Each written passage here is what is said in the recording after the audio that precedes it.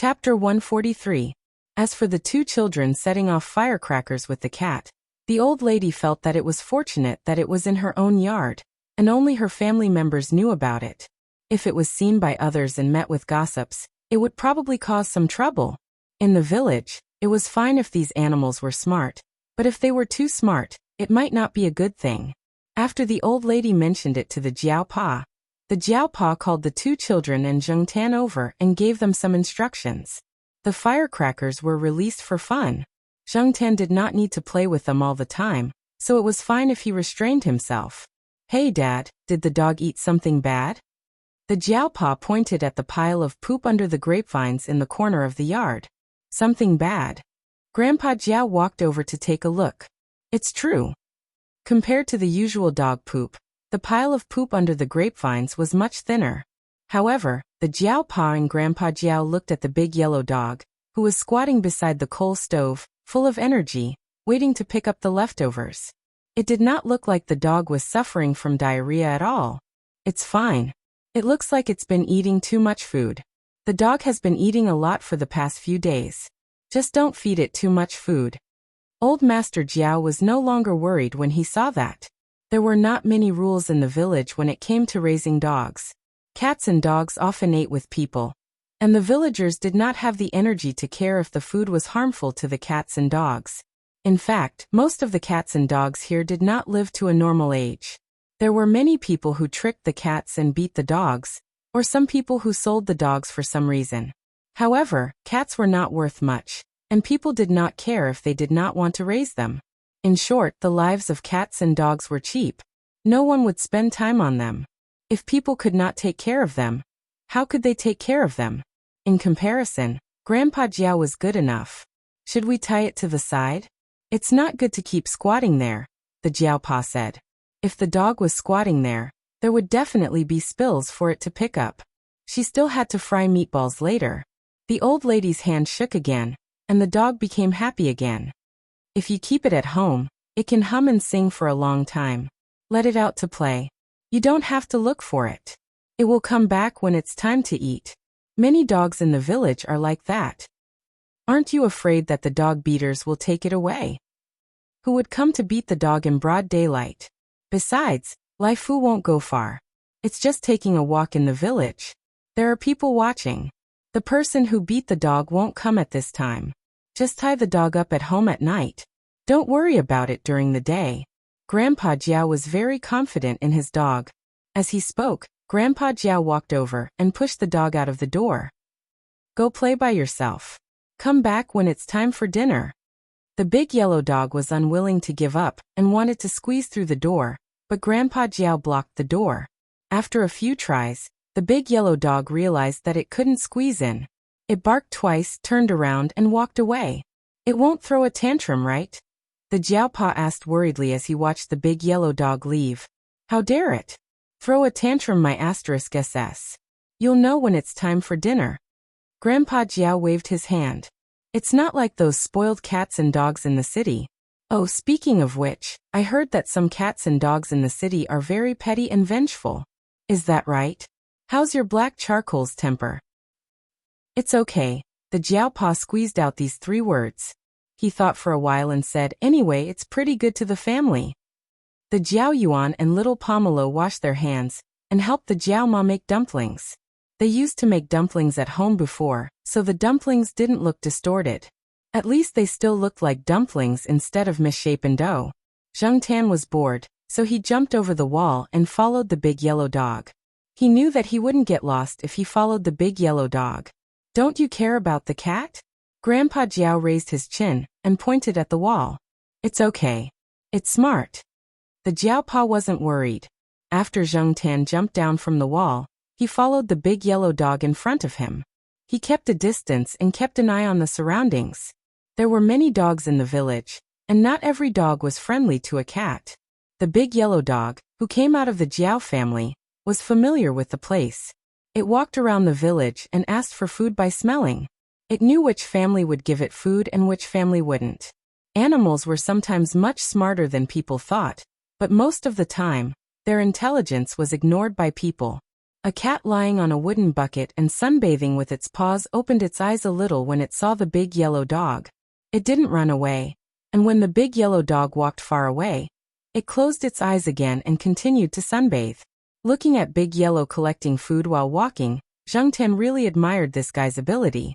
Not only was he thick-skinned, but he was also a little smart. These two traits would make him the type that wouldn't starve even if he was a human. While thinking, Zheng Tan suddenly heard a dog barking in front of him. Woof, woof, woof. There was a warning growl in the dog's barking. This barking was different from when the big yellow dog saw the Jiaopa and the others. It was obviously vigilant and aggressive. This kind of barking only appeared when it was facing certain dangerous people.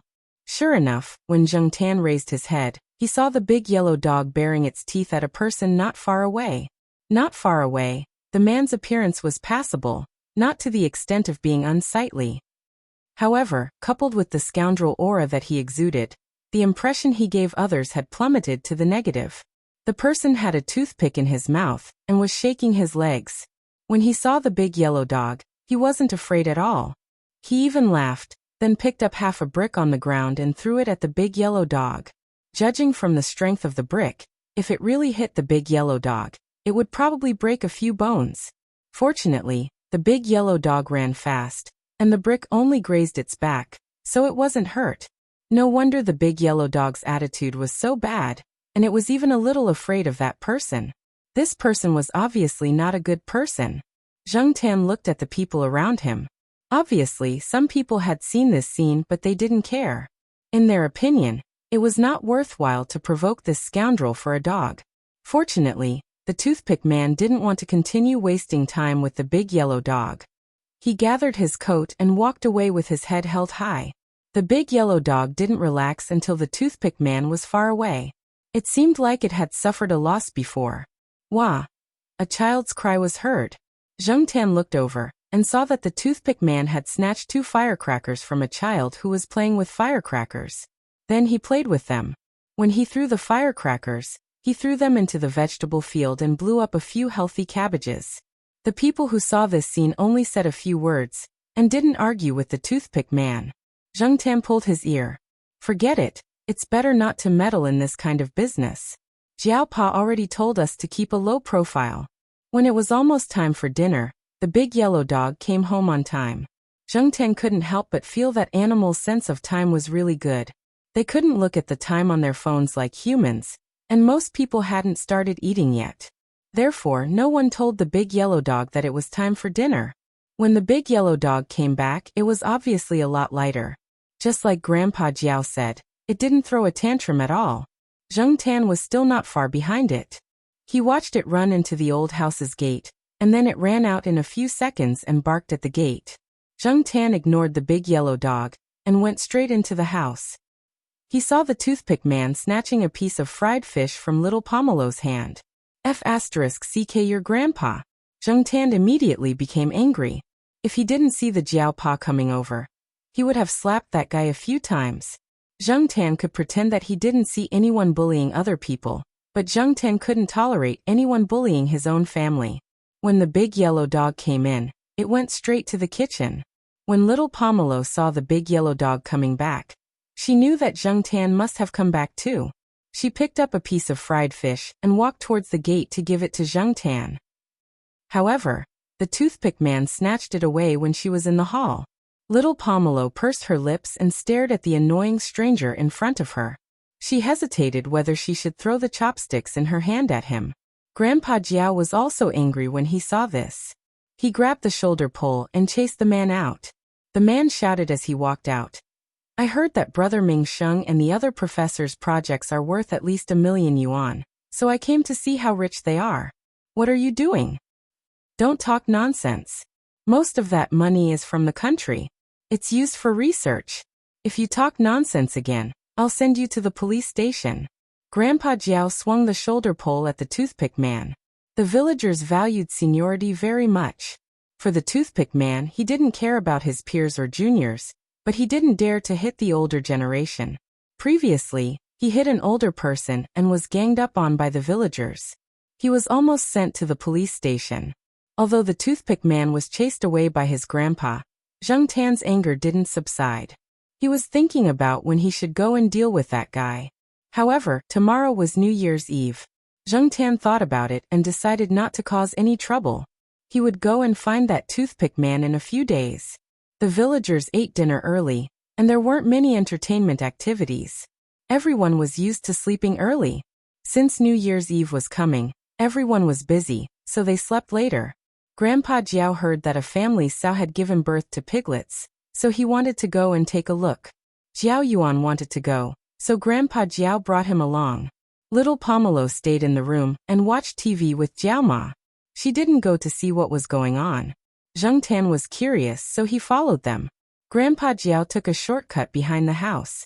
Zheng Tan followed him for a while and suddenly stopped. He moved his ears and tilted his head. He followed the direction of the sound and saw the toothpick man who snatched little Pomelo's fish. He was standing there with a cigarette in one hand and a phone in the other. He was talking on the phone, showing off a box of torpedoes he stole from the market today. He tested 2 of them and found that they were quite powerful. He was going to sell them to the children in the village at a higher price tomorrow. Okay, I'm not talking to you anymore. I'm going to take a dump. The toothpick man turned off his phone and took a deep puff of the cigarette between his fingers. He threw the cigarette but far away and walked into the outhouse while humming a tune. Zheng Tan narrowed his eyes and wagged his tail a few times before heading in that direction. Compared to watching a sow give birth to piglets, Zheng Tan was more willing to take this opportunity to teach the toothpick man a lesson. Zheng Tan ran into the toothpick man's house. According to what the toothpick man said on the phone, he found a box of torpedoes in his room. It was a medium-sized type. Zheng Tan carefully opened the box and took out 2 of them. He closed the box and ran back to the toothpick man's outhouse.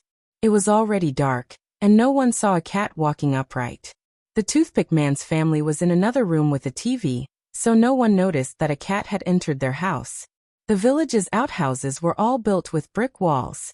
They were built near the back door or in the backyard, and there was a large pit for the urinal. Part of the urinal was outside the outhouse wall, so the villagers could scoop the manure to fertilize the vegetable fields. At the same time, it was convenient for Zheng Tan to take revenge.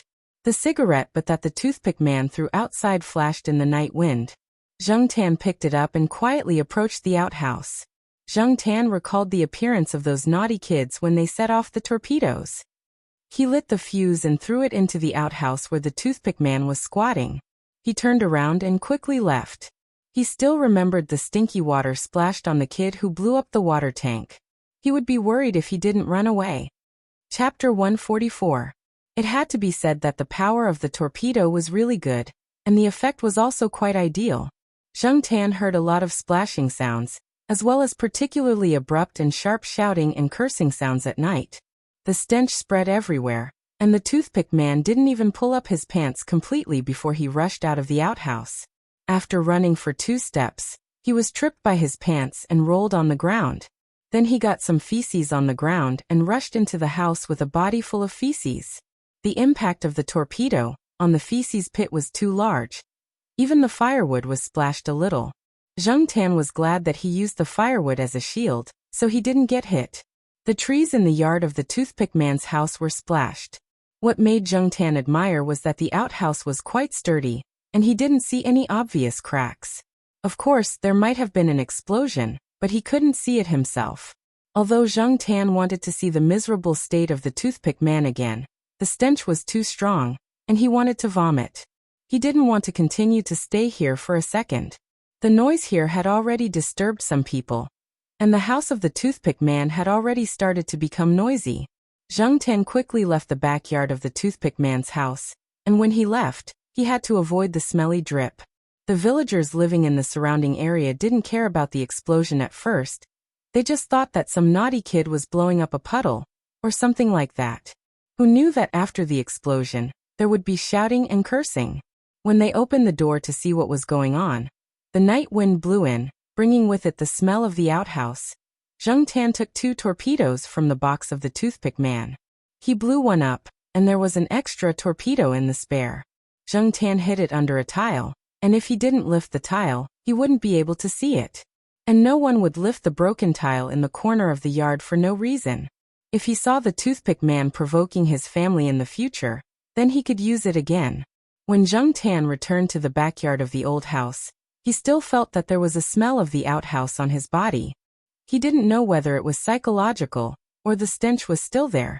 To be safe, Zheng Tan squatted on the pile of firewood outside for a while. While squatting on the fireplace, Zheng Tan saw the three-legged tortoiseshell cat. It was holding a fat rat in its mouth as it ran briskly past the backyard of the old house. Even with 3 legs, it was able to move faster than some cats. Were hawksbill turtles that powerful? Zheng Tan's ears twitched. No matter what, he admired that 3-legged cat. About 20 minutes later, Grandpa Jiao returned with Jiao Yuan. Zheng Tan followed them into the house. Grandpa Jiao and Jiao Yuan both smelled like a pig pen. Therefore, even if Zheng Tan smelled of the outhouse, it wouldn't be obvious. After all, he wasn't the only one who smelled of the outhouse. Zheng Tan sniffed around Grandpa Jiao and Jiao Yuan and sneezed. Then he sniffed around Zheng Tan and wanted to lick him. Zheng Tan slapped him a few times, and then he obediently ran to the old lady and squatted beside her. The Jiao family didn't pay attention to Zheng Tan's movements. Those who stayed at home thought that he was taking a walk outside with Grandpa Jiao. Grandpa Jiao and Jiao Yuan thought that he had been staying in the backyard, so they didn't notice anything unusual about him. That night, Zheng Tan leaned on the small wooden bucket and asked Jiao Ma to boil some water for him to take a bath. Otherwise, he would feel weird and embarrassed to crawl under the covers. The next day was Chinese New Year's Eve. Early in the morning, the 4 adults of the Jiao family got up and got busy. Zheng Tan crawled out of bed and went to the kitchen for breakfast. Jiao Pa and the others had already eaten. Zheng Tan sat alone on a chair and ate the breakfast that Jiao Ma had prepared for him. As he ate, Zheng Tan listened to the conversation between Grandpa Jiao and Jiao Pa. I told you, our dogs are in good health. They're not that fragile. They're full of energy after a walk. The old man of the Jiao family pointed at the big yellow dog in the yard. The big yellow dog was jumping around in front of a plastic toy duck.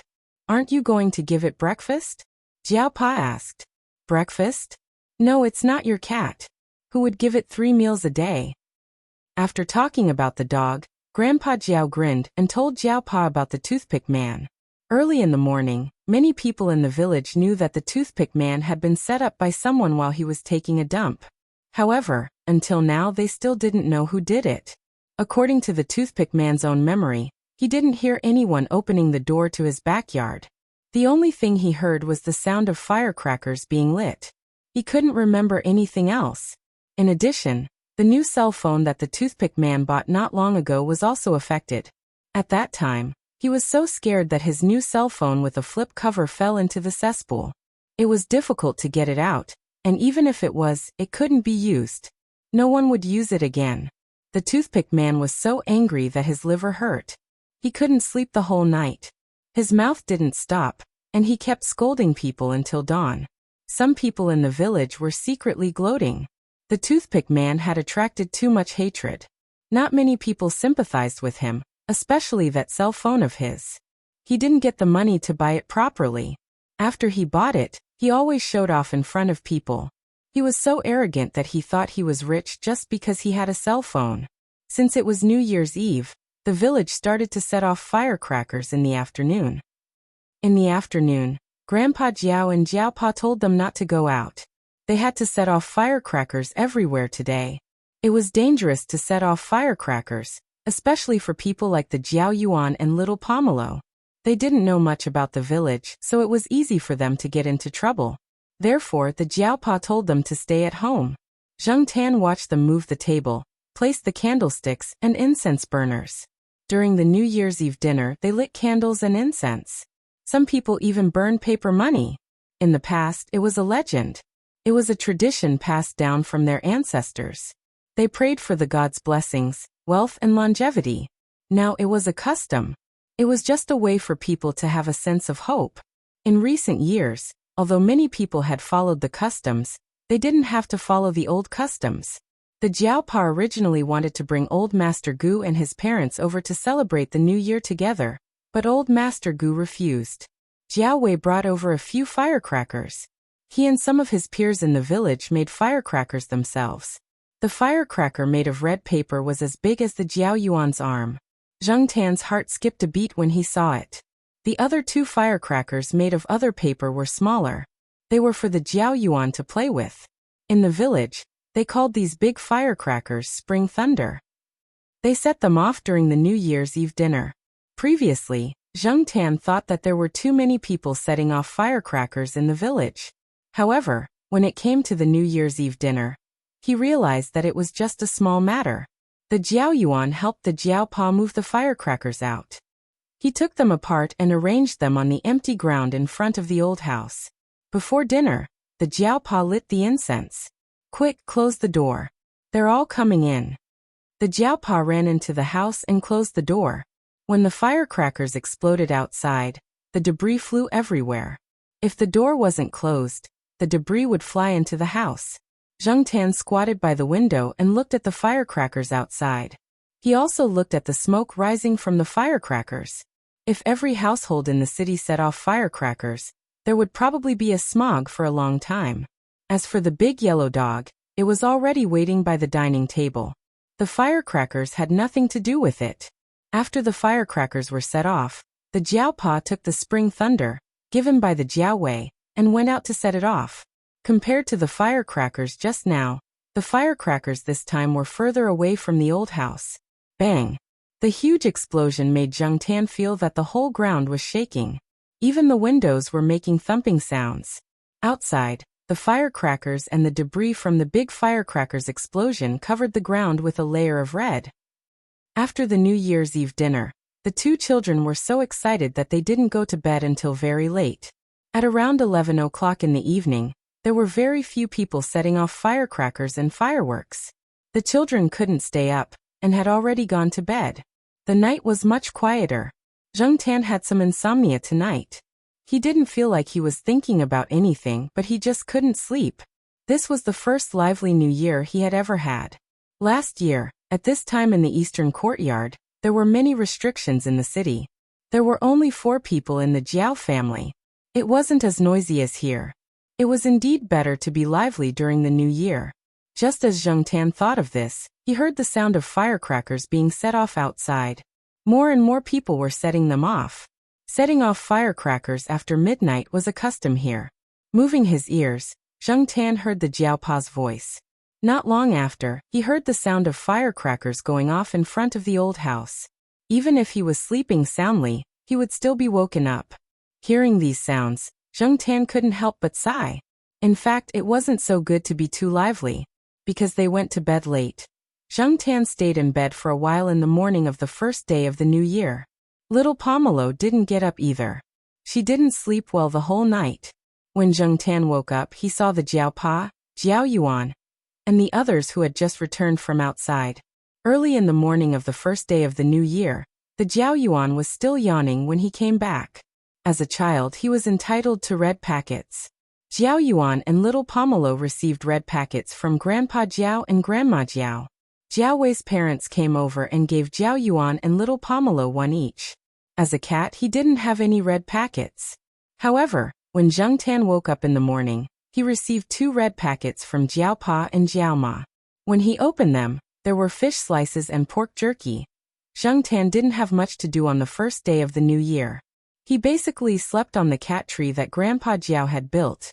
On the second day of the new year, the Jiao Pa, his parents, and Zheng Tan drove to Grandpa Gu's house, which was Jiao Yuan's maternal grandfather's house. The Jiao family and the Gu family lived not too far apart. They could reach there in half an hour by car. After spending a few days at the Gu family's house, they came back to the Jiao family's house. It was said that the toothpick man had been quite well behaved these days. Some people guessed that he had been set up by someone, so he didn't go out much these days. The reason why the toothpick man was behaving like this was because he was afraid of being retaliated against again. Secondly, it was because of his reputation. After all, there were not many people in the village who didn't know that the manure pit had exploded when the toothpick man took a dump. Visiting relatives and friends had nothing to do with Zheng Tan. Seeing the big yellow dog running around and having fun, he couldn't stay idle anymore. After dinner, he went out for a walk. During the time he spent in the old house, Zheng Tan had become more familiar with the surroundings and could wander around by himself. Walking in the fields, the old house behind him became smaller and smaller. In front of him, in the fields that stretched into the distance, there were a few graves. Some of them were surrounded by broken pieces of firecrackers and burnt joss paper. Obviously, there had been a lot of people here. Some of the graves were still covered in weeds, and there wasn't even a single joss paper. No one cleaned or worshipped. As Zheng Tan walked forward, he paid attention to the surroundings. Suddenly, he saw a few people coming towards the fields. Chapter 145. A group of people walked to the tombstones, placed incense, burned paper, set off firecrackers, and knelt down. Zheng Tan watched them complete the series of actions. When he went to the Gu family mansion, he followed Jiao Yuan and little Pomelo to the tombstones. When the people went back, Zheng Tan was about to leave, but he didn't expect to be seen by a little kid. Among the group, the little kid was very happy when he saw Zheng Tan. It was probably boring to follow his parents and grandfather to the tombstones. After all, at his age, he couldn't understand the feelings of the elders. When he finally saw a cat, he was excited and ran over. However, before he could run far, he tripped on a big piece of soil under his feet. When he fell, a small toy in his hand flew towards Zheng Tan. The child's mother quickly went forward to help him up and patted the dirt off his body. The rooster is gone. The child didn't cry, but he looked very sad. He even raised his empty hand to show his mother. Rooster? Zheng Tan looked at the thing that flew over. It was a cartoon version of a rich man's golden chicken toy, like a key. There was a ditch between Zheng Tan and the child. The ditch was quite wide, about 1.5 meters. There wasn't much water in the ditch, but there was a lot of mud. There was also some withered grass growing beside the ditch, which was a hindrance. If it was a young man with good athletic ability, it would be easy for him to cross the ditch. However, there was no one in the crowd who looked like they had good athletic ability. The middle-aged man who had spoken to Father Jiao was wearing an expensive suit and leather shoes. It was very inconvenient. And it seemed that the middle-aged man wasn't ready to cross immediately. Go forward. You can cross from there. Go back and pick it up, the middle-aged man said. The child didn't care about his father's words. He pushed his mother's hand away, pointed at Zheng Tan across the ditch, and shouted, "Cat cat." Yes, that's a cat cat. The child's mother thought that the child was just identifying things and praised him. Cat cat. Yes, a big black cat. The child's mother patted the dust off the child's pants and prepared to lead him away. Shaking off his mother's hand again, the child pointed at Zheng Tan across the ditch and shouted, "Kitty, throw it over here. Let Kitty throw it over here. Kitty, you can't throw it away. Daddy will pick it up for you later, okay?" The child's mother explained patiently. Let Kitty throw it. Cats can't be thrown away. Before the child's mother could finish her sentence, she heard a soft slap. The cute little rooster that reflected golden light in the sun fell to the ground next to her. The child's mother. The child didn't have as many complicated emotions as his mother. He happily picked up the golden chicken from the ground and tried a button on it. The golden chicken immediately made a rooster crow sound. It wasn't bad. It was good. Thus, the child grinned and laughed quite happily. Just now, Zheng Tan had originally planned to ignore them, but when he saw the child's reaction, he thought for a moment and scooped up the golden chicken toy to his side. With a hook of his claws, he threw it over. Throwing a little toy wasn't too out of line, was it? Zheng Tan wagged his tail and left without looking at them again. That cat. Is it the cat of the family we saw on the highway? The old man looked at the black cat that ran away and wondered. No way. There are many cat owners here, and now that people are more open-minded, there are many black cats like this. Some people even think that this kind of black cat is auspicious, and especially by this kind of pure black cat, the child's mother said. Although it felt a little strange, the old man and the middle-aged man didn't talk about this topic anymore. According to the Jiaopa's plan, they would stay here for the 15th day of the lunar month before returning to Chuhua City. However, the old lady had said in advance, so on the 15th day of the lunar month, the Jiaopa brought Zheng Tan to find her. Still a little far away, Zheng Tan heard the sound of playing the arrow from where the old lady lived. Zheng Tan didn't know how to appreciate music, and he didn't like listening to Eru. However, when he heard this sound, he felt an indescribable sense of vicissitudes. When the Jiaopa pushed open the gate and walked into the yard, Zheng Tan saw the old lady sitting on a chair by the door, playing the Eru. He didn't expect her to be able to play the Eru so smoothly at her age. If he didn't see it with his own eyes, Zheng Tan would have thought that the old lady had hired someone to play the Eru. The Jiaopa didn't interrupt the old lady's playing. He first found a place to sit down. Zheng Tan looked around. The three-legged tortoiseshell cat was lying on a wooden chair in the house. Compared to the first time Zheng Tan saw it, it had gained a lot of weight. It closed its eyes and seemed to be taking a nap, but its ears twitched along with the sound of the Eru. There were a lot of gifts on the table in the house. It seemed that many people visited the old lady during the new year. After the song was finished, the old lady put the Eru aside and said to the Jiaopa, "You're here." "Yes, I plan to leave early tomorrow morning, so I came here today," the Jiaopa said. The old lady didn't say much. She turned her eyes to Zheng Tan, and Zheng Tan felt a little uneasy. "Black cat, come here for a moment." The granny waved at Zheng Tan. Zheng Tan hesitated. He looked at the Jiaopa, then looked at the old lady in front of him, and pulled his ears. "Forget it. Let bygones be bygones. Anyway, the Jiaopa is here. This old lady probably won't do anything that would make people angry." When Zheng Tan came closer, the old lady patted her leg and motioned for Zheng Tan to jump on. This time, Zheng Tan didn't think for too long. He paused for a moment and jumped on her leg. The old lady put her hand into her pocket and pulled out a jade pendant.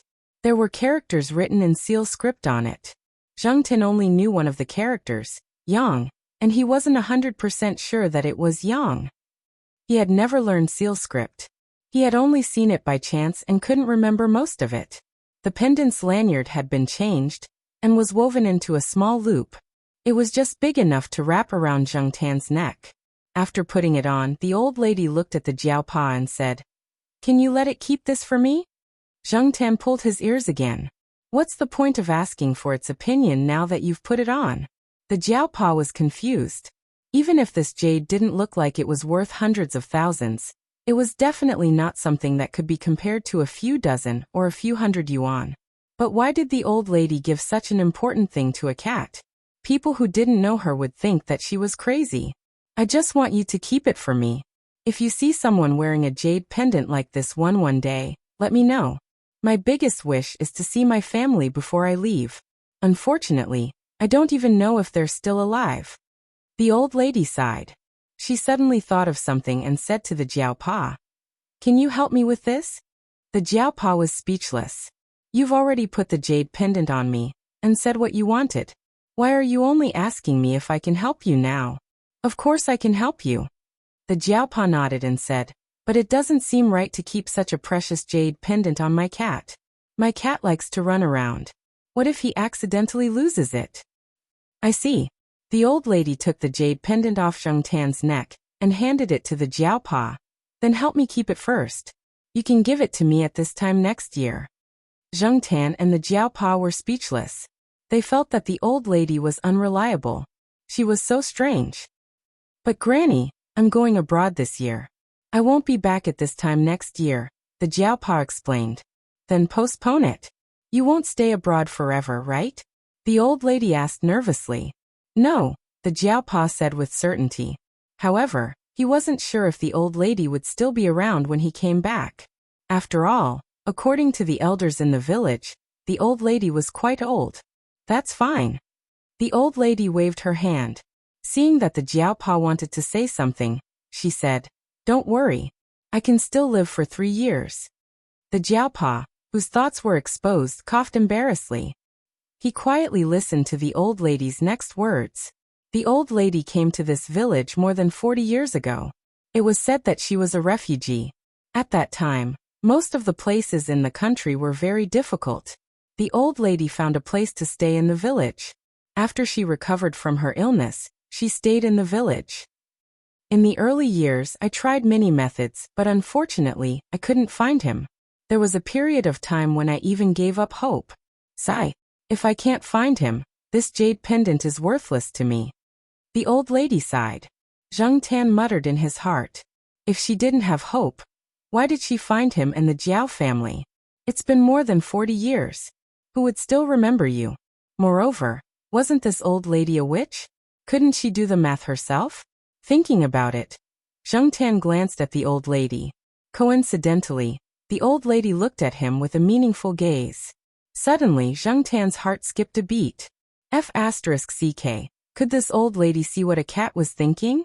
Some people said that as people got older, they either became more muddle-headed or smarter. Zheng Tan felt that the old lady in front of him was pretending to be muddle-headed. The Jiaopa was thinking about something and didn't notice Zheng Tan's little movements. He said, "The internet is gradually becoming popular these days. There are many ways to find people." The old lady waved her hand. "Forget it. If you can't find him, then it's fate." Zheng Tan patiently listened to the old lady's nagging. Then, he walked out of the courtyard with the Jiaopa. The old lady was really good at talking. Once she started talking, she would inadvertently change the topic, and then inadvertently come back to the topic. Zheng Tan was too lazy to care about what to do with the jade pendant that the old lady gave him. He left it to the Jiaopa. He was just a cat now. He just needed to eat and sleep well. Early in the morning of the 16th day of the lunar month, the Jiao family drove out of the village with 4 people and 1 cat. After driving for a short while, they saw the familiar BMW appear at the fork in the road. Originally, the Jiaopa didn't plan to stop and say hello. Unexpectedly, there was a traffic jam in front of the wide road. This time, the 2 cars stopped next to each other and rolled down the windows. "We meet again." "Yes, it's fate." The Jiaopa smiled and greeted the other party. He took the other party's business card. Zheng Xian, general manager of a company in Nanhua City. If it was just a suspicion when they went to the tomb, this time, Zheng Xian was sure that the black cat looking at him calmly through the window was the one they met at the tomb. Chapter 146. My company is in Nanhua City. You can contact me whenever you want to visit. This is my private number. Zheng Xian smiled warmly in the car next to them. He introduced himself and briefly talked about his family's old house and village. The Jiaopa also introduced himself. This way, everyone knew each other. However, the Jiaopa didn't have a business card, so they exchanged numbers. The Jiaopa was going abroad in April. They didn't know when they would be able to contact each other again after exchanging numbers. However, exchanging numbers was also a step forward in their relationship. After all, they were from the same hometown. Who knew when they would need to work together? Zheng Tan listened to their conversation from the back seat.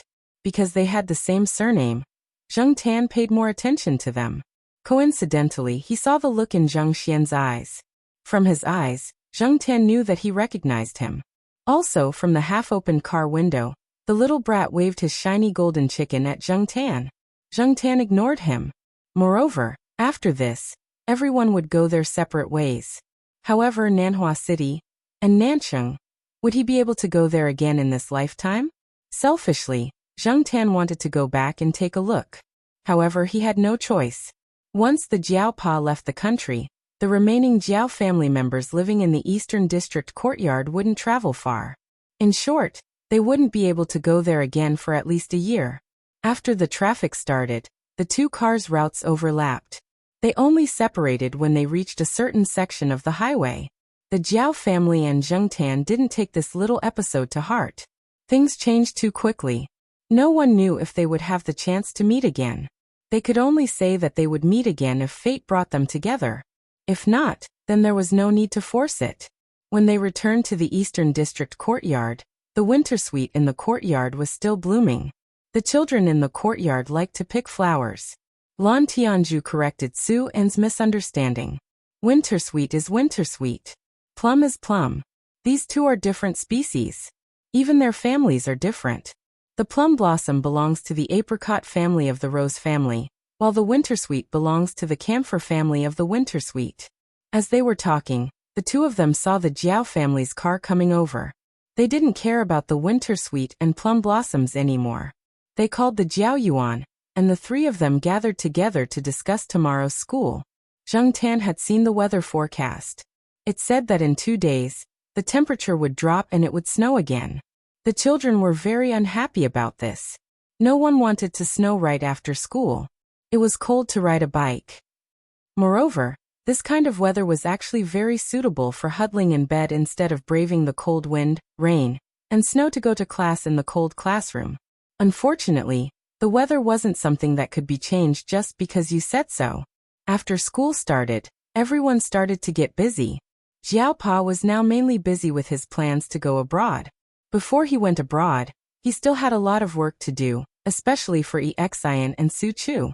As for the new graduate students this year, Xiao Pa did not ask the other teachers to help him choose. He had already made up his mind to only accept one graduate student. He would not be able to take care of more than one graduate student while he was abroad. All he had to do was to wait for the results of the postgraduate entrance examination to be announced. The remaining places were given to other teachers. This new graduate student was different from Xian and Su Chu. This time, Xiao Pa originally planned to recruit a female graduate student.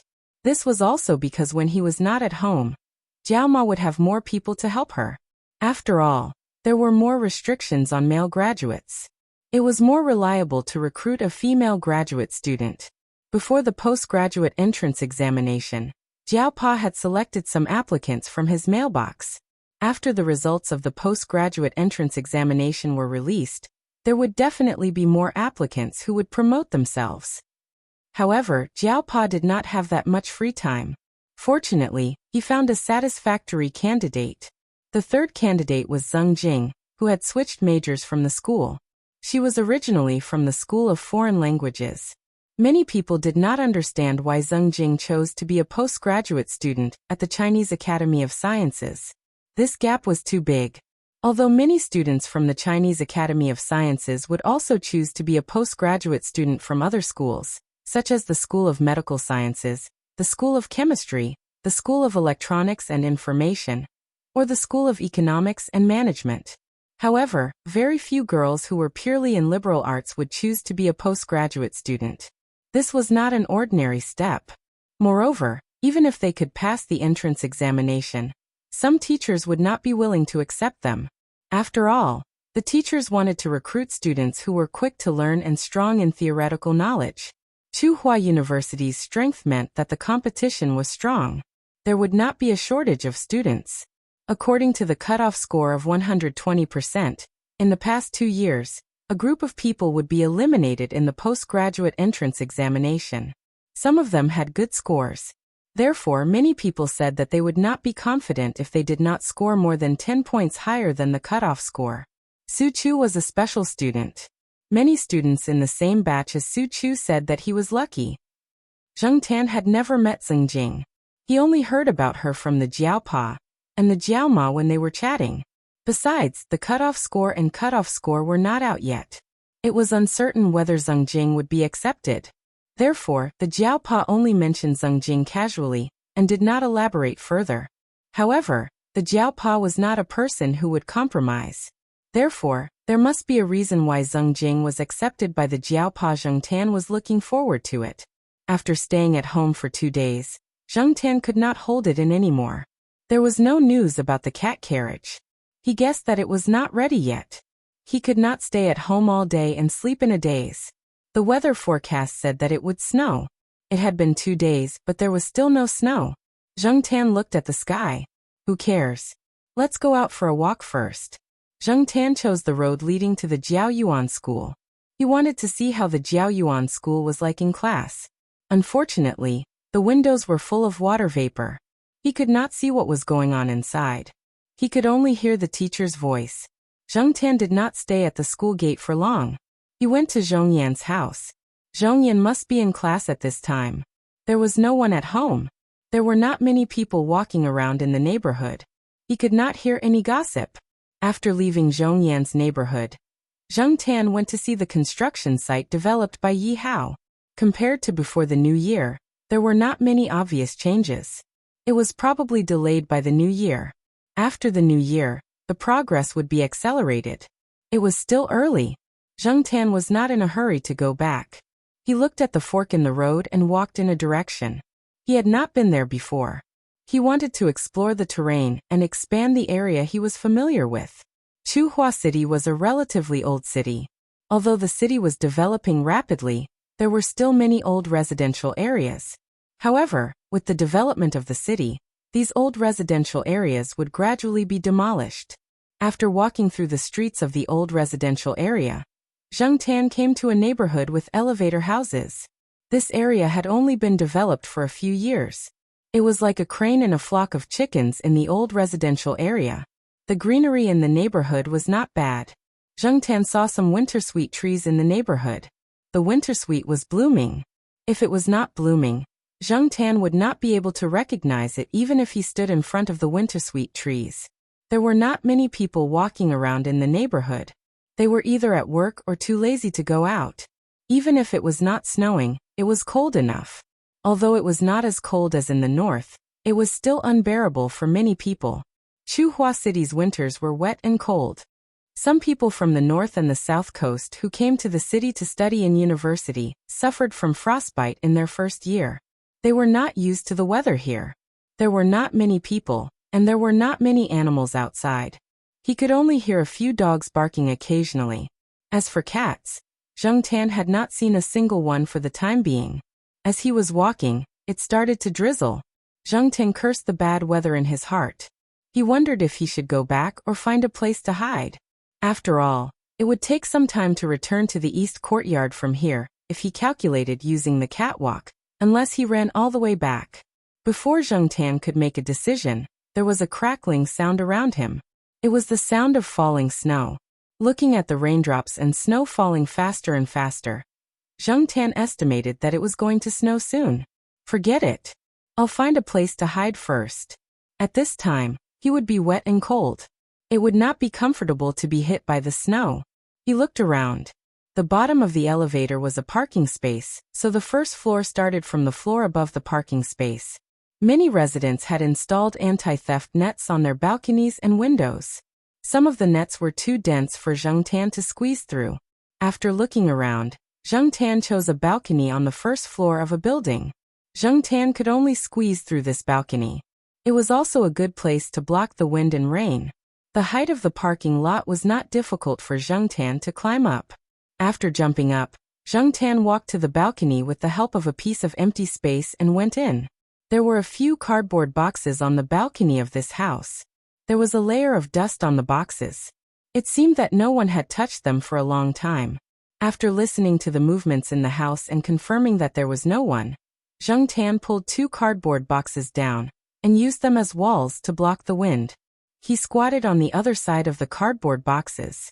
This way, he could use the cardboard boxes to block the wind and also pay attention to the weather. Today was unlucky. 2 days ago, the rain and snow did not fall. Today, as soon as he went out, the wind and rain came. While squatting there waiting for the rain to stop, Zheng Tan heard the sound of the door opening. After a while, footsteps came closer. Zheng Tan adjusted his posture and prepared to leave immediately if the owner of the house rejected the cat. The door on the balcony was opened. A middle-aged man in a black coat walked to the balcony. As soon as he took a step, he noticed the black cat squatting next to the cardboard boxes. The man was stunned. When he met the cat's eyes, he did not show any sense of rejection. Suddenly, he thought of something and turned back to the room. The door was not closed. Zheng Tan moved his ears and heard the sound of people walking back and forth in the house. Then there was the sound of the microwave.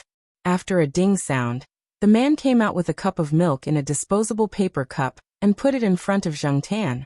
Sure enough, there were more kind people. Zheng Tan sighed in his heart. However, many people did not know that cats could not be fed milk casually. Many cats were lactose intolerant. If they drank milk, they would have diarrhea. The consequences were more serious. As for Zheng Tan's unusual stomach, he had drunk a lot of milk in the Jiao family. He had never had diarrhea. Therefore, for him, milk was definitely drinkable. In addition, he did feel a little cold and wanted to drink something warm. Moreover, Zheng Tan did not feel any malice from the man in front of him. However, it was necessary to be vigilant. Zheng Tan took 2 small licks. Then he pretended to look at the scenery outside. He moved his ears, lowered his head and took another lick. He glanced at the man in front of him, and then looked at the scenery outside. He pretended to see something interesting or threatening. He repeated this several times. In this way, after a while, Zheng Tan felt that there was no problem with drinking the milk. Then he drank the rest of the milk. The man saw that the black cat in front of him looked outside from time to time. He thought that the cat was just wary of the people outside. He chuckled. Quite alert. Chapter 147. After drinking the small glass of milk, Zheng Tan felt much warmer. He shook his fur, stretched, and looked out of the balcony. The rain had stopped and was replaced by patches of white snow. From the looks of it, the ground would soon turn white. Seeing that the glass was empty, the man squatted down to pick it up and walked into the house. After taking 2 steps, he turned around and said to the black cat in the corner, "Come in, it's cold outside." Zheng Tan hesitated. Should he go in to avoid the wind? The wind outside seemed to be stronger. Zheng Tan didn't respond. Seeing this, the man thought that the cat in front of him didn't understand. So he stood at the door and waved his hand, pointing at the glass of milk. Perhaps realizing that his actions were ineffective, the man walked into the house, but the door to the balcony was not closed. Most places in Chuhua City didn't have heating. People were used to using air conditioners and other heating devices. The air conditioner in the house was on. Zheng Tan walked to the door and could clearly feel the warm wind coming from the house. Compared to outside, the house was too warm. Zheng Tan looked at the snowy sky outside and walked into the house. Inside the house, the man had already taken off his jacket. He stood in front of the microwave and continued to warm a glass of milk. When the milk was warm and ready to be taken to the balcony, he realized that the black cat had already entered the house and was curiously looking at the furnishings in the house. Zheng Tan roughly scanned the house and felt that the man should be a cultured person. There was a bookshelf in the room. Most of the books on the bookshelf were in English. They covered a wide range of subjects from literature, history, geography, agriculture, medicine, and so on. This kind of person shouldn't be a threat. The man put the warm milk in front of Zheng Tan. This time he didn't stare at Zheng Tan drinking the milk. Instead, he walked to the table next to him, turned on the computer, found some documents, and started working. Zheng Tan drank the milk and observed the man. Although he couldn't see the things on the table clearly from his angle, Zheng Tan could tell that the man was a translator. He helped people translate books and articles. Zheng Tan didn't know if translating was his main job or his side job. There were 3 rooms in the house. Only one of them was open, which was the room Zheng Tan was in. The other 2 rooms were closed, and it was unknown if anyone lived there. There was a 1-meter-long drawing board in the room. There were many small notes and notes stuck on the drawing board. Zheng Tan couldn't understand a single thing written on it. Could that be English cursive? But the English cursive script shouldn't be so cursive, right? Regardless of whether it was English or English cursive, he couldn't understand it anyway. The door leading to the balcony was not closed. Gusts of cold wind blew in, and Zheng Tan shivered again. The man also felt the cold wind blowing in from outside. He got up and closed the door. When he closed the door, he looked at Zheng Tan, as if to make sure that the cat would not throw a tantrum after closing the door. Zheng Tan did not lose his temper. Instead, he jumped onto the desk. The desk was next to the window, and there was an open book in front of the window. There were some bookmarks in the book, and there were many notes on the pages. Zheng Tan did not squat on the desk. It was obvious that this was a book that the owner of the house needed. It was better to behave in someone's house. Since he couldn't squat directly in front of the window, Zheng Tan squatted beside the thick book and looked out the window with his neck tilted. He could only wait for the snow to stop before going home. He couldn't stay outside like this forever. If he couldn't go home in time for dinner, Jiao Ma would nag him again. There was the fragrance of wintersweet in the room. The tea in the man's teacup was also wintersweet. Zhang Zian wondered if the wintersweet used to make the tea was picked from the wintersweet trees in the neighborhood. After translating the planned task, the man stretched his arms and twisted his neck to look at Zheng Tan. When he saw the black cat looking out the window without blinking, he smiled, took out a pen and paper from the drawer, and drew a simple drawing. From the drawing, Zhang Zian could tell that the man had learned how to sketch before. His drawing skills were not bad. After the drawing was done, the man showed it to Zheng Tan. Zheng Tan was not interested. He glanced at the drawing and continued to look out the window. He calculated the time.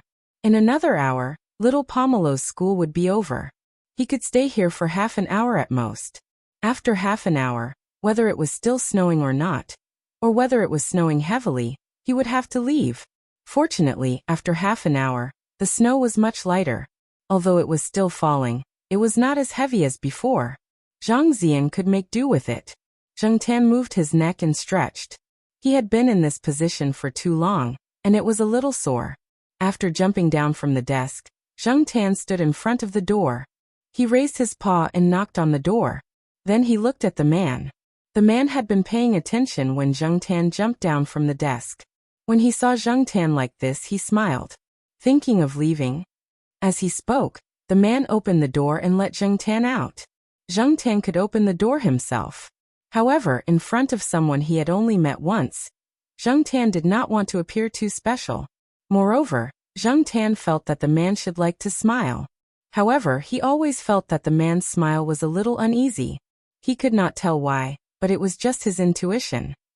After opening the door for Zheng Tan, the man watched as Zheng Tan squeezed out of the anti-theft net on the balcony. When he jumped onto the ground, he saw a footprint on the ground. When he saw that the black cat had gone far away, he went back into the house and closed the door. After leaving the neighborhood, Zheng Tan ran in the direction of Tsinghua University. The snow on the ground was a little cold. The people around did not care about the black cat running on the sidewalk. Their attention was on the thin layer of snow that had accumulated on the ground. When Zheng Tan passed by a crossroad, he stopped because there was a lot of traffic.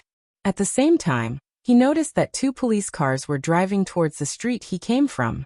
However, he did not have time to be curious. After he crossed the road, he quickly walked across the street with the other pedestrians. When Zheng Tan reached the entrance of Futong Elementary School, the school bell rang. Fortunately, there was no delay. At this time, the snow began to fall heavily again. During this period, both little Pomelo and Jiao Yuan were in low spirits because of Jiao Pa's impending departure. They were not very excited about the snow.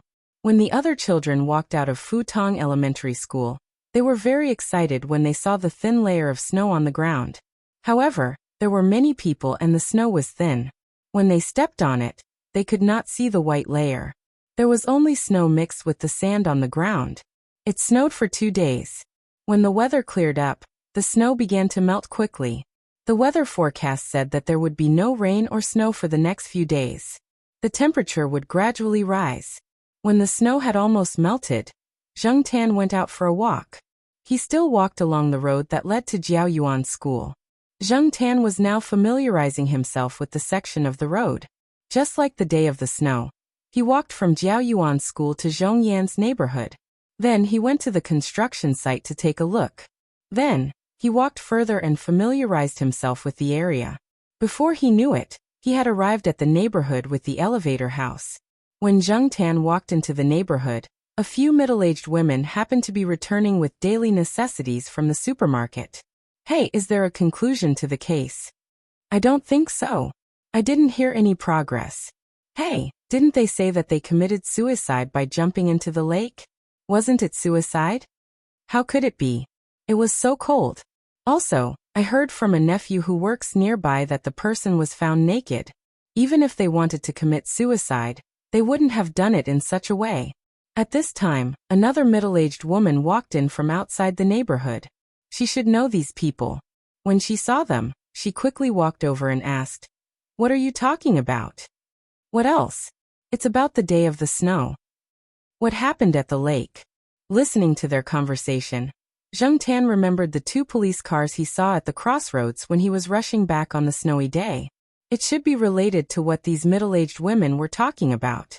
However, Zheng Tan felt that those things were too far away from him and had nothing to do with him.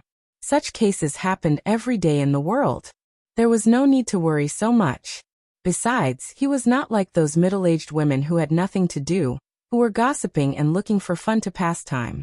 Zheng Tan decided to go to the house of the person who drank wintersweet flower tea. Maybe he could get a cup of warm milk to drink. When he came downstairs, Zheng Tan looked up. He could see that the lights were on in the house. The person should be busy with work at this time. Jumping over the parking space, Zheng Tan squeezed into the balcony. He saw that the balcony was different from the first time he came here a few days ago. The cardboard box was still there, but in the corner, there was a relatively clean cushion. Next to the cushion was a paper cup filled with cold milk. The cushion and milk were not there the last time he came. Zheng Tan sniffed the milk in the paper cup. There was no strange smell. In this weather, it was not easy for there to be strange smells. Zheng Tan could not guess how many days this cup of milk had been there. Looking at the furnishings, people who did not know would definitely think that the owner of this house had a pet. Zheng Tan was not in a hurry to scratch the door. He first sniffed around the balcony to see if there were any other animals to prepare himself in advance.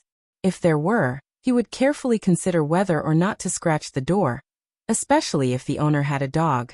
It was better not to make a fuss. Many people believed that a dog's nose was much more sensitive than a cat's nose. Otherwise, why would there be so many police dogs that detect drugs but no police cats that detect drugs? Others believed that a cat's nose was comparable to a dog's nose. However, because of a cat's personality, it was not easy to train and was not willing to be manipulated by people. Many of the functions in its body were fully performed when it was beneficial to itself, and many of the commands of people were dismissive. Because of this, people more often could only make use of a dog's sense of smell, but not cats. Zheng Tan did not know whether a dog's nose or a cat's nose was more sensitive. At least, he thought that his current sense of smell was quite good. At least, it was much more sensitive than when he was a human. After sniffing around carefully, Zheng Tan was sure that, just like last time, other than the smell of the owner of the house, there was only the smell left from when he squatted in the corner and rubbed the cardboard box out of boredom. There was not even the smell of a girl. That person was really a homebody. Zheng Tan walked to the door and raised his paw to knock on the door. Just as he was thinking about whether or not to scratch the door, he heard footsteps coming from inside. The next moment, the door opened. Chapter 148. When Zheng Tan came, the man was working. There were a few books open on the desk, basically the same as last time. After putting a cup of warm milk in front of Zheng Tan, the man sat back down at the desk and started working again. Zheng Tan looked at the paper cup of milk in front of him. It was newly taken out from the packaging bag. This was one of the reasons why Zheng Tan had a good impression of the man. The man never used a dirty cup to drink milk, even though Zheng Tan was just an ordinary cat now. After drinking the milk, Zheng Tan didn't disturb the man and walked around the room. Compared to last time, there was an extra picture on the bookcase in the room. It was a pencil drawing with no color. It was a picture of several children surrounded by winter-sweet flowers. There was a date on the bottom right corner of the picture. It was the day before yesterday. Zheng Tan was looking at it when the doorbell rang. It was a boy who was about the same age as Jiao Yuan. He was holding a paper box with a small cake in his hand. The paper box was full of winter-sweet flowers. "Uncle Lame, here you go. These were picked from the branches that the kids broke today." When the kid said kids, he didn't seem to notice that he was quite young. Uncle Wintersweet? This name made Zheng Tan curious. Was it because he liked winter-sweet tea? Or was his name originally Wintersweet? It was too weird for a man to be called Wintersweet. The boy took a bag of lollipops from Uncle Wintersweet as a reward, scratched his head embarrassedly, thanked Uncle Wintersweet, and left. The Uncle Wintersweet, mentioned by the boy, took the box with the winter-sweet flowers into the room and put it aside. Seeing Zheng Tan staring at the box, he smiled and said, "There are many children in the community who like to break branches, especially the winter-sweet flowers that are still blooming. I told them that if they accidentally break a branch, they can pick the winter-sweet flowers and give them to me." Zheng Tan understood. No wonder there were so many winter-sweet flowers in Uncle Wintersweet's room. The group of children probably broke some on purpose to exchange for lollipops. Uncle Wintersweet should know, but he didn't point it out. "I drew that drawing the day before yesterday when they came over." Uncle Lame pointed at the pencil drawing that Zheng Tan had just seen and said. Zheng Tan was even more confused. Although Uncle Lame seemed to be very gentle and close to children, he rarely spoke to people, but he could talk so much to a cat. Another strange person. Sure enough, pets like cats and dogs always made people let down their guard. As he spoke, Uncle Lame took out a pen and paper and watched Zheng Tan begin to draw. The technique was practiced. Zheng Tan watched as the black lines on the white paper quickly took shape. However, Zheng Tan suddenly noticed, this guy was actually drawing with his left hand. Left-handed. If Zheng Tan remembered correctly, Uncle Lame used his right hand when he wrote before. The last time Zheng Tan squatted on the desk, he saw Uncle Lame's writing.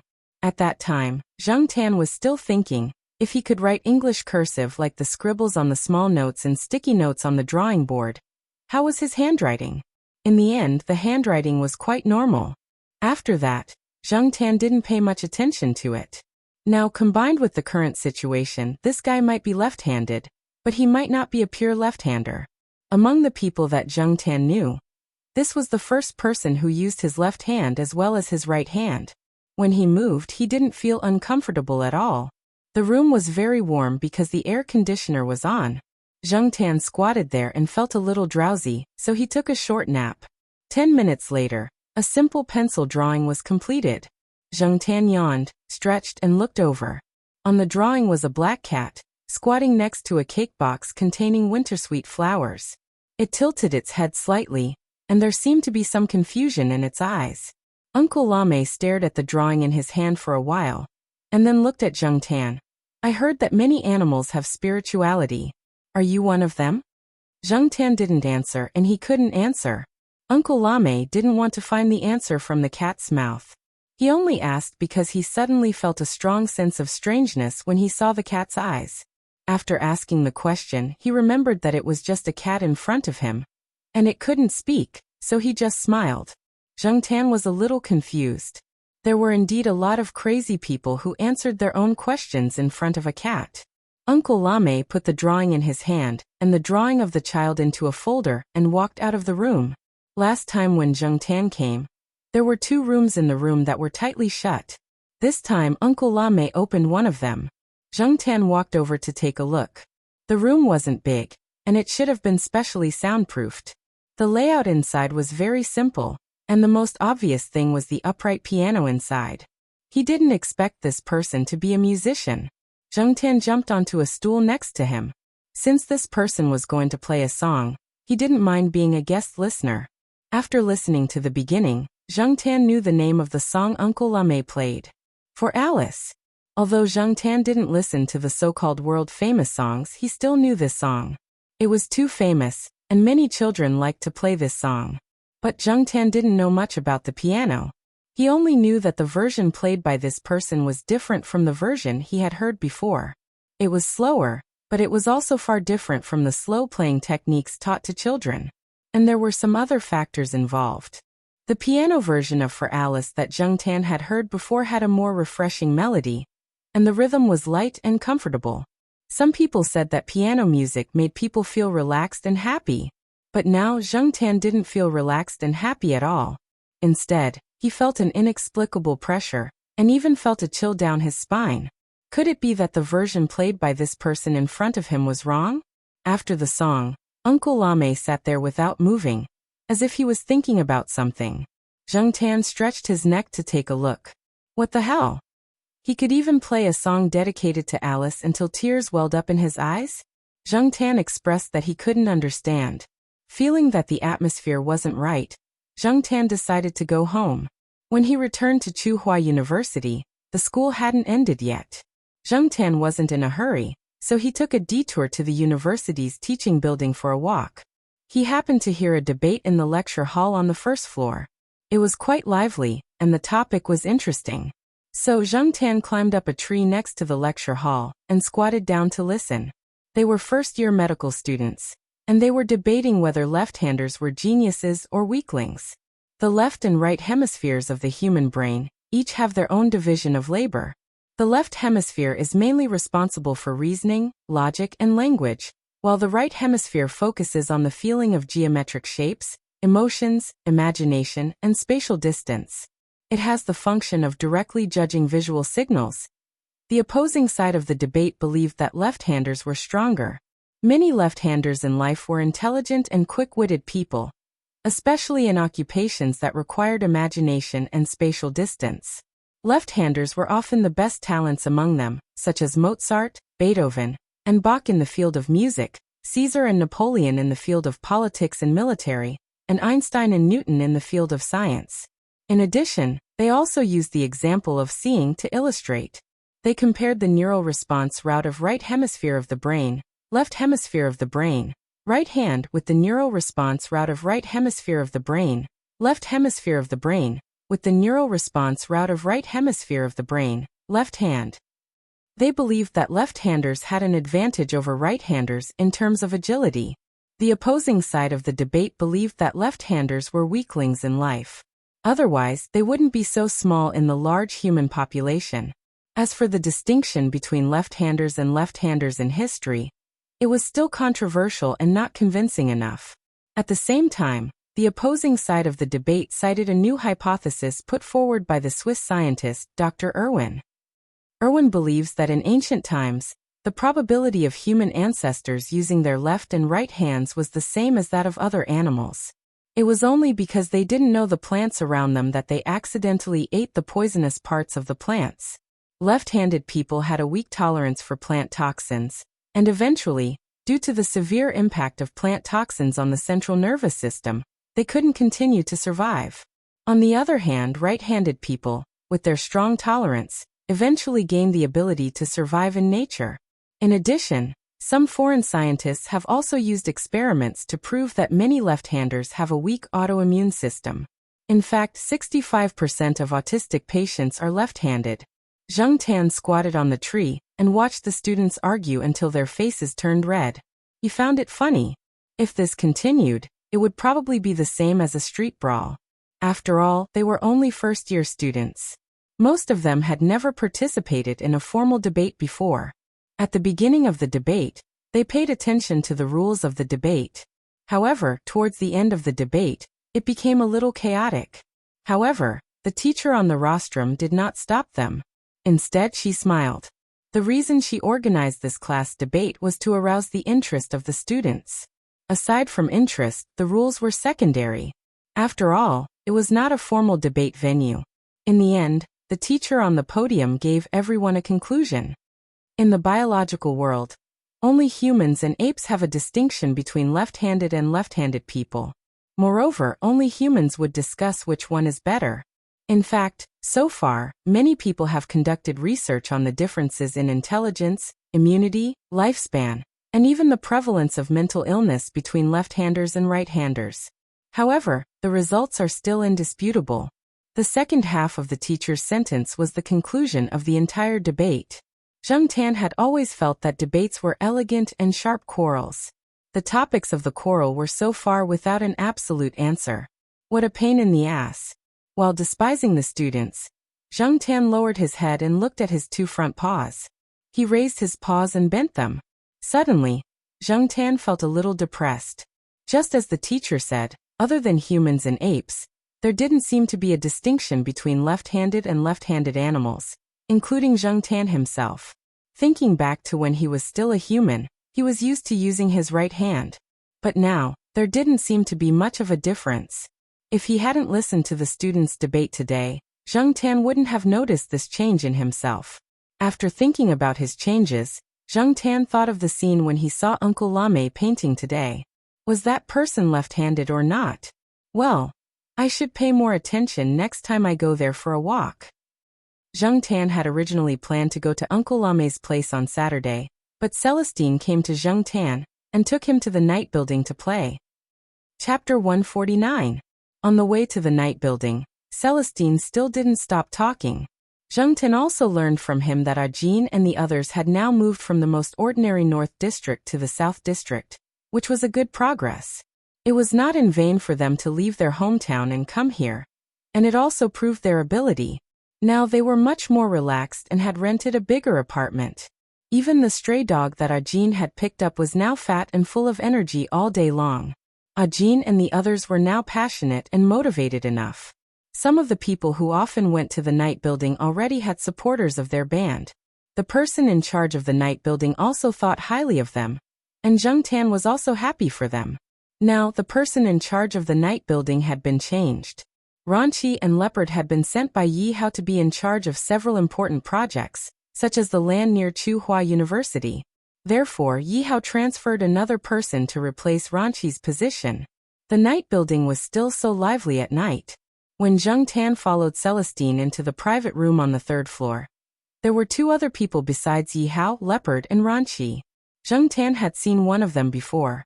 That person was called Tiger Liang, and Yi Hao and the others called him Huzi. He was also the person in charge of the night building. As for the other person, Zheng Tan didn't know him. However, those who could stay here must be Yi Hao's confidants or trustworthy people, and their mouths were tight enough. Knowing Yi Hao and Celestine's way of doing things and means, Zheng Tan didn't have to worry too much about it. He still did what he had to do before. No, there was another difference. It was the one lying on the single sofa. On the way here, Celestine also talked about the Monseigneur. Rumor has it that the Monseigneur has performed a meritorious deed again. During the new year, the Monseigneur had been by Master Tang VII's side the entire time. Even though Master Tang VII had retired, his influence behind the scenes was still not small, so he would not be too idle during the new year. Coincidentally, someone had taken advantage of a loophole and attempted to harm Master Tang VII. That person had been scratched half to death by this big cat. For this reason, Master Tang VII was even more gratified. This also caused the Monseigneur's status in the family to soar. After the new year, Master Tang VII did not go out much. Now that his safety was guaranteed, he had Yi Hao look after the Monseigneur outside. Perhaps he could be of some help. As a result, Zheng Tan saw the Monseigneur in the night tower again today. Glancing at the Monseigneur who was resting on the sofa with his eyes closed, Zheng Tan looked at Ranqi. Sure enough, that guy was sitting the furthest away from the Monseigneur. Moreover, when he saw Zheng Tan, Ranqi's face clearly stiffened. As usual, when Ranqi saw Zheng Tan and the Monseigneur, he felt that something was wrong.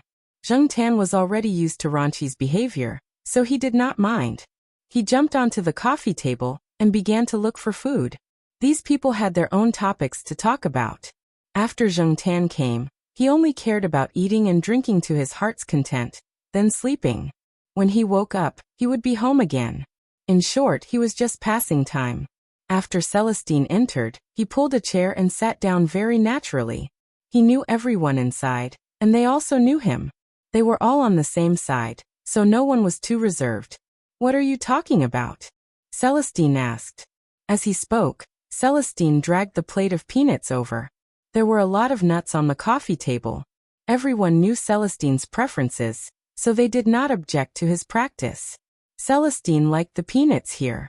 Although peanuts were a bit too popular, the taste of the peanuts fried in each place was more or less different. Celestine preferred the peanuts of the night building. Every time Zheng Tan came here, he ate a lot of peanuts. Anyway, he just had to wait by the side. He peeled a peanut and put it in front of Zheng Tan. Then Celestine peeled another one for himself, waiting for Yi Hao's answer. Yi Hao did not say much. He handed a folder to Celestine. "Take a look at this first." Zheng Tan was also curious and leaned over to take a look. On the top was a photo of a young woman in her 20s. It was probably taken in a bar. The woman in the photo was dancing. Her curves were fully displayed, and her flying hair could not hide her gorgeous face. "Hey, isn't this the little white flower that Lier bought?" Celestine snorted with disdain. "What's this woman doing again?" The Lier that Celestine mentioned was Yi Hao's rival. The woman in the photo was Lier's follower. From time to time, she would come to the night building to cause trouble. Putting the photo aside, Celestine read the following report and suddenly frowned. The report was clipped from a certain newspaper. Nowadays, newspapers often reported such content, and ordinary people were used to it. However, if the culprit was this woman, Celestine was really curious. Suicide. Celestine read the report and could not believe it. The money that Lier gave her is enough for her to squander for a long time. This woman loves to enjoy life. How could she commit suicide? Zheng Tan read for a while and was a little bored. He was not interested in these things. When he was about to leave, Celestine flipped through another document. There was also a photo. There were 4 people in the photo. 3 fat men and a cute girl of 14 or 15 in a princess dress. Even if the 2 men inside weren't 1.8 meters tall, They were considered to be of average height in Chuhua City. However, looking at the father and son, both of them seemed to weigh more than 100 kilograms, and their bodies were full of fat. When the three fat men stood together, they indeed looked like a family. Because of this, the little girl on the right looked even more outstanding. Zheng Tan glanced at the photo. His eyes fell on the girl in the princess dress for a while, then moved to the fat man standing on the far left. He felt that the fat man was a little strange. Yi Hao lit a cigarette and pointed at a fat middle-aged man in the photo. This man is called Chen La. When I came to Chuhua City to follow Master Qi, Chen La was quite famous in Chuhua City's business circle. Lai Er stepped on him to become famous, and was put in an important position by Lei Tu. 10 years had passed since then. Who would still remember that fat merchant named Chen La from back then? Who still remembers Lei Tu, who was in the same era as Master Tang the 7th and Ye 19? Celestine raised his eyebrows and looked at Yi Hao. He did not interrupt and waited for Yi Hao to continue. He knew that Yi Hao was not saying all this to reminisce. Zheng Tan was also listening attentively. Every now and then, he stuffed 2 peanuts into his mouth and listened while eating.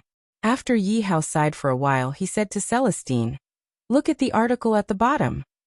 Zheng Tan glanced at it while Celestine was flipping through the materials. It was also a newspaper clipping. Zheng Tan knew what it was talking about.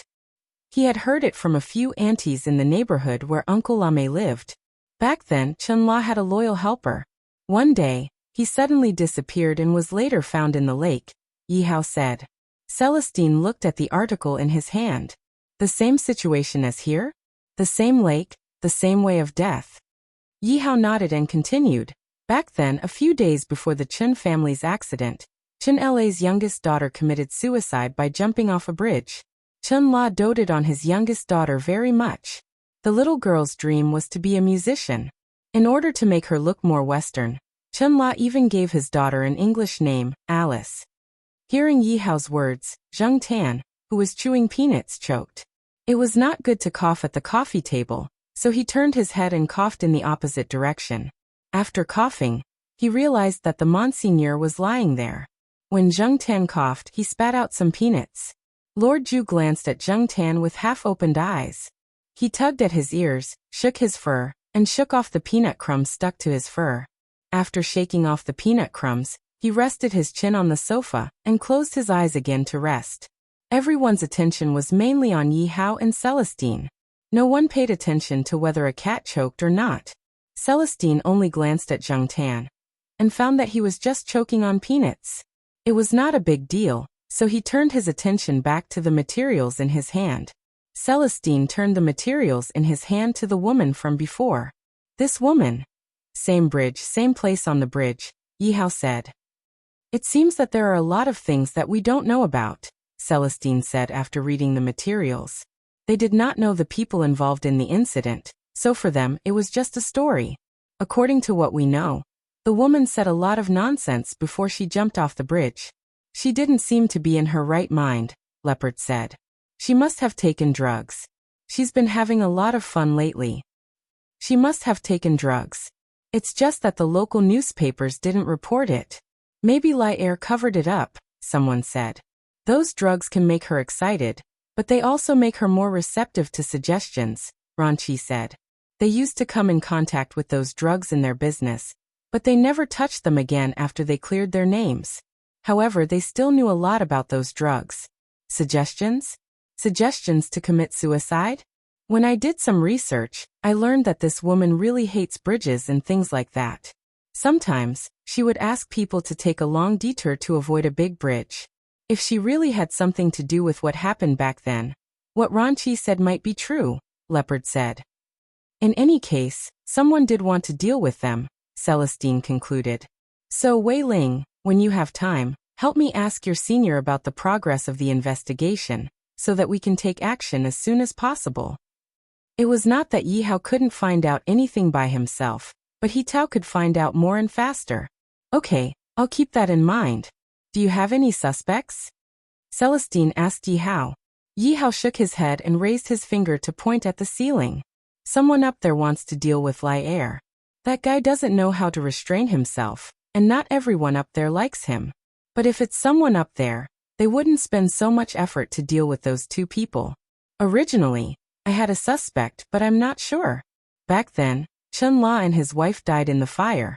Chun La's youngest daughter jumped off the bridge, but Chun La's son was sent away and no one knows where he went. As he spoke, Yi Hao pointed at the fat man standing on the far left in the photo of the family of four. The four people sitting around the coffee table also came over to take a look. After Zheng Tan coughed and sprayed peanut crumbs on Lord Zhu, he quickly changed his position and squatted down.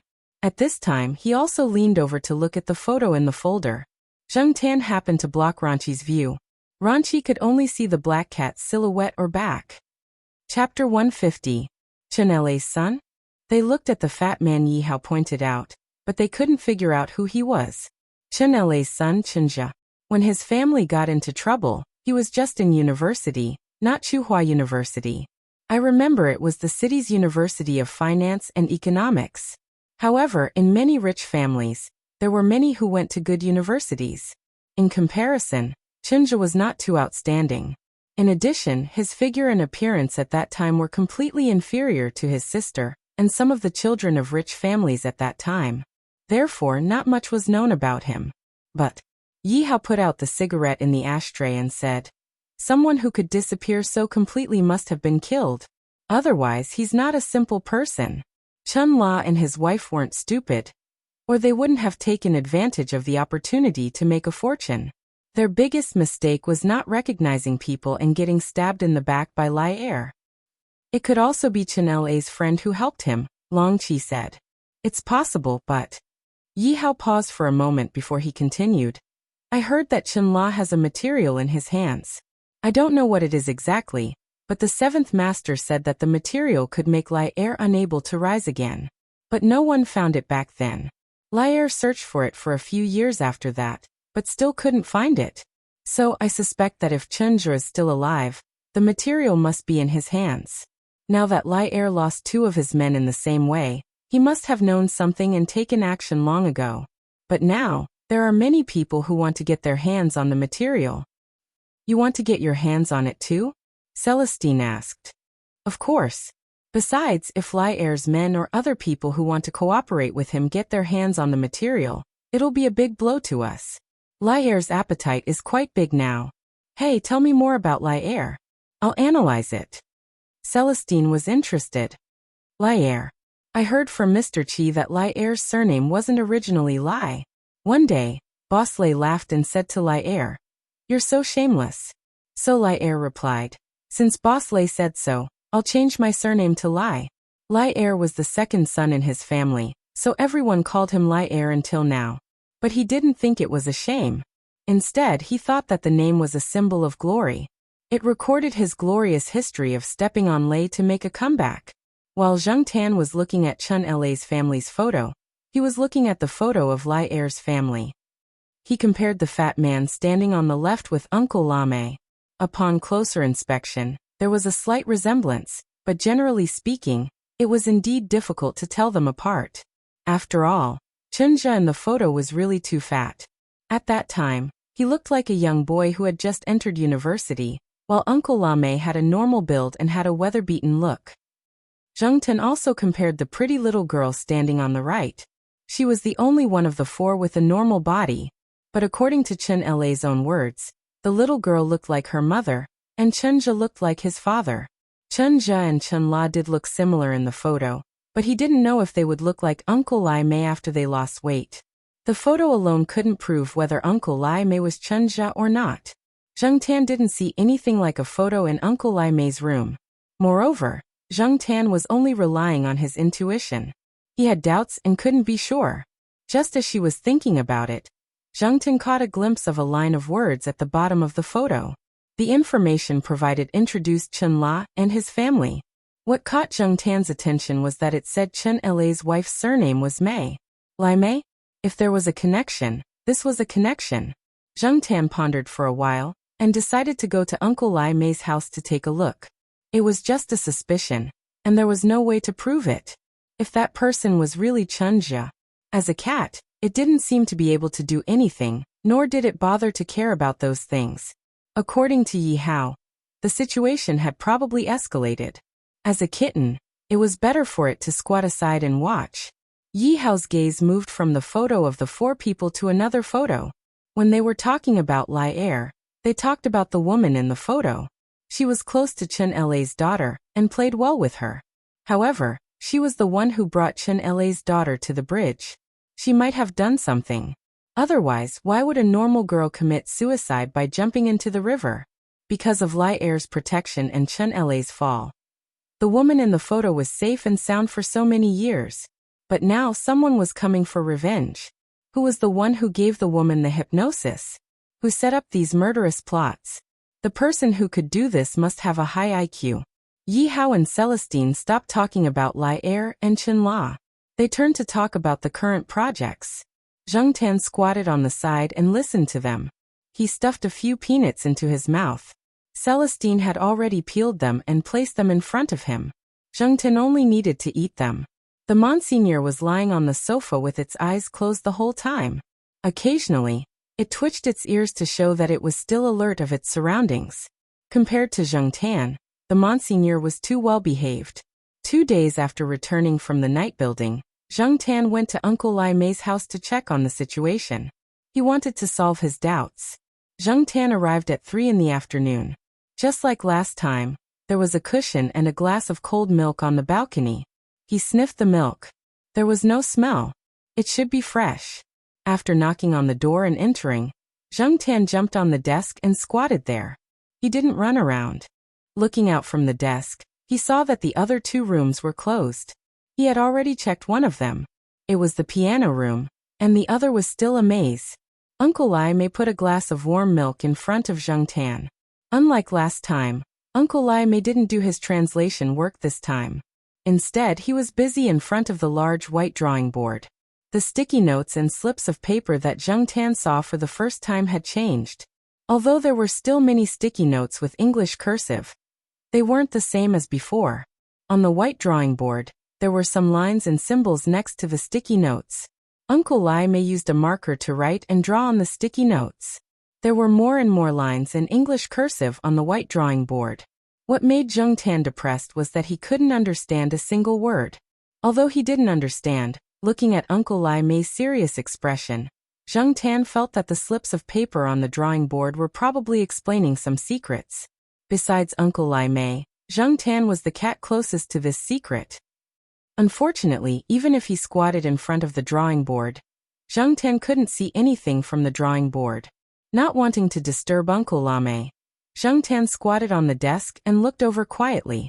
Unlike when he was working as a translator, Zheng Tan sensed that other than the seriousness on Uncle Lai Mei's face, there was a sense of oppression and heaviness around him. There was also a hint of murderous intent. Nowadays, Zheng Tan was sensitive to the surroundings, but he was still a bit restless. To relieve the pressure, Zheng Tan moved his eyes away from the drawing board. There were many books on the desk, and not far from where he was squatting, there was an open magazine. These days, some magazines were quite popular, and many people still had the habit of reading magazines. Unlike in the future, when computers and phones were everywhere, everyone liked to look at their phones. Walking to the open magazine, Zheng Tan squatted down and looked at the content of the magazine. He wanted to divert his attention and get rid of the oppressive and heavy feeling. However, when he saw the content of the open page, the oppressive and heavy feeling didn't go away, but became stronger. The overall content of the magazine covered many aspects. It was divided into several sections, including emotions, technology, current affairs, and so on. The page that was opened was an article on psychology. How did a good person become a demon? This was the core question of the article. The article was very long, and it wasn't finished on both sides of the open page. There were many relatively professional terms, as well as some related experiments and examples. Zheng Tan skimmed through it and didn't read it in detail. Zheng Tan felt that this article was too profound, and he couldn't understand the deeper things. He thought that he was a layman, and he could only use a layman's perspective to read this article and understand some of the superficial meaning. Even so, Zheng Tan still felt that it wasn't very smooth. The boundary between good and evil is not fixed, but it can be changed and crossed. The change of situation can bring about a change of human nature. In some situations, black and white are reversed, and conscience and evil are also reversed. Humans have unlimited potential. They can make anyone good or evil, care or indifference, create or destroy, and they can even fall from Lucifer to Satan. When he returned to the main house, Zheng Tan was still in a bad mood. Huang was lying on the parterre in the neighborhood. He was probably basking in the sun for the whole afternoon. He looked very relaxed, which made Zheng Tan envious. Sometimes ignorance was a kind of luck. The more you know, the more troubles you will have. When Zheng Tan was unhappy, he couldn't help but slap Huang twice when he saw him. Huang was still a little confused after being slapped.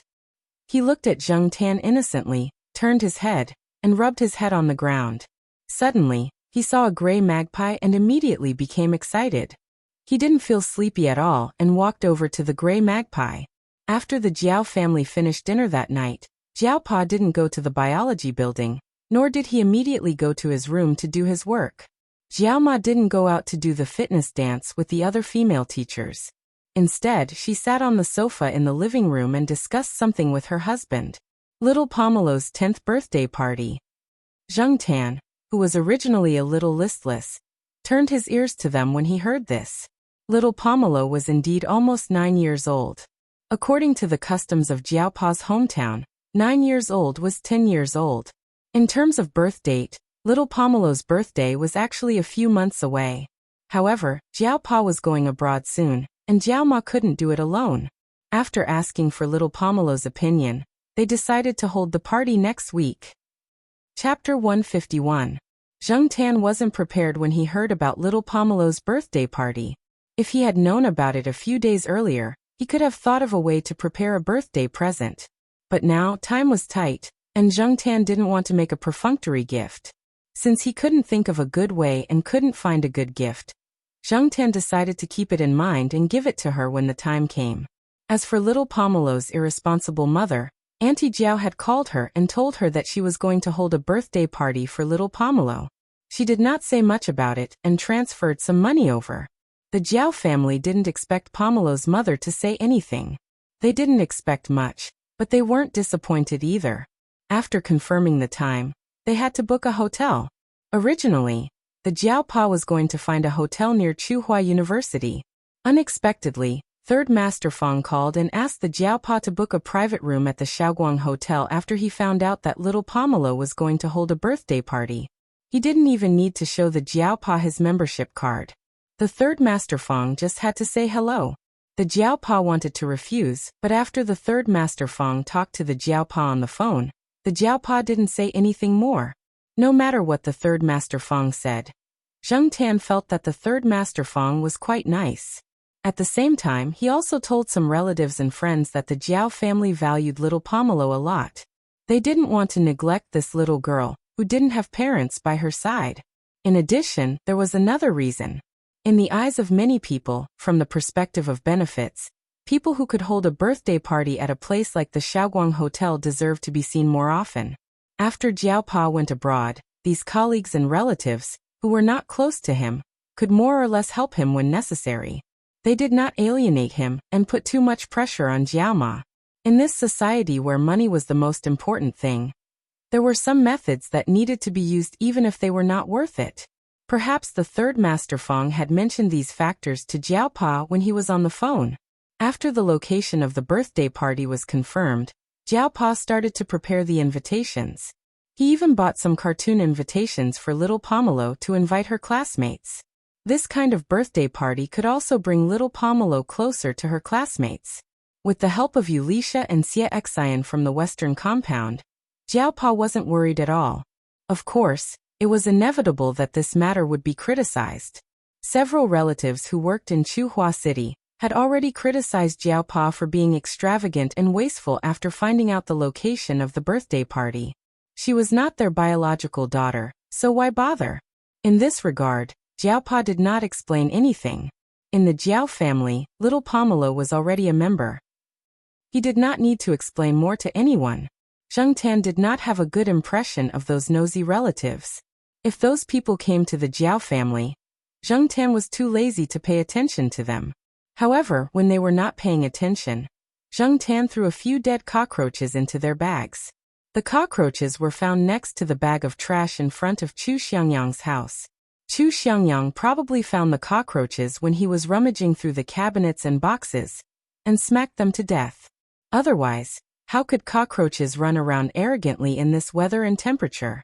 There were also many people who could not attend the birthday party, but sent gifts early in the morning, such as Zhao Lu, Yuan Ziyi, and some people from the Western compound. Although Yuan Ziyi was busy with work and could not attend, he generously arranged for a company bus to pick up the children who were going to little Pomelo's birthday party and take them to Shaoguang Hotel. This way, the parents could rest assured. As for the postgraduate students in Jiaopa, the results of the postgraduate entrance examination had already been released, but the cutoff line had not been set. However, according to the admission ratio, Zheng Jing's score was still within the safe range. Now this female student who came from another major was already working with her two senior brothers. The sooner she familiarized herself with the laboratory, the faster she could get the hang of her own experiments in the future. With this new junior sister, Exian was promoted from senior brother to senior brother, and Su Chu was promoted to second senior brother. Zheng Tan met Zheng Jing when the three of them came to visit the Jiao family. She was a girl who was not skinny and was almost 1.7 meters tall. She was good-looking and cheerful, but in some people's eyes, she was a little strong. Zheng Jing had played basketball and soccer on behalf of the School of Foreign Languages, so her physical fitness was quite good. Perhaps because of this, the Jiaopa relaxed the requirements for this student. Otherwise, if he recruited a student who was often sick, not only would she not be able to help take care of the Jiaoma and the two children, but she would also be the one to take care of the Jiaoma. It had to be said that many times, when the Jiaopa selected students, besides looking for a good character and real ability, he also looked for a good housekeeper. Zheng Jing did not know about this at all, and the two senior brothers who knew kept their mouths shut. It was better not to talk about this kind of thing, as it would ruin their tutor's image. On the day of the birthday party, the Jiao family definitely did not have much free time to care about Zheng Tan, so Tong Qing was sent over. With him, the Jiao family did not have to worry too much. After all, they all knew that their cats would not stay at home obediently on the day of the birthday party. The day was Saturday, and early in the morning, little Pomelo's classmates were brought over by their parents to the eastern courtyard. Everyone agreed to meet there, and then went to the school gate to get on the bus and go to the hotel. There was a side door next to the eastern courtyard, and the bus was parked there. The children's parents were relieved when they saw the bus. It was not a second-hand car, but a bus used by Yuan Ziyi's company to send its employees to and from work. There were always spare cars in the company's garage, and they did not need them during this period of time, so they transferred them over to help. As the birthday girl, little Pomelo felt a little awkward facing so many people today, but she was already mentally prepared. With the help of Yulisha and Xie Xian, she quickly got used to it. Seeing that Zheng Tan was led by Tong Qing, she was relieved to entertain her classmates. As for Zheng Tan, Tong Qing, the cat's housekeeper and bodyguard, drove the car. Zheng Tan was the only one in the car, which made Celestine jealous. Tong Qing drove the car and followed the bus in front of them. Zheng Tan was bored to death, lying on the back seat and thinking about something, the tip of his tail moving from time to time. There was a luggage bag next to him. Zheng Tan would have to squat inside and be carried to the hotel. Although the third Master Feng did not say that Zheng Tan should hide, the Jiaopa and Jiaoma felt that they should not cause trouble for others. If they were seen by others, it would be bad. After all, most people were against pets entering hotels these days, not to mention a high-end hotel like this. They could only let Zheng Tan suffer for a while. Fortunately, the luggage bag had been modified. There were a few nets added to it, and it was breathable enough to let Zheng Tan see the situation outside through the nets. If the people outside the bag did not look carefully, it would be difficult to see that there was a cat in the bag. Celestine was on vacation today, so he came to the hotel to play a few games at the card table. After lunch, the children all went to the amusement park, and some of the adults also left. The people who stayed wanted to enjoy the entertainment facilities of the five-star hotel. Celestine was bored, so he called Zheng Tan to go to the night building. There were not many people in the night building at this time, So Celestine did not mind. He was going to sing some songs, and then find a chance to fight with Tong Qing. He could see that Tong Qing was also from the army, and he was itching for a fight. Zheng Tan squatted in the bag, and was carried by Tong Qing. He and Celestine walked out of the hotel together. When they came out of the elevator, there were a few people in front of them. Zheng Tan did not plan to pay attention to these people. There were too many people here, and there was nothing to see. However, when Zheng Tan heard a name, he had to pay attention. "Hey, Lai, coming here to eat at this time of the day?" The person who came out of the elevator on the other side said to the person who was protected in the middle of the group. Zheng Tan had seen this person before. He was also at the banquet of the third Master Fang, but Zheng Tan forgot his name. Not knowing the name did not stop Zheng Tan from hearing the main point. "Lai?" Zheng Tan was immediately interested. He looked out of the luggage net, wanting to see what the Lai that Yi Hao mentioned looked like. The small holes on the net did not stop Zheng Tan from seeing the famous person clearly. He did not look special. If he had not heard Yi Hao and the others talk about him, Zheng Tan would not have connected this successful middle-aged man with the Lai that Yi Hao mentioned. However, people could not be judged by their appearances. If one took a closer look, they could see a hint of ruthlessness in the man's eyes. Other than Lai, Zheng Tan also glanced at the people around Lai. Other than the plump secretary-like woman beside Lai, the others were all men who did not smile. They were probably bodyguards. Tong Qing did not know Lai. Even if he did, he would not care about Lai. He walked straight to the door. Zheng Tan did not want to look at the man who was willing to stab his brothers in order to climb up the social ladder. He even changed his surname to curry favor. In the end, he killed his former boss. Soon, Zheng Tan could no longer see Lai and the others. However, he could hear Lai and the rich businessman mocking each other. The rich businessman seemed to be mocking Lai for being so afraid of death that he brought so many people with him for a meal. Lai was mocking the businessman for his recent investment failure. Zheng Tan could guess from the rich businessman that many people knew about Lai's current situation. They knew that Lai was being watched. Well, there was no such thing as a permanent secret in the circle. Since Yi Hao knew about it, he would not be a fool. However, Tong Qing did not walk far before Celestine told him that something came up and changed his mind. He asked Tong Qing to take Zheng Tan for a walk while he went back to the hotel. Zheng Tan roughly knew why Celestine went back to the hotel. He was curious as well. Was Lai here to talk business, meet someone, or just for a meal? Zheng Tan couldn't find out the reason why he didn't dare to do so. Zheng Tan did not go for a walk. She walked around the area, and then slept in the back seat of the car for the whole afternoon. Tong Qing listened to the traffic radio for the whole afternoon, and did not say a word. Chapter 152. The birthday party on Saturday went smoothly. The Jiaopa's goal was achieved. Many people approached the Jiaopa in private, and told him that they would take care of Jiaoma and the two kids. After a busy day, the 4 members of the Jiao family prepared to have a good rest on Sunday. However, Zheng Tan was not one of them. On Saturday, Zheng Tan slept the whole afternoon. He did not help much at the birthday party. He was too lazy to interact with the naughty kids. He slept on his own, ate his fill, and waited for the party to end before going home to continue sleeping. Therefore, the next day, unlike the 4 members of the Jiao family, Zheng Tan was in good spirits early in the morning. The Jiao family only had their first meal at noon. After breakfast, they fell asleep immediately. Zheng Tan went out to play after lunch. On weekends, the people on campus were scattered. Some were sunbathing, some were on dates, and some were jogging. There were many places where people could be seen. Zheng Tan ignored the 7th student who said hey to him and decided to take a walk outside the campus. The afternoon sun was good. As Zheng Tan walked on the fence, he met a few cats who were sunbathing. As he had walked this path many times, Zheng Tan had seen most of the cats that liked to wander outside at this time. Of course, there were a few that showed hostility, but Zheng Tan ignored them. He did not have time to waste on these cats.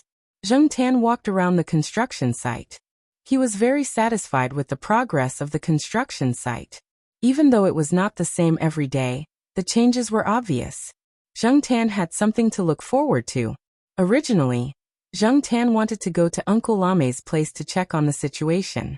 After seeing Celestine yesterday, Zheng Tan guessed that he must have heard something important. Otherwise, he would not be in such a hurry.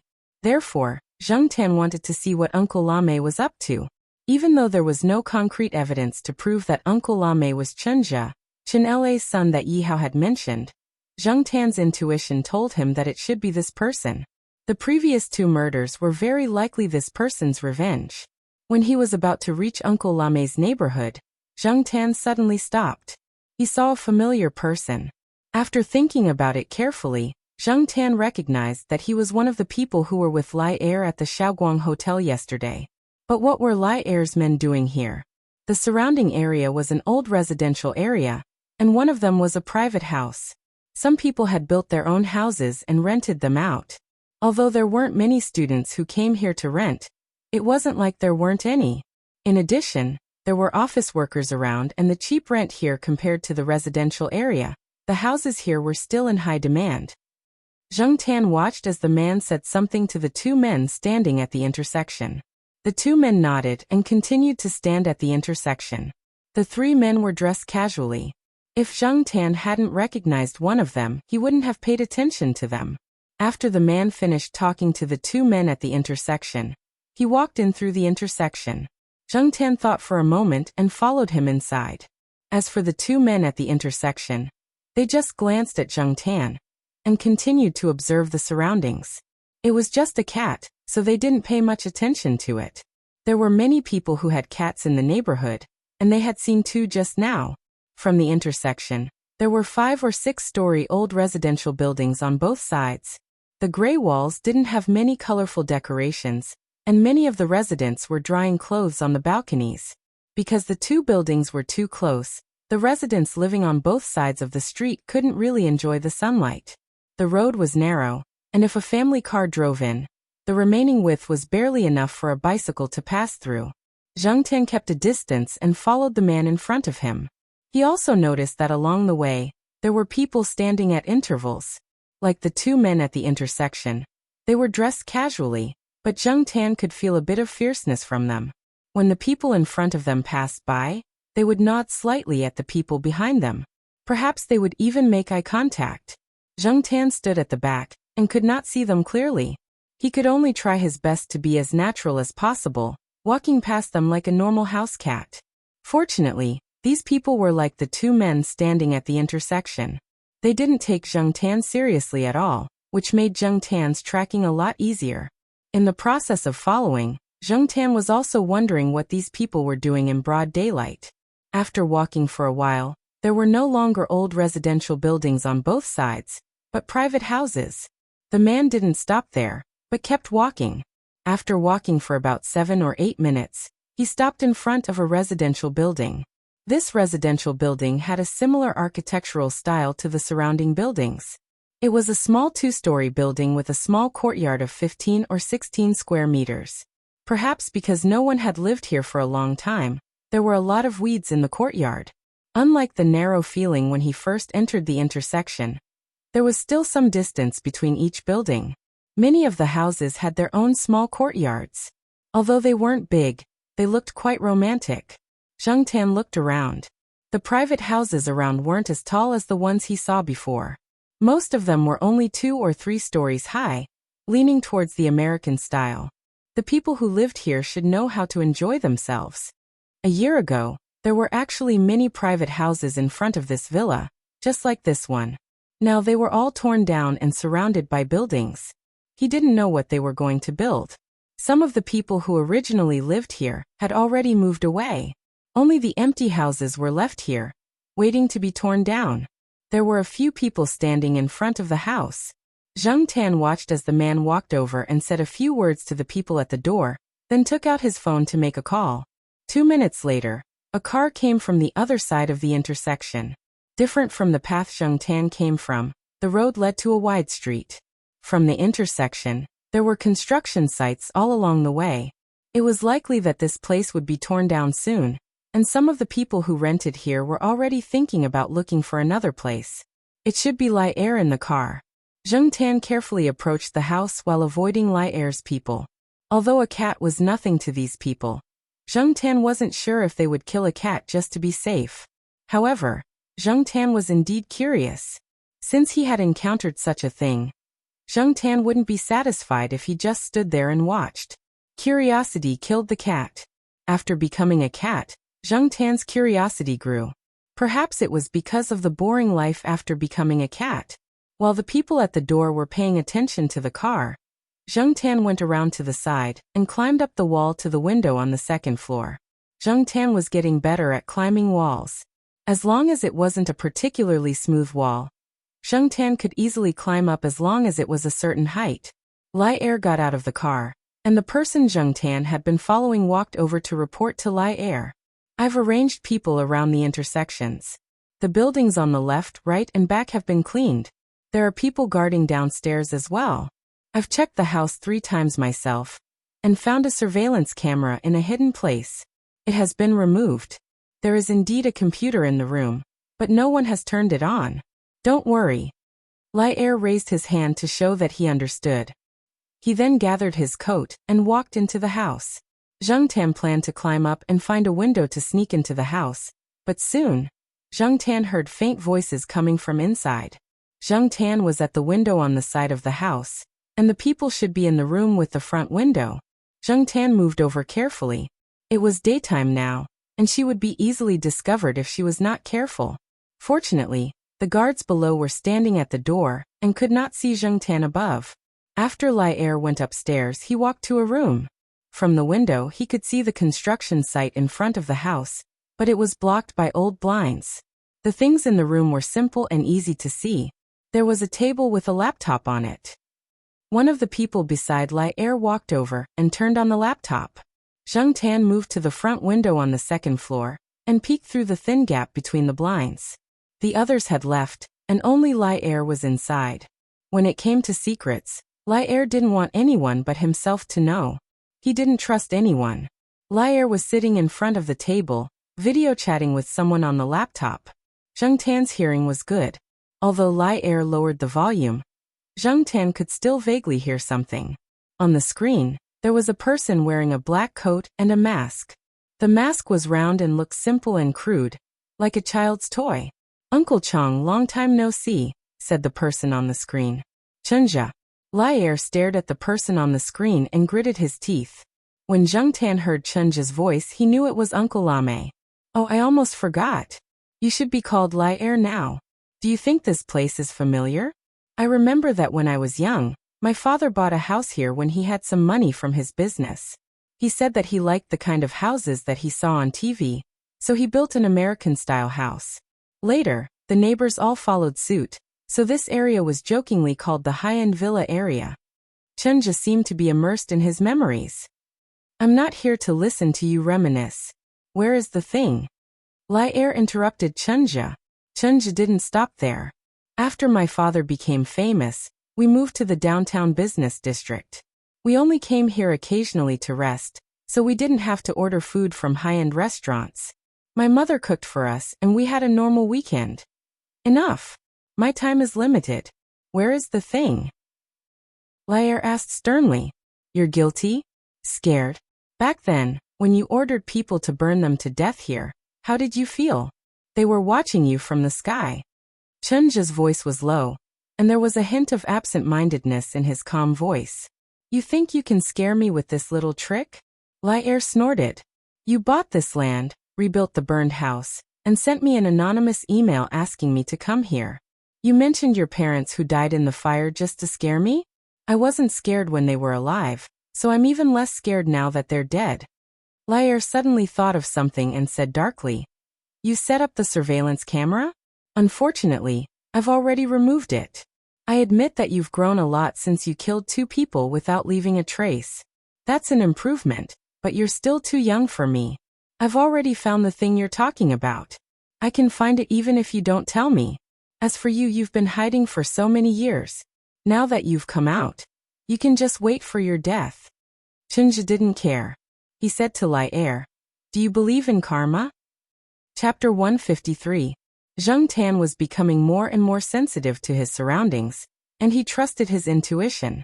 Because of this, Zheng Tan regretted coming here to watch the show out of curiosity. No matter how curious he was, no matter how unwilling he was to miss the opportunity, he shouldn't gamble with his life. Even if it was just a cat's life, he had to cherish it. It was better to be alive than to die mysteriously, even if the threat was not aimed at Zheng Tan himself. At this moment, Zheng Tan didn't know that all the fur on his body, from his back to the tip of his tail, was standing on end due to an inexplicable fear. He didn't have the energy to feel the changes in his body caused by this inexplicable fear. To be safe, he had to leave this place. Zheng Tan, who was about to run away, saw something he had never seen before through the gap between the old blinds on the window before he moved his eyes away from the house. Flames suddenly burst out from Lai Er's body. He didn't see who poured the gasoline or lit the fire. It just burned. If Zheng Tan's sharp intuition was ignored, this situation could be said to have happened without any warning. From Zheng Tan's angle, he couldn't see Lai Er's expression. He could only see the masked man on the computer screen, who was still calm or indifferent, and the strange fire reflected from the screen. Lai Er always thought that Chunja was a hothead who would give himself away if he was scared. Lai Er could guess the method of the first two murders. Although there were no strong clues left at the scene, Lai Er knew that it must be Chunja, the fish that escaped the net years ago. He had even planned the follow-up action. As long as Chunja gave himself away, his subordinates would definitely find this person who had been hiding for years. Even if they didn't catch him now, they wouldn't be far away. But he didn't expect this to happen. Lai Er didn't know until the moment he lost consciousness that he had never known the person on the screen in front of him. It didn't matter if it was the fat boy who was overshadowed by his twin sister, or the masked man on the screen in front of him. Lai Er didn't make a sound when he was engulfed by the flames. He didn't call for help, nor did he wail in pain. He didn't even move. It wasn't because he didn't want to, but because he couldn't. Lai Er rested his hands on the armrest of the chair. There was a small machine on his right. If he pressed the button, the people guarding outside the room would rush in immediately. However, he didn't even have the chance to do so. Zheng Tan looked at the man sitting in the chair in the room. Strangely, the fire only burned above his knees. His calves and shoes were not covered by the fire. The fire looked very hot. Lai Er, who was sitting in the chair, was changing at a speed visible to the naked eye. What was strange was that the flames did not spread wildly.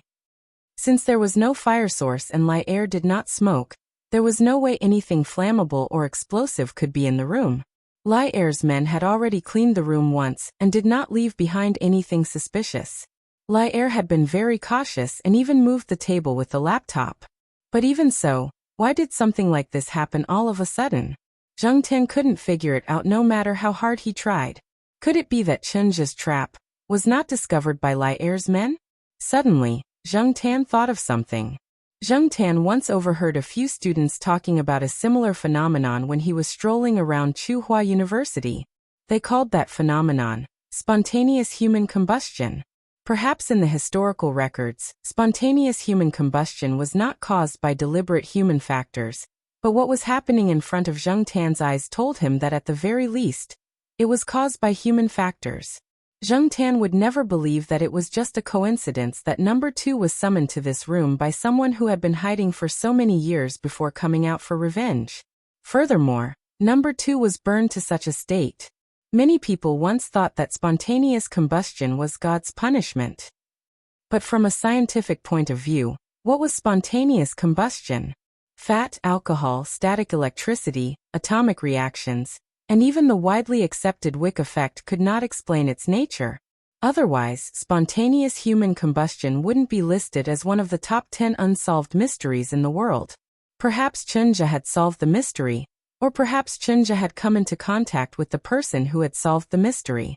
Or perhaps, it was a possibility that no one could think of, or even a possibility that would be criticized as whimsical. But no matter what the situation was, what was happening at this moment was indeed inconceivable, and it gave Zheng Tan a great shock. Zheng Tan remembered that the students who talked about spontaneous human combustion said that in this phenomenon, the part of the human body that was on fire would be completely burned down in just 20 minutes. Regardless of whether this was the so-called spontaneous combustion of the human body, regardless of whether this was revenge or something else, regardless of what was happening inside the house, Zheng Tin only wanted to get as far away from this place as possible. This place that made his hair stand on end. Zheng Tin looked at the side of the room. No one was leaving from here, so he immediately jumped down. It was a bit high, and Zheng Tin didn't have much cushioning.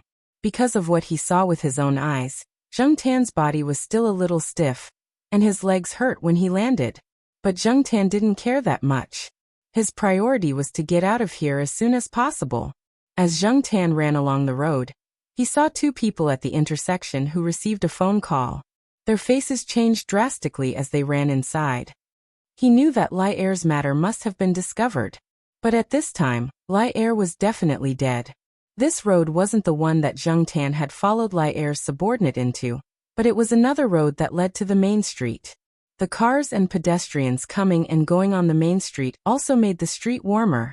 There was sunlight, but the sky seemed to be covered by a layer of haze. The sunlight was not pure, or maybe it was mainly psychological factors. In short, Zheng Tin didn't feel the slightest bit of warmth brought by the sun. Instead, the feeling of trembling didn't disappear completely after leaving that place. Jumping onto a flower bed, Zheng Tin squatted down to rest, relieving the pressure caused by the sudden fear and uneasiness. He always thought that he had some guts, but now he doubted it.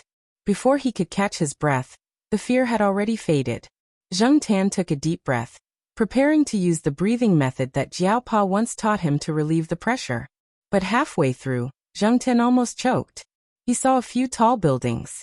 These buildings were relatively obvious in this area. Although they weren't very close, they weren't far either.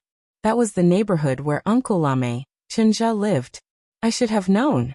The streets were interconnected. Zheng Tin didn't notice it before, partly because there were old residential buildings between here and there. Zheng Tin also didn't see it from the right angle, so he didn't notice it.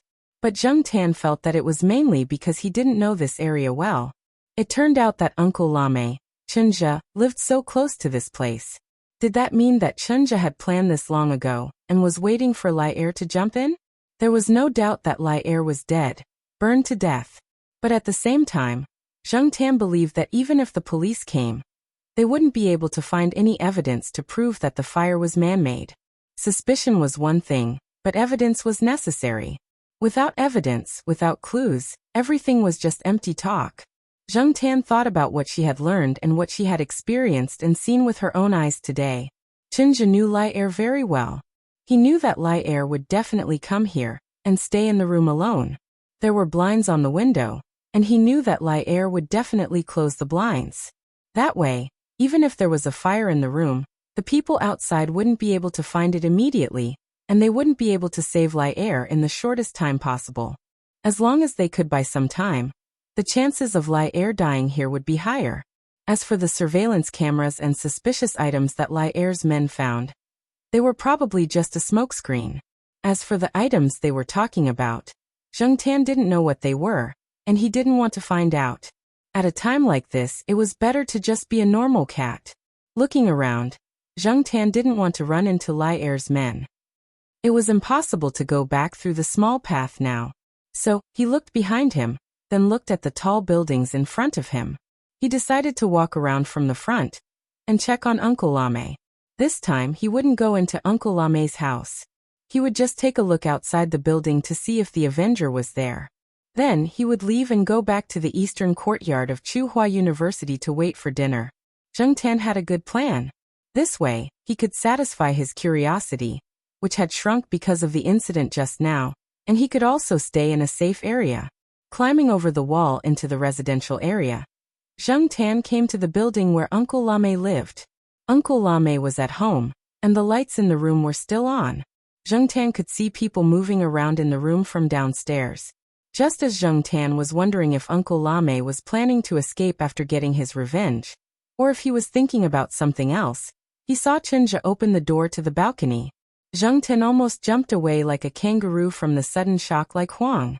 Suppressing the idea of running away, Zheng Tin tried to act dumb like the other cats and leave. Then he heard the man standing on the balcony shout, "Hey, Black Cat!" Zheng Tin ignored him. Chenja shouted a few more times, and Zheng Tin had to look over there. At the same time he thought to himself, if I go over, Will I be burned until I'm only left with 4 paws and not even a tail? Chapter 154. Chunja didn't expect to see the black cat as soon as he opened the door.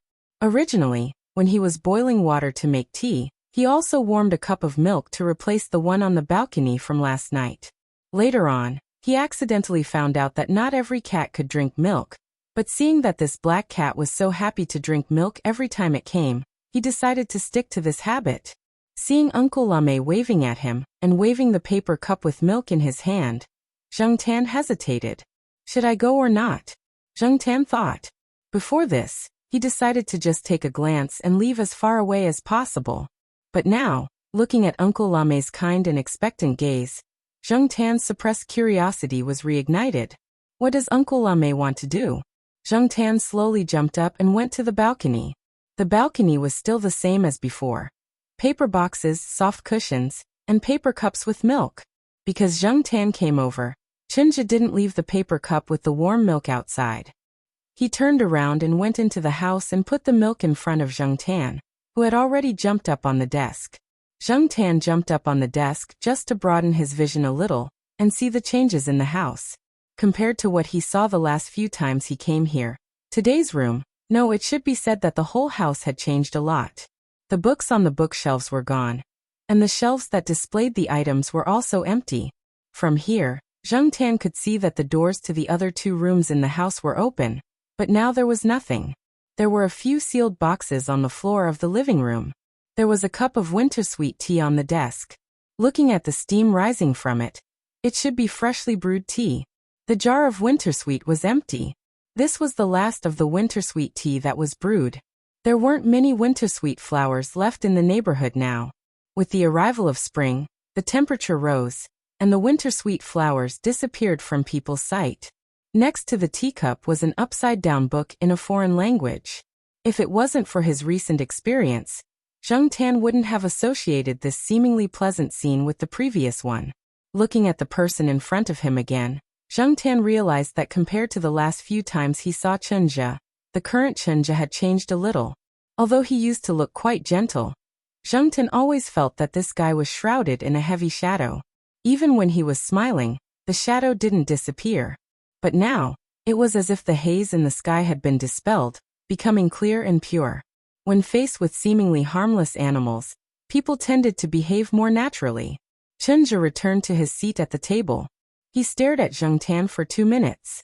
Just as Zheng Tan started to feel annoyed, Chunja finally averted his gaze and confessed everything that he had done. Chunja only mentioned a few things.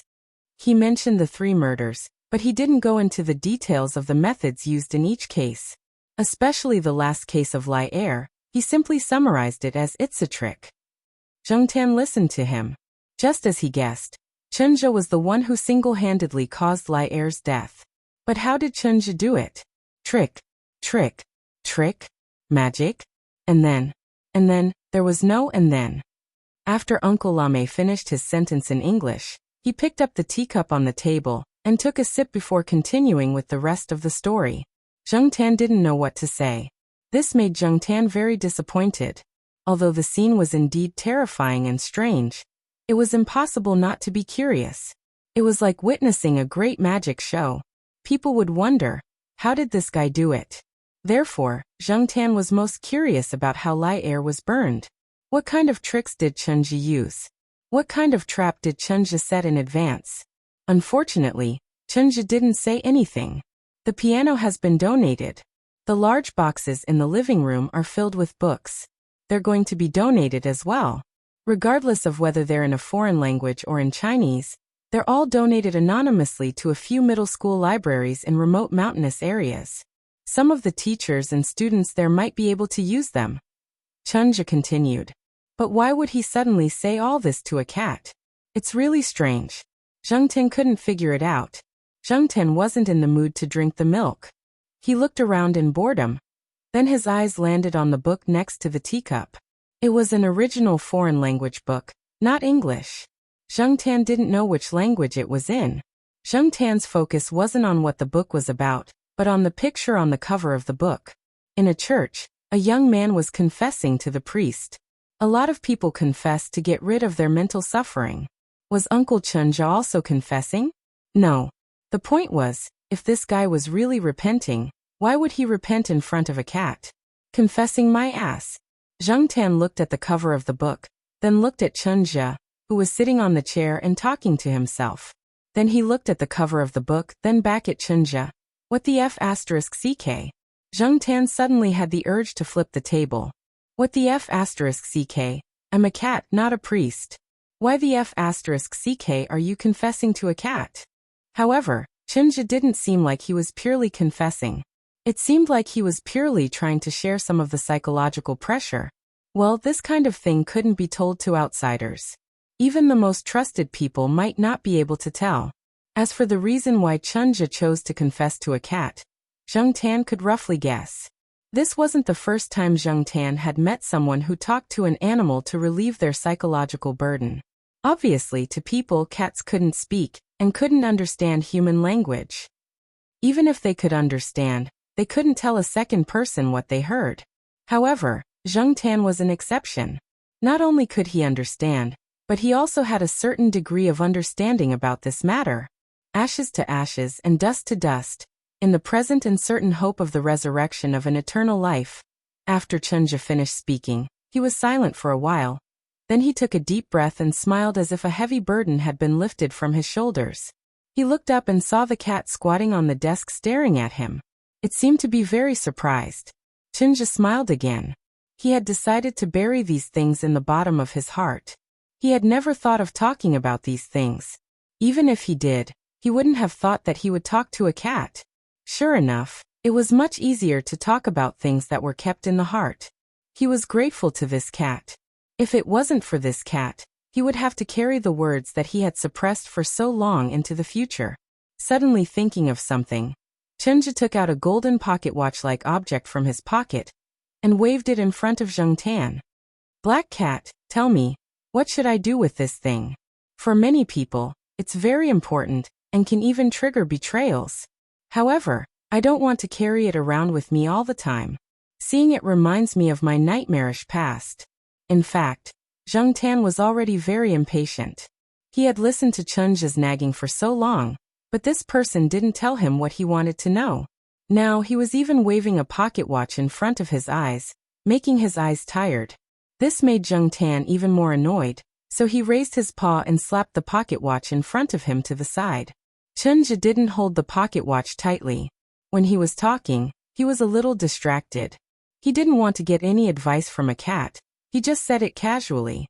Suddenly, he felt his hand being pulled by the chain. When he looked over, the pocket watch had left his fingers and was lying on the desk. As if he didn't expect this, Chunja was stunned. Then, he looked at the pocket watch that was thrown on the desk.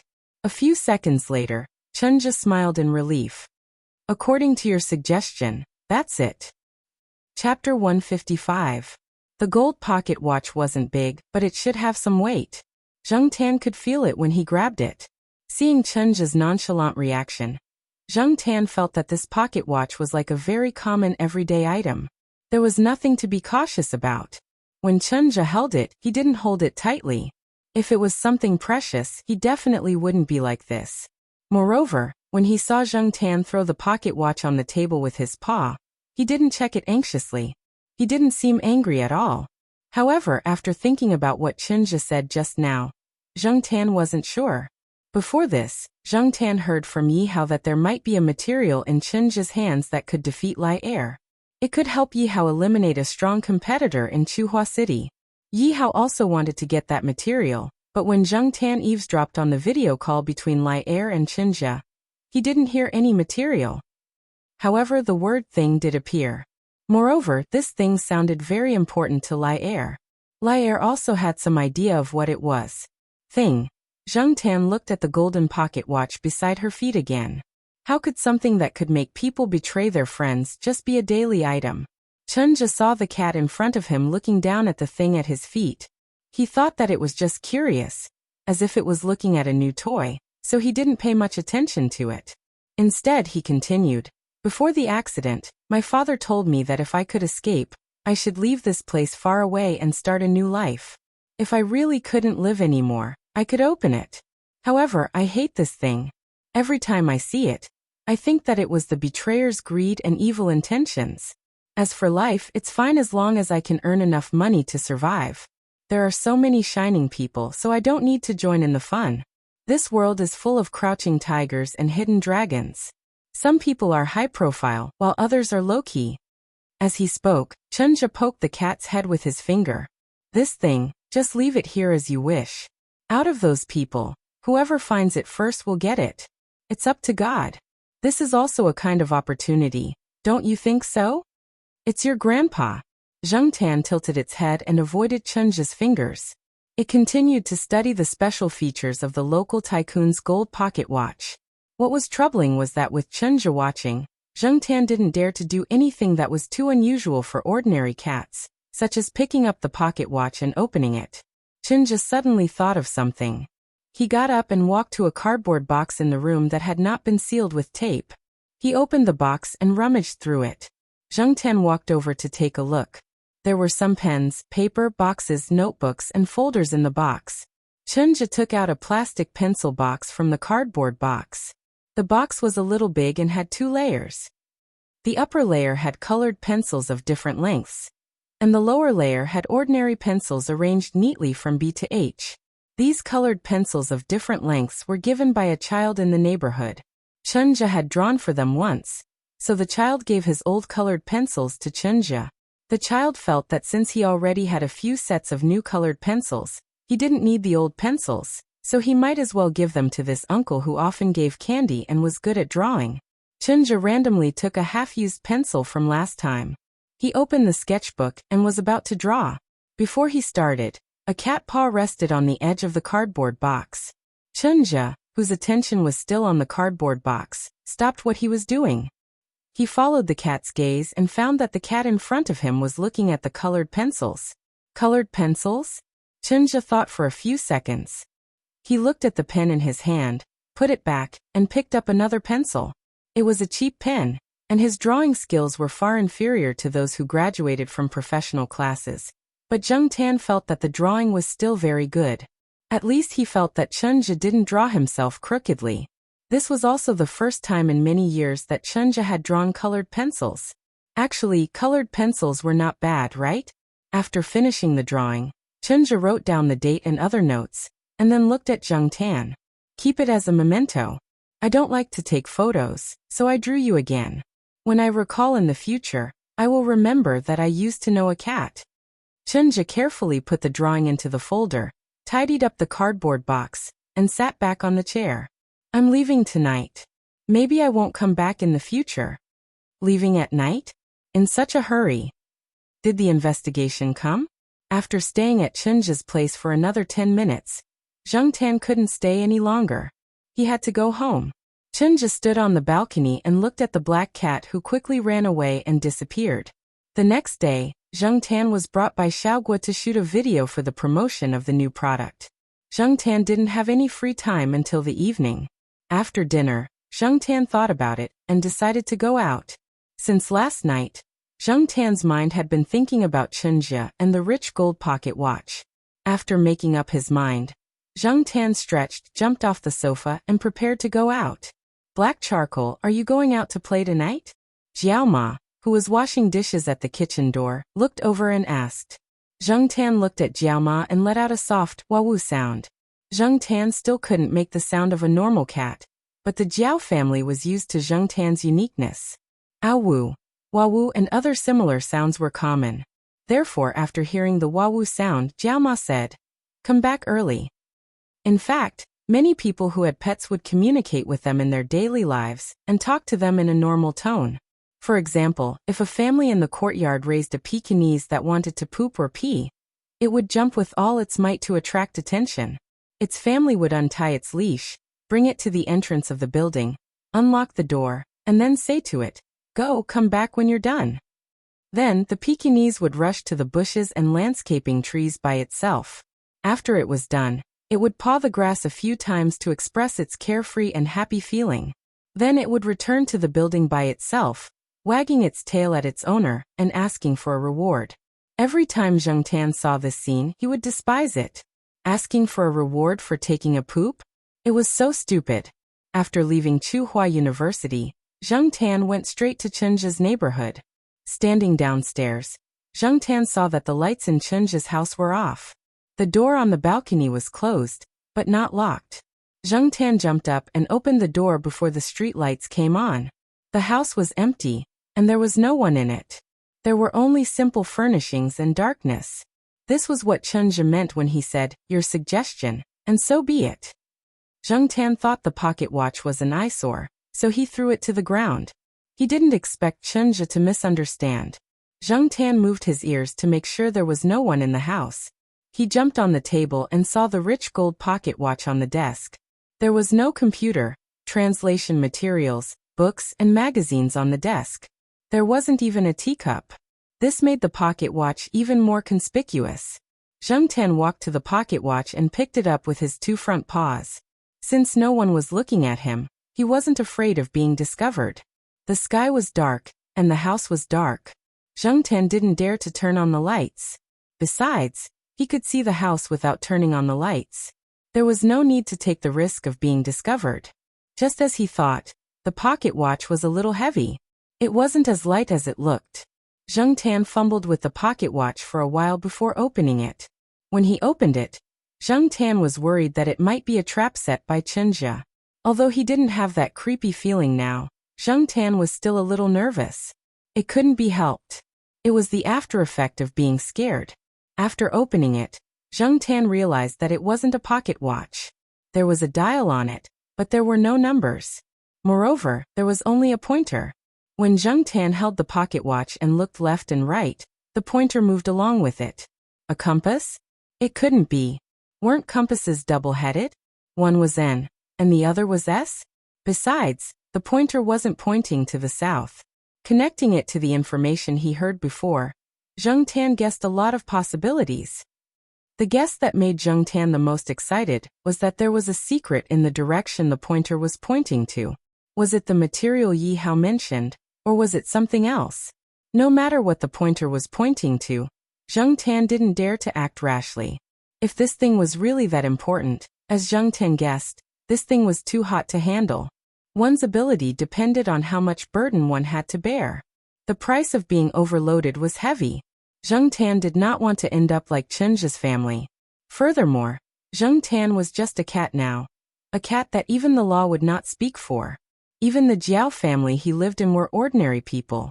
How could he compete with those people? Not to mention people like the third Master Fang and Yi Hao. Ordinary hooligans could also put the three members of a Jiao family in danger. Zheng Tan didn't want to think too much about conspiracy theories.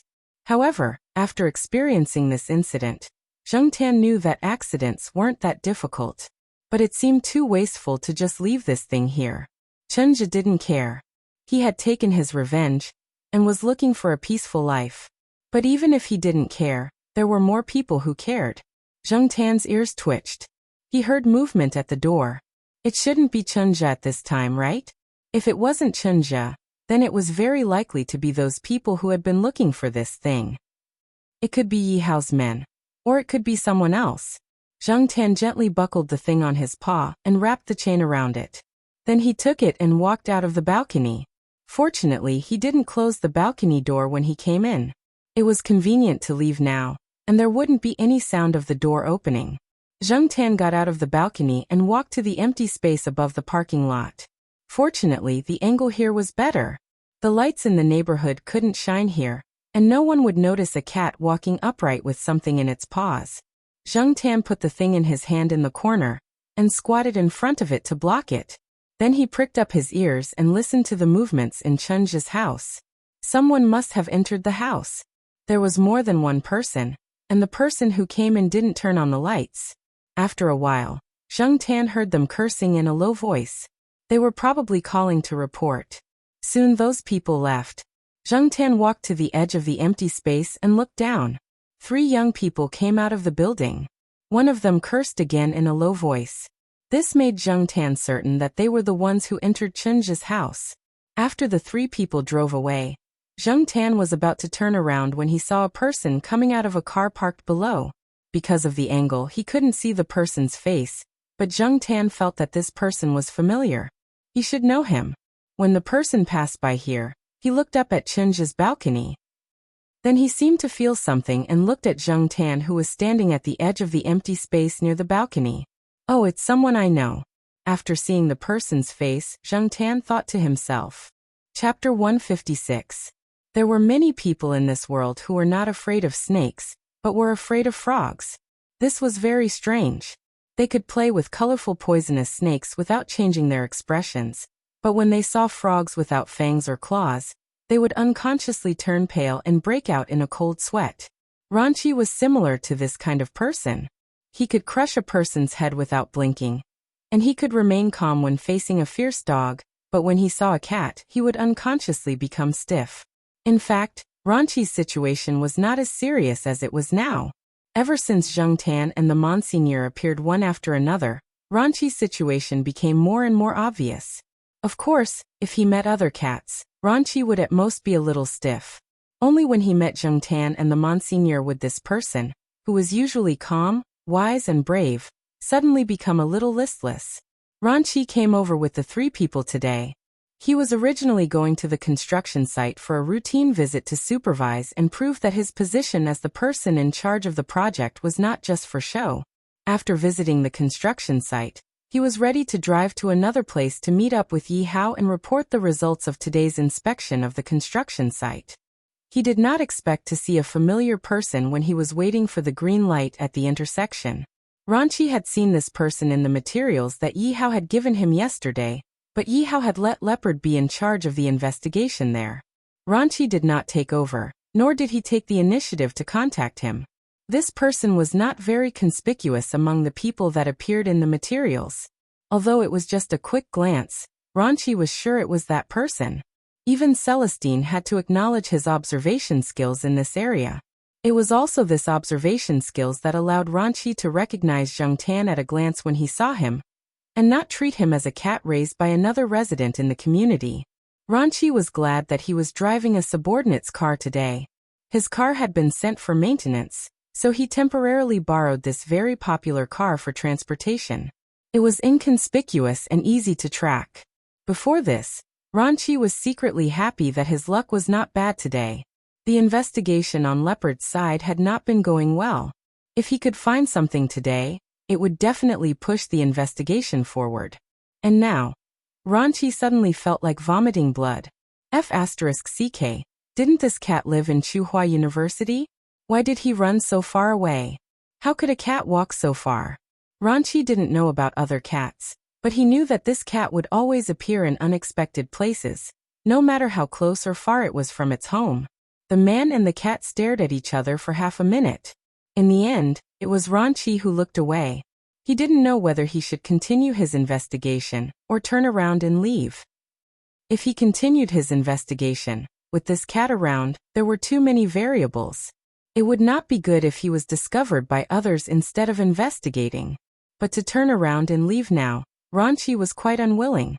He had followed behind the 3 people. Although he didn't go upstairs, he knew that the 3 people should be moving around on the floor above the parking lot. And Ranchi didn't hear any knocking on the door, nor did he hear the owner open the door to speak. Ranchi didn't think that the 3 people lived here. So the biggest possibility was that the 3 people had broken the door. There was no quarrel, no fighting, most likely because there was no one in the house. And looking from the outside, at this time, there was only one house that didn't have the lights on.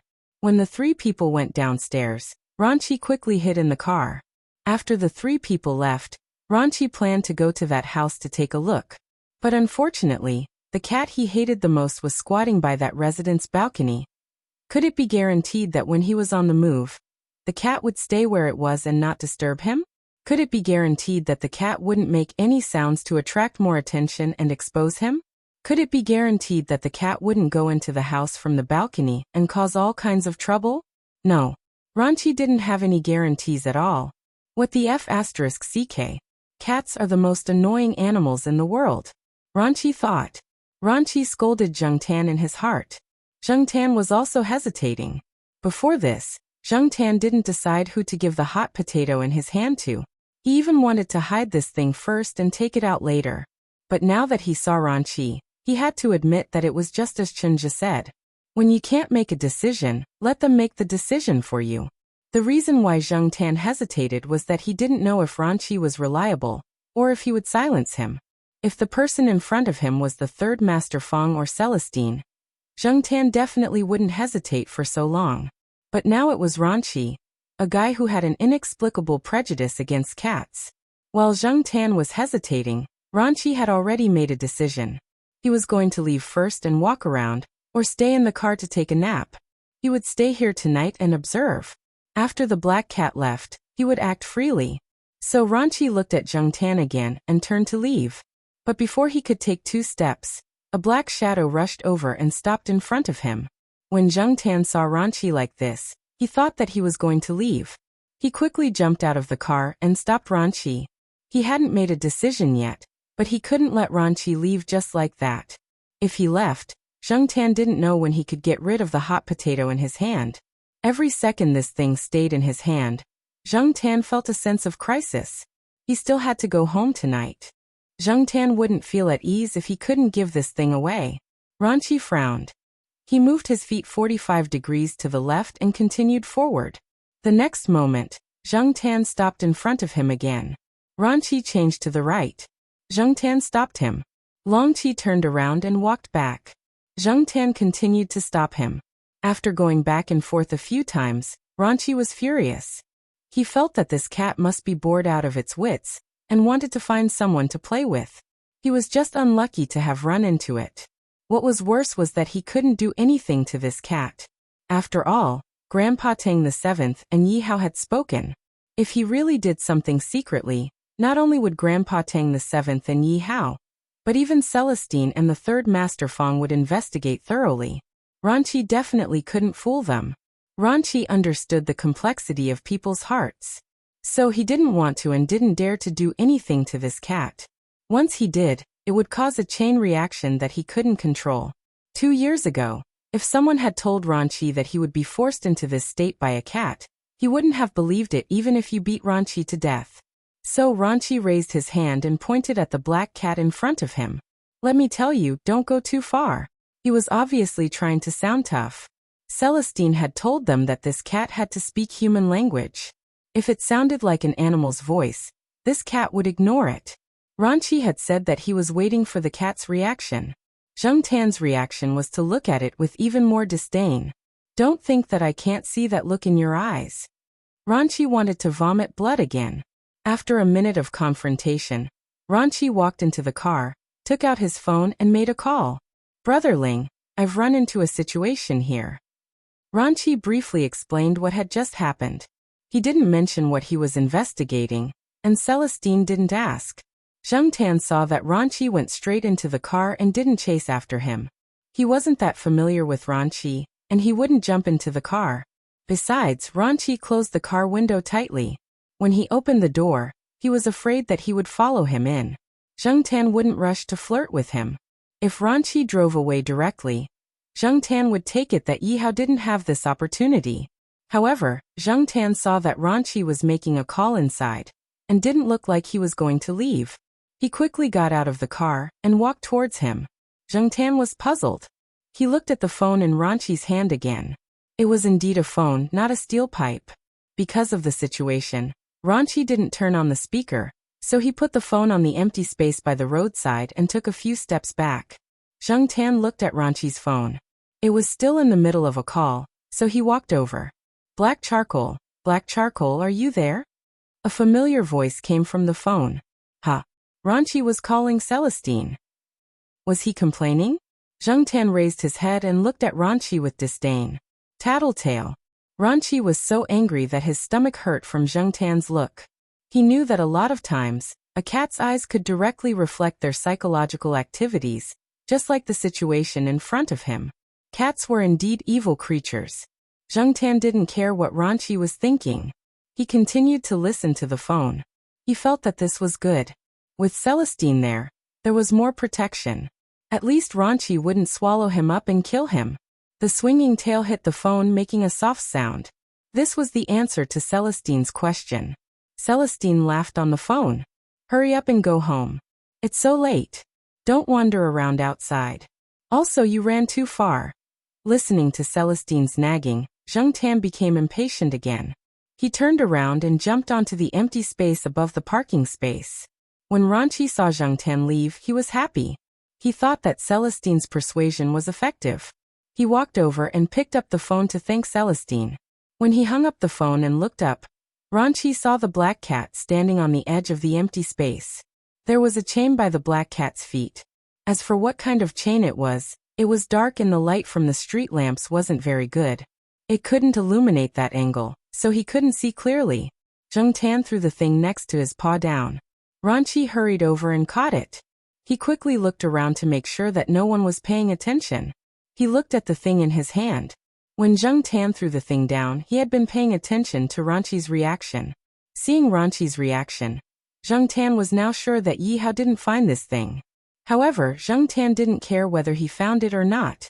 He also didn't care when Zheng Tan found it. The hot potato was finally thrown out. Zheng Tan's heart was also relieved. He took a deep breath. His body and mind were at ease. It was better to throw it out. After giving the thing, Zheng Tan didn't want to stay here any longer. He jumped off the empty space and ran out of the neighborhood to Chuhua University, without looking at Ranchi. It was time to go home. Zheng Tan didn't care what Yi Hao would do next. If this thing was really as valuable as Chunja said, with Yi Hao's ability, he should be able to cope with the impact of this thing. Of course, if Yi Hao couldn't discover the value of this thing, then it could only be said that this was fate. Chapter 157. In Yi Hao's villa, Leopard reported to Yi Hao what he had found out in the past 2 days. They had found a lot of things, but they had not made much progress on the most important part. Leopard looked like he had not slept well for the past few days. Clearly, he had been busy all this time. Ever since Lai Er's mysterious death, his subordinates had begun to seize power and profit. They knew a little about what Lai Er was looking for, but they did not know what it was used for. Lai Er had never told them. However, this did not dampen their enthusiasm. They all had the same idea. Find it first, and they could not let the others beat them to it. If we can find this thing, we'll be able to find the answer if we keep digging. Something that can be valued by Lai Er and even classified as top secret must be very valuable. Whether in terms of information or material, Leopard said. It's not that easy to find this thing. Yi Hao had already decided to give up. Ever since he knew about Lai Er's mysterious death, he had lost interest in the so-called material in the rumors. Without Lai Er, everything was easy. After taking over a few factories, Yi Hao was a little short on money and manpower. He did not want to waste manpower and money on this uncertain matter. The rumors were about Lai Er's blackmail material, but now it seemed that this was not the case. It made sense. If Lai Er hadn't taken back his own blackmail material when he was dealing with Chen La, how could he have done it so quickly? Leopard opened his mouth, but in the end, he did not say anything. In his opinion, he had not come to a definite conclusion. The main reason was that he was useless and inefficient, wasting time and manpower. Just then, there was a knock on the door. After receiving Yi Hao's permission, a person walked in quickly. This person was Master Tang the Seventh's subordinate. He had brought a document on Master Tang's orders. Yi Hao did not dare to underestimate a document that could be delivered urgently by someone he trusted. He opened the document. There was a photo inside. In the photo was a golden thing that looked like a pocket watch. This is that thing? Yi Hao asked. As expected of Master Tang the Seventh. While he was still trying to guess what it was, Master Tang the Seventh had already found the specific target. Yes. Seventh Master calls it the Golden Compass. That person replied. Gold. Yi Hao narrowed his eyes and looked at the photo in his hand again. Since this name had come from Master Tang the Seventh's mouth, it did not matter whether Master Tang the Seventh had given it himself. As long as Master Tang the Seventh approved of this name, it proved its value. This made Yi Hao, who was about to give up on the competition, change his mind. But at the same time, since he had decided to get involved, he had to be prepared to pay a price. Cutting his flesh at this time would definitely be painful. While they were talking, Ranchi also came back. How is it? Didn't you say you found something? Leopard looked at Ranchi. There was no progress on his side, so he hoped that Ranchi would find something. Ranchi shook his head and briefly explained the 3 people he had followed, as well as what he saw when he went to the empty house. After hearing this, Yi Hao sighed and said to Long Qi, "Put your work aside for a while and go with Baozi to deal with the matters in his hands." "Okay, Brother Hao. By the way, I met that cat today." Ranchi's expression was very conflicted. "Which one?" Yi Hao asked. "The black one." "Oh." Yi Hao and Leopard both understood. No wonder Ranchi's expression was so bad when he came back. They thought it was because he did not find anything. Now it seemed that the main reason was the cat. "I was afraid that it would hinder my actions, so I called Brother Ling. Brother Ling told it to leave. But before it left, it gave me this," Ranchi said as he took out a golden pocket watch-like thing from his pocket and put it on the table in front of him. When Ranchi took out that thing, the person who brought the document under Master Chi's order let out a very obvious gasp. Yi Hao and Leopard stared at the thing in Ranchi's hand. Their eyes followed Ranchi's movements. Golden compass? Yi Hao could not believe it. He looked at it a few times, then took the document and looked at the picture. It was exactly the same as the picture. Leopard had the urge to bang his head against the wall. F***CK, I've been investigating for a few days and nights. I haven't slept well. I was mentally prepared for a tough battle, but I'm not even as good as a cat. On the other side, Zheng Tan, who had already returned to Tsinghua University, did not know how Yi Hao would react. He was now annoyed by the cat's cries. Zheng Tan came in from the west gate today. The place he passed by was closer to the western courtyard. The army of pet cats in the western courtyard was getting bigger and bigger. Plus, it was closer to the old residential area. There were always cats from outside walking around here. Many people did not raise cats because of cat noises. The so-called cat noises were when cats were in heat. They would be like the cats that were scattered around now. They would scream like their lives depended on it. It was as if they were competing to see who could scream more miserably. It was quite scary. Spring was coming. Even the cats were restless. Zheng Tan was mentally human. But to be honest, it was impossible for Zheng Tan to be completely calm in the face of these cat noises. That was nonsense. It was like eating vegetarian noodle soup for a few years, and suddenly finding out that the person next to you was eating shredded meat noodles. How could your heart be balanced? Spring was really a season of ripples. Zheng Tan shook his head. He would not ripple for a cat even if he was beaten to death. However, when he was living the life of a monk with a pure heart and few desires, he could not let those bastards who were rippling around him have a good time. When I'm living a pure heart and few desires, you guys should also be living a pure heart and few desires. When I'm eating noodle soup, you guys should also eat noodle soup with me. At least in front of me. Therefore, in a corner of Tsinghua University, in this grassy forest area, which was almost occupied by the surrounding cats at night, when there were ear-piercing cat meows, an extremely strange and ear-piercing howl directly suppressed all the surrounding sounds. And this howl was getting stranger and stranger. It was somewhat like a wolf's howl, but it was also different from a wolf's howl. When dogs heard it, they had to retreat, and it was even more terrifying. The cat noises that came one after another stopped abruptly when the first howl sounded.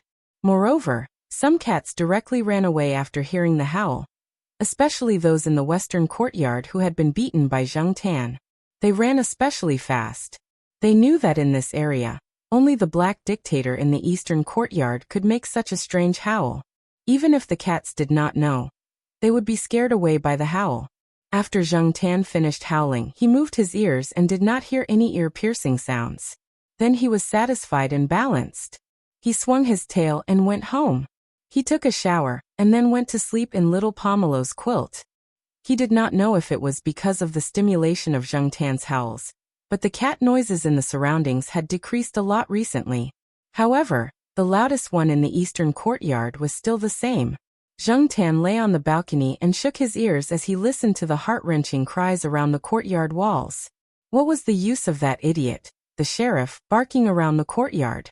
Other than men, there were eunuchs. The only female cat was still underage. The owner of the house protected his cat well. If he wanted to hook up with a female cat, he would go to the area around the tiled house, which was where Jiao Wei and the others raced. There were many cats and female cats there. Speaking of racing, Zheng Tan had been brought to Cheng Zhong's place by Tong Qing a few days ago to try out the modified car. Cheng Zhong had never seen a cat drive before. He had only moved the steering wheel down according to the third Master Feng's suggestion. He did not quite understand at the time, but after seeing Zheng Tan drive he understood. After the steering wheel was moved down, even if Zheng Tan drove outside by himself, no one would think that a cat was driving. If they did not look carefully, they would not see Zheng Tan controlling the steering wheel. They would only think that someone nearby was controlling it with a remote control. There were already some children's car toys of this scale.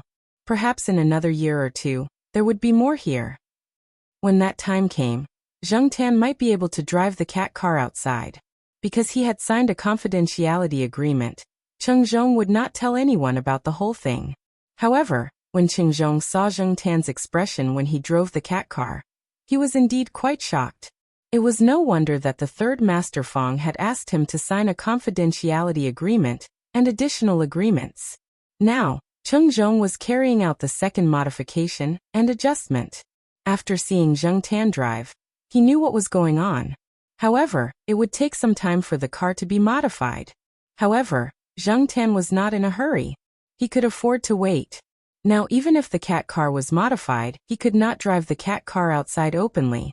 After yawning, Zheng Tan put the cat car matter aside and thought about it. He did not know what was going on with Yi Hao. If Ranqi took that thing out, how would they react? Zheng Tan raised his paw and rubbed his nose. This was the 10th sneeze today. Did he catch a cold? No, Zheng Tan did not feel that anything was wrong with his body. He was in a good mental state and his body temperature was normal. He just had a bad feeling which made Zheng Tan unhappy.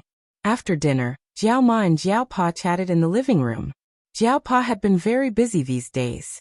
It was rare for him to have time tonight. He did not go out. He sat on the sofa in the living room and listened to Jiao Ma talk about some of the things that happened during this time. One of the teachers in our English group has a cat. Although I have not seen it, I have heard from other teachers that it is very beautiful. Jiao Ma said. Zheng Tan, who was lying on the sofa, pulled his ear. No matter how beautiful it was just a cat. It was not beautiful, nor was it delicate. It was not good. She said that she would come to see Black Charcoal tomorrow. She said that she wanted to find a little boyfriend for her Tafiacito. Speaking of which, Tafiacito is already more than 1 year old and can give birth to kittens. Jiao Ma laughed. Zheng Tan looked at Jiao Ma, who was smiling brightly in horror. Little boy friend. This can't be true. This can't be true. Sure enough, the bad feeling came true. Jiao Ma, you can't be like this. Your cat son has a cat's body and a human's heart. Jiao Ma looked at Zheng Tan and said to Jiao Pa, hey look, Black Charcoal is looking forward to it. Zheng Tan was speechless. What the hell am I looking forward to? Zheng Tan wanted to hit the ground with his head, but he could not change Jiao Ma's decision. Looking at Jiao Ma and Jiao Pa talking about the female cat named Tafiacito, Zheng Tan wondered if he should skip home tomorrow. It would be safer to skip a few days.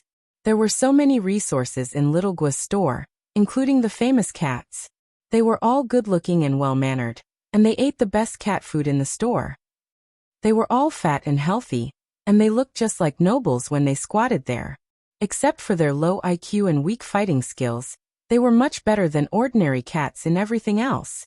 Even if Tafiacito's mother wanted to find a male cat, she would find the ones in Xiaogua's store.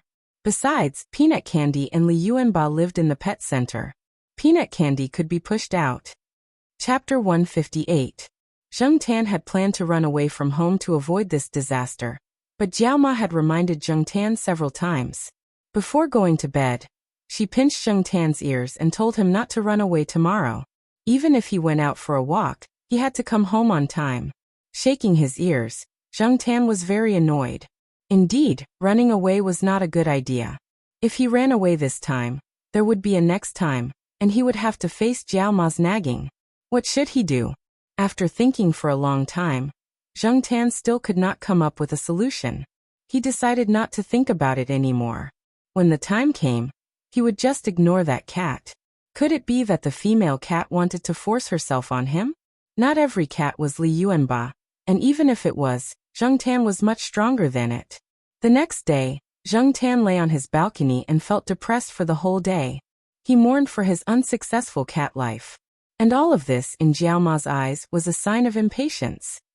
Why the hell am I so impatient? Bang! Zheng Tan did not know how many times he had hit his head on the flower pot beside him today. After dinner, Jiao Ma kept staring at Zheng Tan, as if she was afraid that Zheng Tan would run away. And Jiao Pa did not go out that night. He was reading the newspaper on the side. Zheng Tan lay on the sofa and continued to feel depressed. He occasionally moved the tip of his tail. He had spent the whole day thinking about a few solutions. Just as he was thinking about which one would be the most suitable, Jiao Ma's phone rang. Jiao Ma quickly picked up the phone, said a few words, and walked out with a smile on her face. She went downstairs to pick up the teacher. It was the teacher's first time coming here.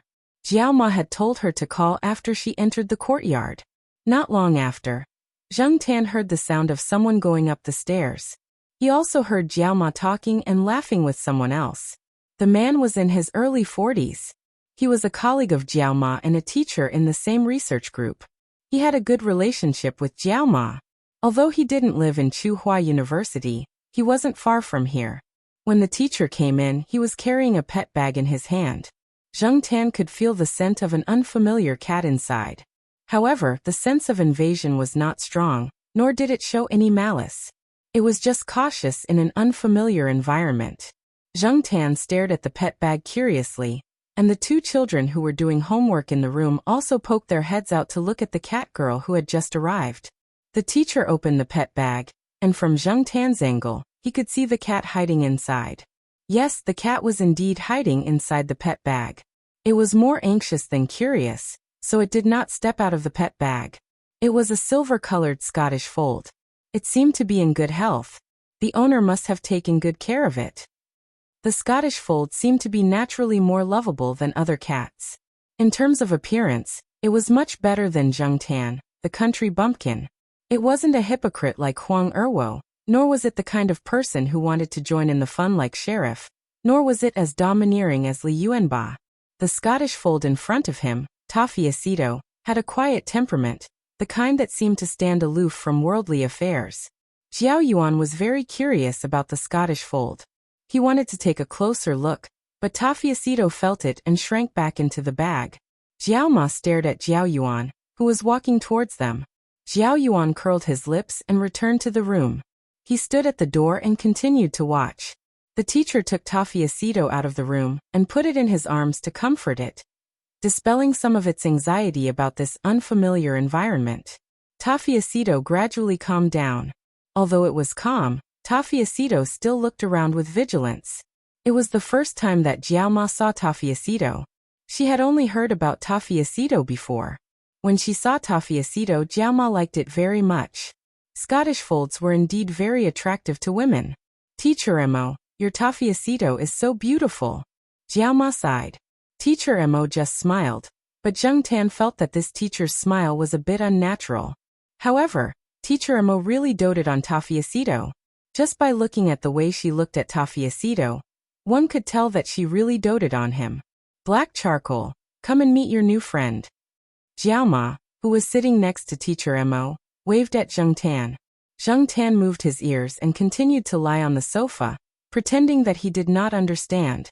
Jiao Pa looked at Zheng Tan, shook his head, and sighed. Pretend, continue to pretend. Teacher Mo did not say anything. Generally, people like Jiao Ma would just say it. How could a cat understand these words? Teacher Mo did not understand, but Jiao Ma naturally knew that Zheng Tan did not understand. She could not reprimand Zheng Tan in front of Teacher Mo, so she just stared at Zheng Tan. Her eyes seemed to say, really disappointing. Zheng Tan did not care so much. He just made up his mind to pretend to be stupid. However, Zheng Tan looked at Tafiacito curiously. The ears of a Scottish fold were really small. Teacher Mo put Tafiacito on the ground.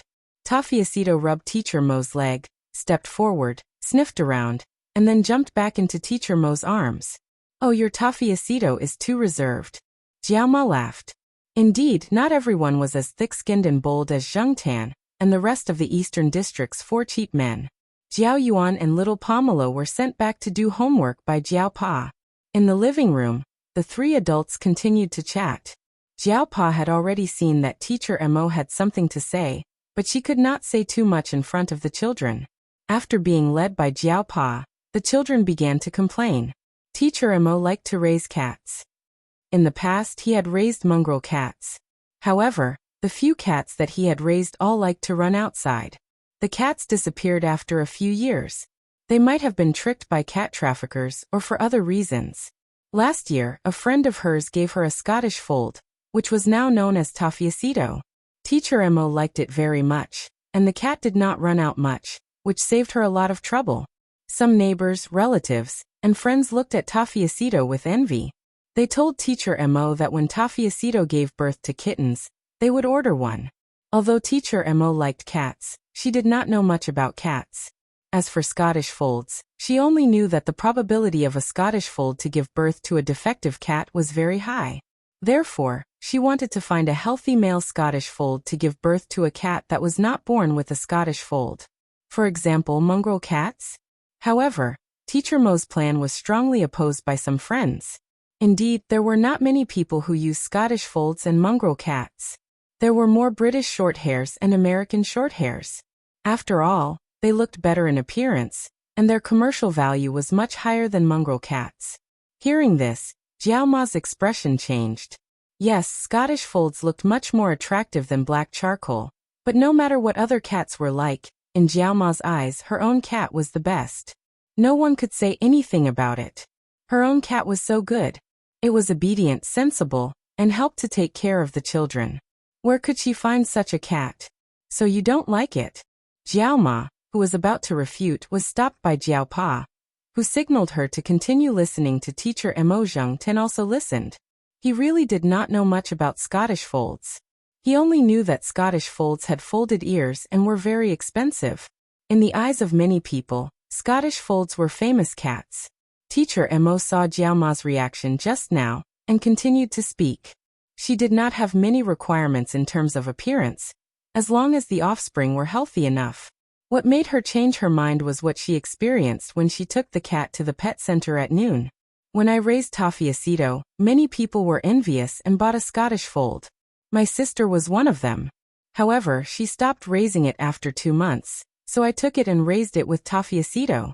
She was also a female cat, but she was 3 months younger than Tafiacito. However, my sister's Scottish fold was not as lucky as Tafiacito. That cat's tail was stiff, and it could not bend like a normal cat. I took it to Xiaoguo's place at noon this afternoon, and the results were not very good. A veterinarian in the pet center who was familiar with teacher Mo told her that many Scottish folds were accompanied by diseases. Some had short tails or were not flexible, and some had large osteophytes on their legs, as well as other bone genetic diseases. Their joints were also much more fragile than that of ordinary cats. Even if they did not have arthropathy, the degree of cartilage wear and tear of their joints was greater than that of other cats, and they were prone to joint pain, limping, and other problems. Tafiacito was relatively lucky. At least, no problems were found, but I am not sure how long it will be so lucky. In the past I didn't know and didn't understand these things, but now that I know, and since I raised them, I have to be responsible. I need to spend more energy to take care of them, and take them for regular checkups. Before I figure it out, I don't want it to have kittens for the time being. The doctor in the pet center told me that this breed is very special. Even if you want to breed it, you need to have professional knowledge and a certain amount of experience. There are very few people who breed them in China, and there are not many cats who are as lucky as Tafiacito. He advised me not to breed this kind of cat privately. He also said that my sister's cat has to bear the pain caused by bone deformities every time it takes a step. We are all cat owners, and we all know that although cats have expressions, not everyone can understand them. Their pain tolerance is very strong, and they will not cry out in general pain. They are also used to covering up their injuries.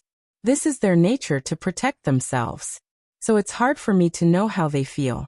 I just think if I let Tafiacito give birth to kittens without knowing anything, and there's a kitten with a serious bone disease in the kitten, I feel very uncomfortable. Jiao Ma was really silent this time. She didn't have much experience in raising cats. Over the years, Zheng Tan was an unusual cat that she didn't need to worry about.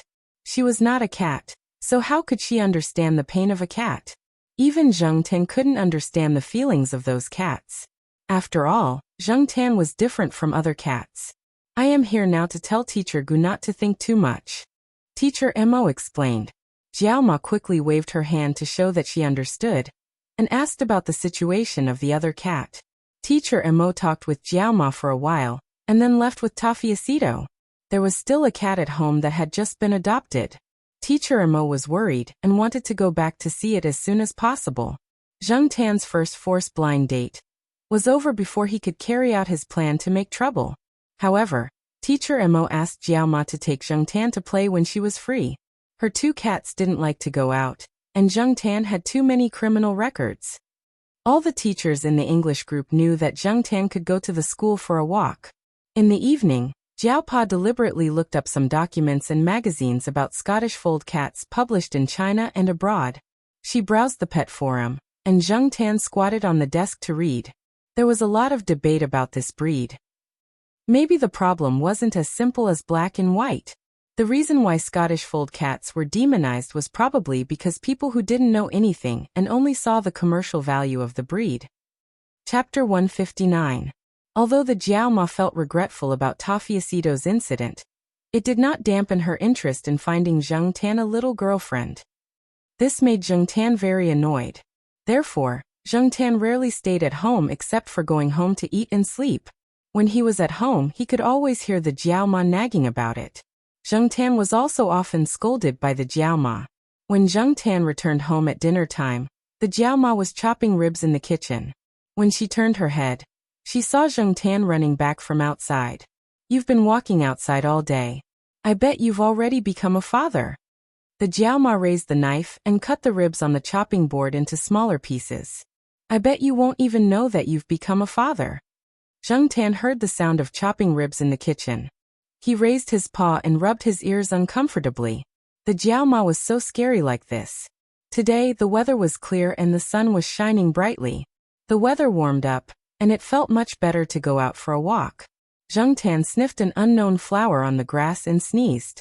It had been a week since he gave that thing to Ranchi. Zheng Tan did not know how Yi Hao would react. However, Celestine did not appear during this time. No one from the Jiao family came to disturb him. Perhaps Zheng Tan did not know that they had disturbed him. He just observed that the Jiao Pa did not do anything unusual recently. Zheng Tan went to Uncle Lame's neighborhood again. He did not find anything unusual. It was still empty, so he did not go there again. He walked slowly to the side of a sports field. There were some people playing football in the field, but they did not pay attention to whether there was a cat watching them. This sports field was considered one of the older sports fields in Tsinghua University. Compared to the surrounding buildings, the sports field was slightly lower. Zheng Tan stood on a slightly higher ground and watched. There were some bushes and evergreen trees here. They did not look bleak in the winter. When spring came, the flowers would not sprout vigorously like other trees to show their vitality. After squatting and watching for a while, Zheng Tan leaned against the trunk behind him. He moved his feet lazily and swept away the grass blocking his view. Bang! The ball bounced off the fence.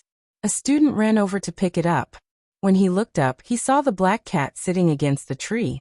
He shouted, "Look, the cat sitting posture is so interesting. It's like a human." Zheng Tan glanced at the student and ignored him, and continued to sit there and pretend to be deep.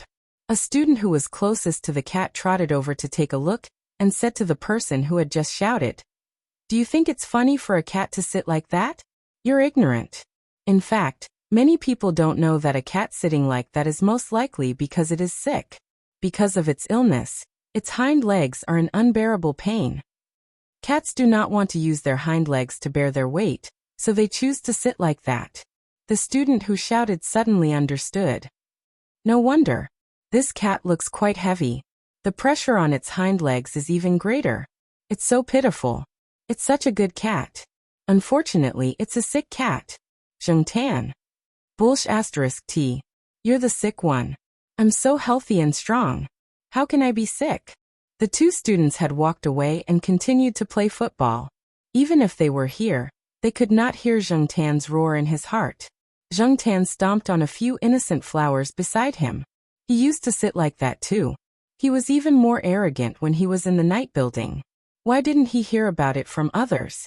However, even though this was the first time Zheng Tan had heard of such a theory, he was not sure if the reason why the other cats were sitting like that was what the student had said. It might be, and it might not be. The Scottish Fold incident made Zheng Tan understand that many cats in the world did not have a good body since birth. Zheng Tan felt lucky, and at the same time, he also felt that it was good to be an ordinary cat like him. Although cheap, ordinary cats had their own advantages. On average, ordinary cats were born with stronger physiques than ordinary cat breeds, and their ability to survive in the wild was not weak. After comforting himself, Zheng Tan got up and shook off the grass on his body. He looked at the sky, glanced around, and walked out from the side door closest to him. Zheng Tan usually did not walk through this side door. Since he was bored today, he went out for a walk. After going out of the side door, Zheng Tan walked along the outside for a while. When he came across an outer wall, he jumped on it and continued to walk forward. At 3 or 4 o'clock in the afternoon, some students would set up street stalls here to earn some pocket money and sell some small things. Most of them were gadgets and clothes that girls liked.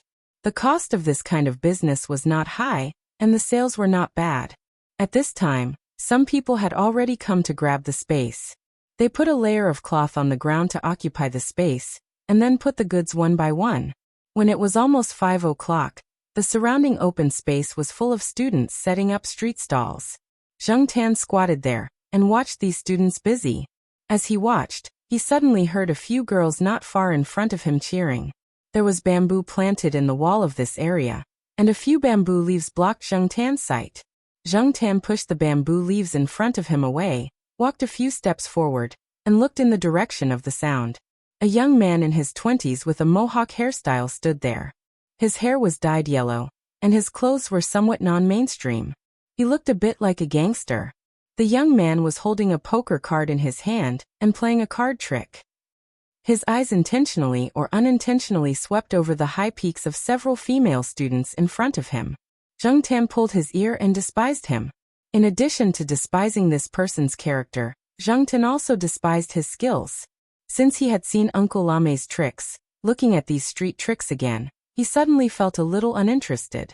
However, street tricks were also very technical. Even if there were fewer inherited tricks now, he had to admit that there were indeed some capable people who were even more capable than some of the so-called XX masters. Zheng Tan squatted on the wall and watched the person play cards. Although he despised this person just now, he had to admit that this kid had some skills. Perhaps he was aware of the different sight of the surrounding crowd. The young man turned his head and looked behind the wall after playing a game. This person's perception is quite sharp. Zheng Tan evaluated in his heart. However, after seeing the young man's face, Zheng Tan was puzzled. Why does he look a little familiar? However, Zheng Tan was very sure that he had never seen this person before. Today was definitely the first time he saw him. That's strange. Who is this guy? For a moment, Zheng Tan couldn't remember why she felt this familiar feeling. Compared to Zheng Tan's puzzlement, the young man seemed to be startled when he saw Zheng Tan. His hands didn't play well, and a few cards flew out. Because of this, he was laughed at by several beautiful female students standing at the side. Zheng Tan watched for a while and then left. Little Pomelo was about to finish school, so he had to go and wait for her. When the young man turned his head for the third time, he found that the black cat had finally left. He quickly put on a smiling face and joked with the surrounding female students. 10 minutes later, a car slowed down and came over. The car window opened, and the driver whistled. "Sorry, I'll be leaving first. See you guys." The young man who was playing cards put the cards neatly into his pocket and walked towards the car. Before he left, he even sent a flying kiss, causing the female students to cover their mouths and laugh. The young man opened the car door and got into the back seat. He stretched out his arms and crossed his legs. "You're late, senior brother Wei," the young man said. The person in the driver's seat was Celestine, whom Zheng Tan hadn't seen for a while.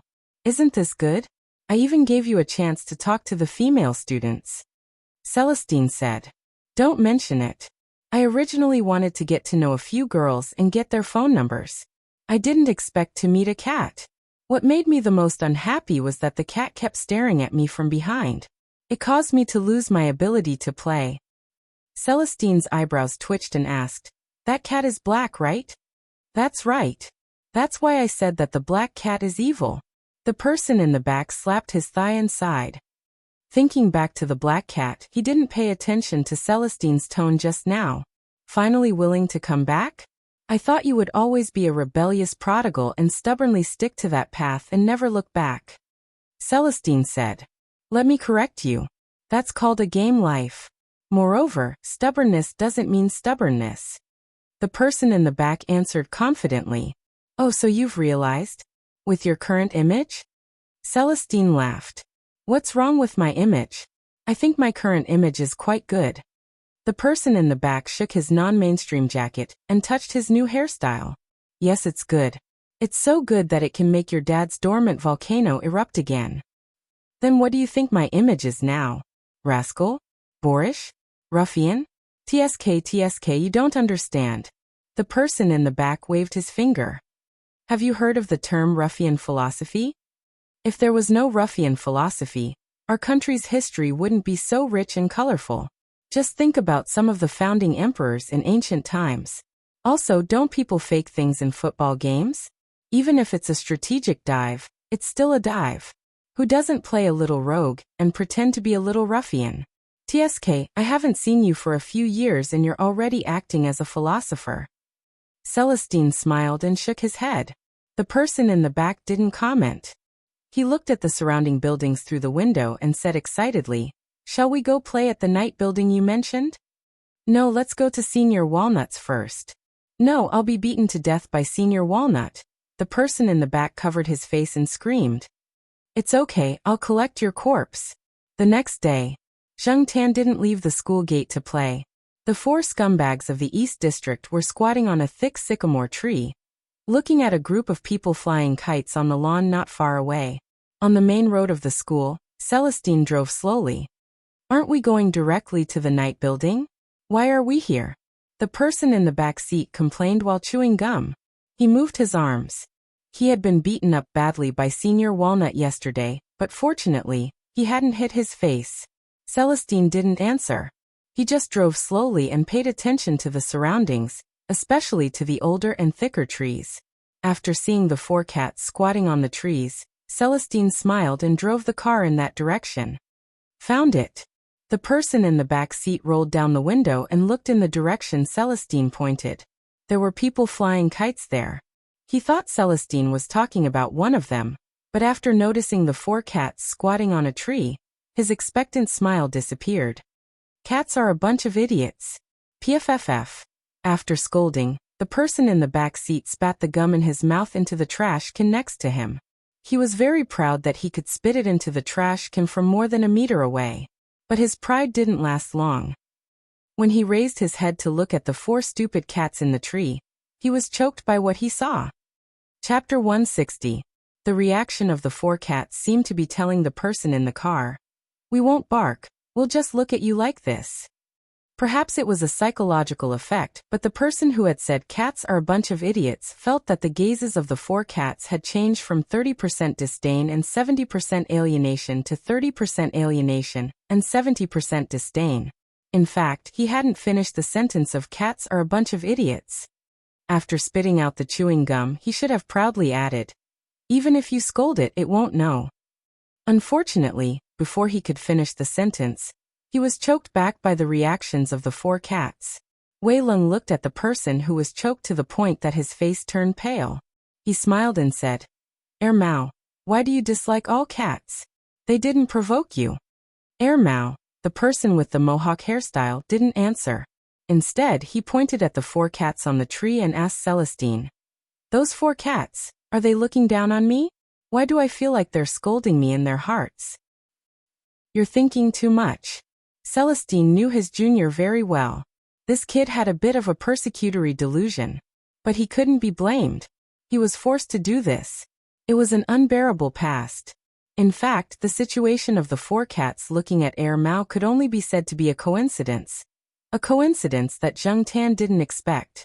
Among the 4 cats, Zheng Tan definitely understood Air Mao's words. There was no doubt about that. Fatty was probably able to understand a few of the words. Even if he didn't, he probably felt that Air Mao was talking about them a lot just now. It was too targeted. Fatty was keenly aware of it, so he also looked over. As for Huang Erwo, this guy only looked over curiously when he heard the sound of Air Mao spitting out the chewing gum. As for Sheriff, he did whatever the other cats did. Thus, there was a situation where the 4 cats were looking at Air Mao at the same time. Was he thinking too much? Hearing Celestine's words, Air Mao scratched his head. He was probably overthinking. Thinking of this, Air Mao looked up at the tree again, and happened to see Zheng Tan looking at it with even more disdain. Compared to the other cats, this look was too obvious. Air Mao, who was just a little suspicious, was sure that it wasn't thinking too much. If Air Mao's expression was as if he had just eaten a mouthful of rice with mosquito legs, then his expression now was as if he had just eaten **T. Taking a deep breath, Air Mao said to itself, "Don't be angry with a bunch of stupid cats." He didn't come here to continue being entangled with these cats. Not wanting to stay here for even a second longer, Air Mao urged Celestine, "Senior brother, who are you picking up? Hurry up and leave this place." "Okay," Celestine shouted at Zheng Tan. "Black charcoal, come quickly. Let's go out and play." Before Celestine's car arrived, Zheng Tan had already noticed it. However, he saw that there was a person in the back seat. It was the same person he saw playing cards outside the school wall yesterday. Zheng Tan didn't pay much attention to it, and continued to watch the people flying kites on the grass. He was just watching 2 kids having a kite fight. He didn't expect to suddenly hear a curse directed at cats. Did the 4 of them offend him? Obviously not. Was the person Celestine brought an idiot? After hearing Celestine's call, Zheng Tan didn't immediately go over. He didn't like the kid in the back seat. At first glance, he could tell that the kid was a delinquent. Jiao Ma had said to stay away from delinquents. Jiao Ma's words were directed at Jiao Yuan and little Pomelo. As for Zheng Tan, speaking of which, how many delinquents did he come into contact with? However, at this time, Zheng Tan didn't think that he had done anything wrong at all. Seeing that there was no response, Celestine continued to shout, "Let's go. Let's go to the night building to play. I already told your cat dad." Originally, Zheng Tan didn't plan to go out to play. However, after thinking about it, going to the night building was also a good idea. He wanted to see what Yi Hao and the others were up to. Thinking of this, Zheng Tan came down from the tree and walked towards Celestine. Seeing the black cat getting closer and closer, Air Mao suddenly had a bad feeling. He was wondering who Celestine was talking to. Now it seemed that it was actually a cat. Therefore, Air Mao's first reaction was to quickly roll up the car window, afraid that the cat would jump into the car. However, even though the back window was closed, the front window was still open. Zheng Tan jumped into the car through the window next to Celestine. Since there was someone in the back seat, Zheng Tan directly stayed in the front passenger seat. Air Mao looked at Zheng Tan as if he was the plague. However, there was only so much space in the car, so he couldn't avoid Zheng Tan. Air Mao's expression didn't look too good. Zheng Tan squatted in the front passenger seat and kept staring at Air Mao. The more he looked, the more familiar it seemed. Where had he seen it before? Zheng Tan really couldn't remember. After Zheng Tan jumped into the car, Celestine drove away from Tsinghua University and headed towards the night building. Celestine had a house not far from Tsinghua University. It was in a residential area that had just been built a few years ago. There was an elevator house, but usually Celestine didn't live at home. After all, he was the only one there, and it was boring to stay at home. Therefore, most of the time he still lived in the company. At least, there were some comrades and other colleagues there. When he was bored, he would play cards and chat. Every week he would hang out at the night building to relax. His life was pretty good. Recently he even hooked up with a primary school teacher, but Celestine didn't tell anyone about this. After receiving a call from Air Mao saying that it was coming to Tsinghua, Celestine had been tidying up at home for the past few days. He prepared a room for Air Mao. Air Mao's parents lived in Tsinghua, but Air Mao would never live with his parents. Otherwise, there would be a small quarrel every day and a big fight every 3 days. It would cause a lot of trouble. After thinking about it, only Celestine, who was single, would be more convenient. Therefore, he called Celestine to come over and stay the night. As for how long he would stay, it depended on Mao's mood. On the way, Mao complained to Celestine about why he had to bring a cat to the night building. Celestine simply told him about Zheng Tan's past. This cat is very popular. Not to mention Yi Hao and the others, even Senior Walnut owes this cat a favor. Mao looked in disbelief at the black cat squatting in the passenger seat. This cat was really something to be able to make Senior Walnut owe it a favor. However, the more it was like this, the more it highlighted how strange this cat was. If it was a normal cat, then it would be fine. As for this kind of special cat, Mao felt that such a cat should be kept at a respectful distance. Cats are quite annoying. They just like to torment people. Mao sighed. While Celestine and Mao were chatting, Zheng Tan was also observing them. He knew that these two were fellow disciples. Zheng Tan was also curious about what Celestine's master did. These 3 fellow disciples had different professions. Moreover, he didn't know if there were any other disciples besides these 3. However, other than that, Zheng Tan's main attention was attracted by the way Celestine addressed him. Mao? This name sounded very familiar. Zheng Tan tried hard to recall and finally remembered. Celestine and Senior Walnut had mentioned this name before. Zhao Le and that guy called Wang Bin had also mentioned it before. Wang Bin. Zheng Tan raised his head and stared at Mao. At the same time, he recalled the young man called Wang Bin that he saw at the 3rd Master Feng's banquet. No wonder he looked so familiar. Mao and Wang Bin looked so alike. If it was just their faces, they were exactly the same. It was just that their temperaments were completely different. One was mature and steady, and looked like an elite. As for the one in front of him, no one would doubt that he was a hooligan. Therefore, at first glance, even if Wang Bin stood beside him, very few people would notice. If these two were really twin brothers, then Mao's background wasn't simple. However, why did Mao look like he wasn't doing well? The difference was too big. Compared to Wang Bin, it was like heaven and earth. Zheng Tan thought of Zhong Yan. Was Mao's situation similar to Zhong Yan's? Perhaps not to the extent of having a stepfather or stepmother, but he was probably not loved by his parents. How pitiful. Mao, who was sitting in the back seat, had been chatting with Celestine and looking at the scenery outside the car window. However, from the corner of his eyes, he kept looking at the black cat that was squatting in the front passenger seat. Finally, he couldn't stand it anymore and patted the driver's seat. "Senior, can you stop this cat from staring at me? The Tijans are here." Celestine was helpless. Black charcoal, stop staring at him. Zheng Tan had also finished studying Mao. He lowered his head and closed his eyes to take a nap. It would take about half an hour to get to the night tower. The exact time would depend on the traffic. During this time, Zheng Tan could take a nap. After arriving at the night tower, Yi Hao took Mao through the side door and went straight upstairs to the private room that Celestine often used. Zheng Tan followed them upstairs. The guards at the side door were already used to the black cat. Mao, on the other hand, was curious about their reactions. After seeing the black cat, they didn't react at all. During this time, Yi Hao was very busy. Celestine didn't want to disturb them. He took Mao to the private room to drink and chat. At night, they would listen to the performance of the East Palace. Celestine didn't want to tell Mao about Yi Hao's situation. Moreover, Yi Hao was busy with something that needed to be kept confidential. This time, Yi Hao really had to thank Zheng Tan. Why did Master Tang VII call it the Golden Compass? Because it was related to gold. Lai Er's subordinates were fighting fiercely. Others were taking the opportunity to reorganize and get involved. It was very chaotic. On the other hand, Yi Hao and the others were quietly making a fortune. Zheng Tan jumped onto the sofa and occupied it. Mao didn't sit on the sofa. Instead, it dragged a chair over and said to Celestine, "When did cats become so important? Is this still a cheap cat? Your friend really allowed you to bring this cat in? Isn't he afraid that it'll scratch these sofas worth tens of thousands?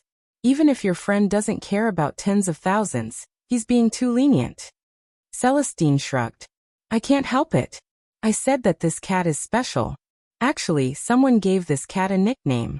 It's called the Lucky Cat. Ermau paused, then laughed out loud. It almost fell off the chair. Lucky cat? That's it. In some small towns and villages, you can buy one for about 10 yuan. It can't make a fortune. Ermau was about to say more, but when it saw Celestine's serious expression, it stopped laughing. Senior, are you serious? Yes, I'm not joking. Celestine nodded. So, I suggest that you interact with this cat more often. For example, you can go with it when it goes for a walk. You're bored anyway. Chapter 161. Since the first time they met, Zheng Tan and Ermau had given each other bad comments. And this kind of bad comments could not be changed by Celestine with just a few words. Ermau told Celestine about what he had seen in the past 2 years, while glancing at Zheng Tan from time to time. As for Celestine, while talking to Ermau, his hands did not stop peeling peanuts, giving some to Zheng Tan and some to himself. Like a slave. Ermau despised Celestine's behavior. But after all, they were brothers and had known each other for so many years. Ermau also knew Celestine well. If this cat was not really capable, Celestine would never treat it like this. Maneki Nico? Maybe. Ermau had not seen it with its own eyes, so it was still suspicious. If it did not see it with its own eyes or hear it with its own ears, it would not admit anything.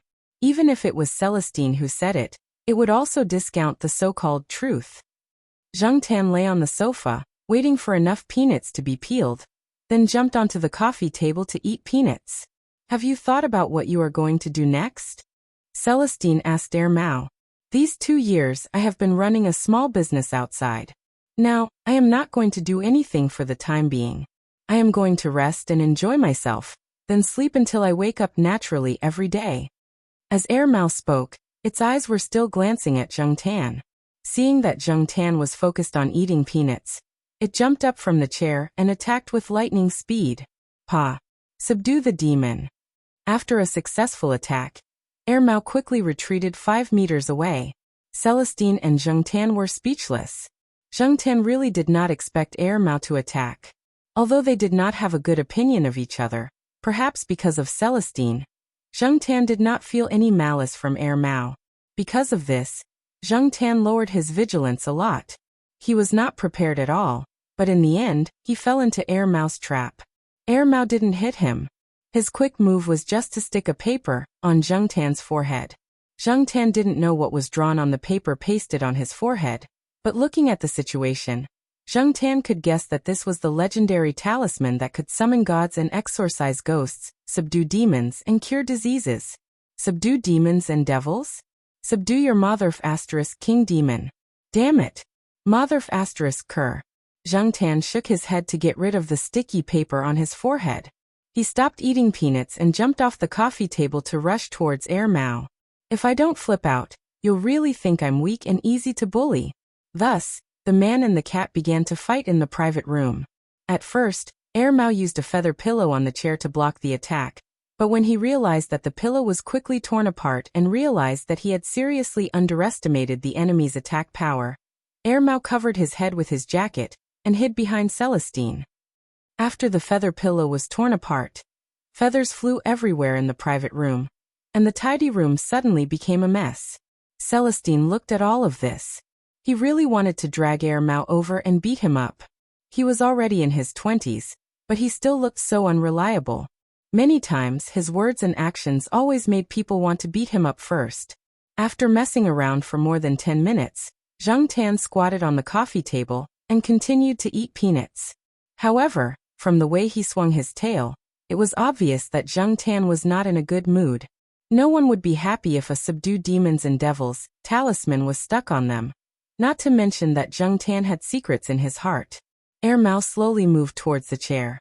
His jacket was almost torn into strips, but for Ermau, as long as there was no wound on his face, he didn't care about anything. Ermau, why are you arguing with the cat? Celestine said. Ermau rolled his tattered jacket into a ball and put it aside. Didn't you say that I should get along well with this cat? The relationship between men is built by fighting. Just like us brothers, Who doesn't have a relationship built by fighting with each other? Celestine rubbed his forehead and stopped thinking about the fight. Instead, he pointed at the talisman that had been stepped on several times on the ground and asked, "Where did you get that thing?" Zheng Tan's eating slowed down a bit, and his ears turned to Air Mao. He also wanted to know where Air Mao got this so-called talisman. Was he really going to subdue demons and devils? Air Mao thought for a while and answered, "When I came to Chuhua City, I saw an old man at the train station. He had a bag and a book, and he chased after me and asked me to show him my love. He even wrote down his name on the book.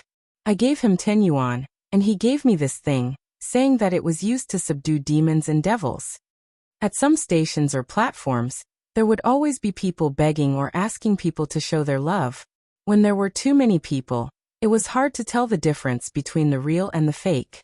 Gradually, who knew whether it was because society was too cold, or because people had become shrewd, or maybe those scams had catalyzed people's indifference.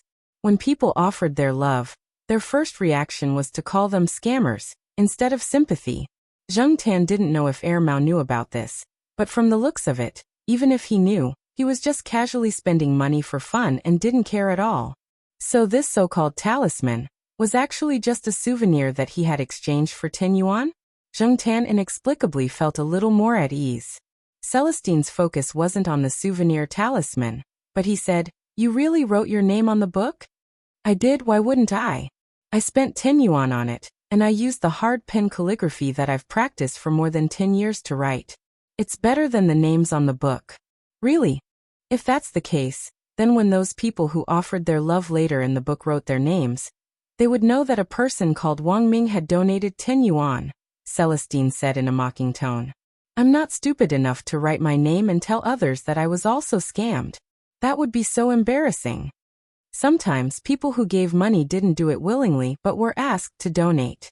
There was once a newspaper report of passers-by being beaten up for not giving money.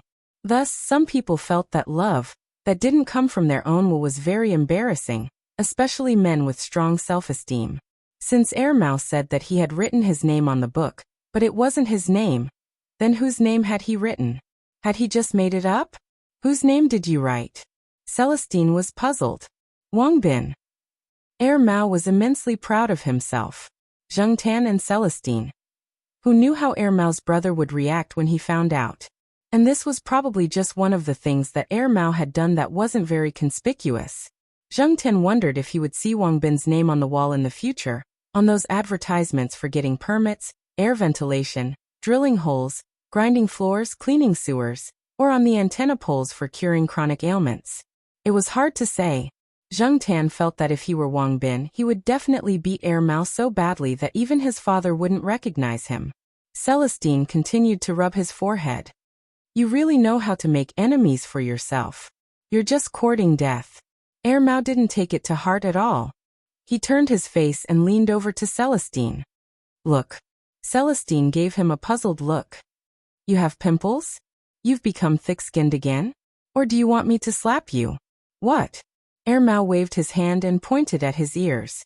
He said proudly, "Do you see that? Super big earlobes. The old people always say that longevity is a blessing." Zheng Tan took a look. The so-called super big earlobes was a bit of an exaggeration. But compared to people with small earlobes, Air Mao's earlobes were indeed considered big. At first, Air Mao was waiting for Celestine to be envious. Who knew that Celestine would calmly say, "Don't be ridiculous.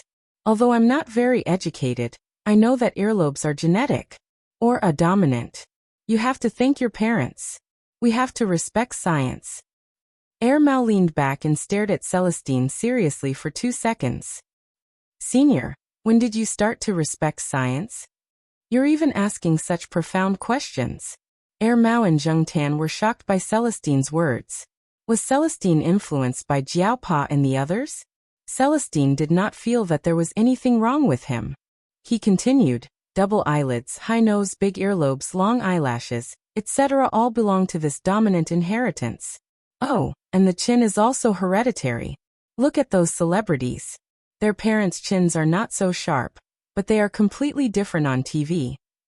It's obvious that most of them have plastic surgery.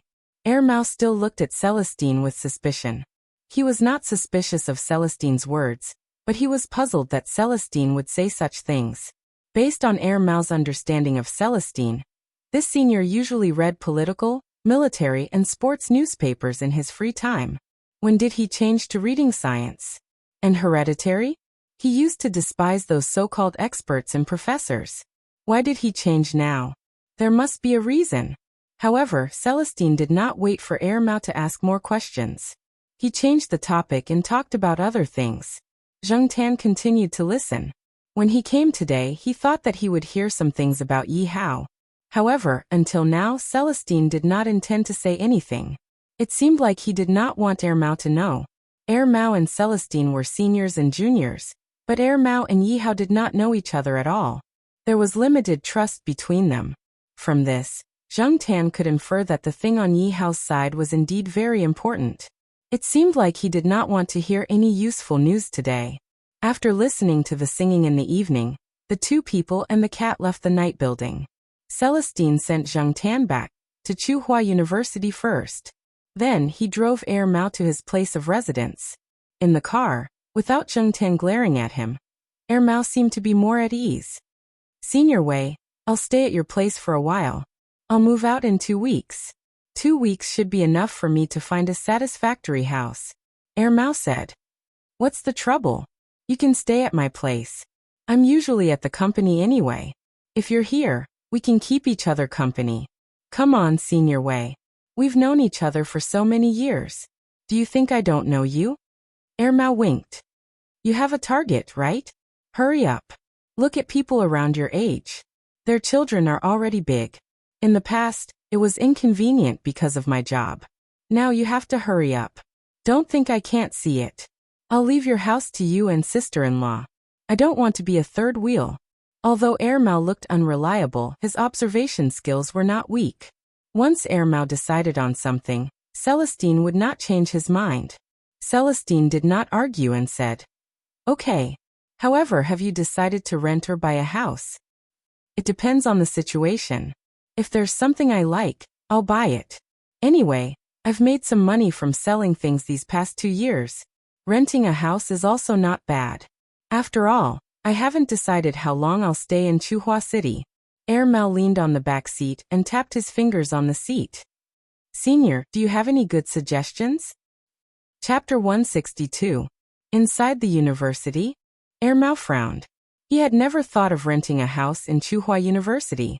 Generally speaking, there were more restrictions in the university, unlike outside where he could do whatever he wanted. I remember renting out a house there, but there was a little bit of resistance. However, the atmosphere was good, and it was quiet enough. You could sleep until you woke up naturally. The people living there are of high quality. One is marked by the company one keeps.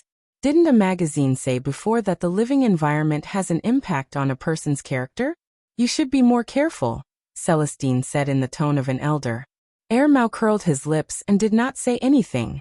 In fact, Celestine wanted Air Mao to live in the university, because of several considerations. Air Mao was the most worrisome one among his fellow disciples.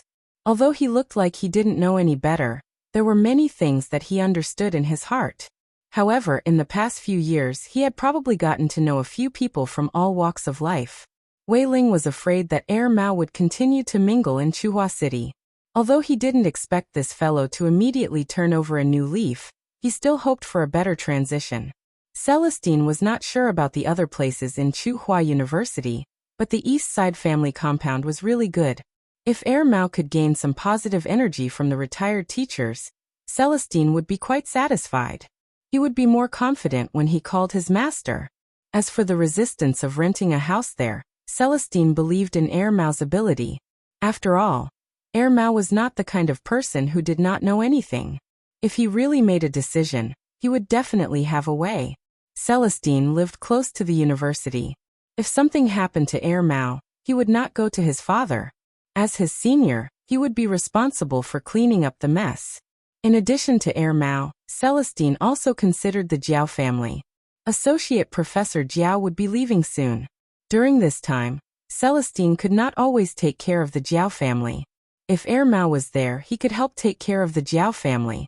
It was said that taking care of people could increase one's sense of responsibility. Celestine decided to let Mao try. Zheng Tan did not know that someone was eyeing the East Side family compound. He was calculating the arrangements for the next week. The Jiao family was counting down every day. The time of Jiao Pa's departure was getting closer and closer.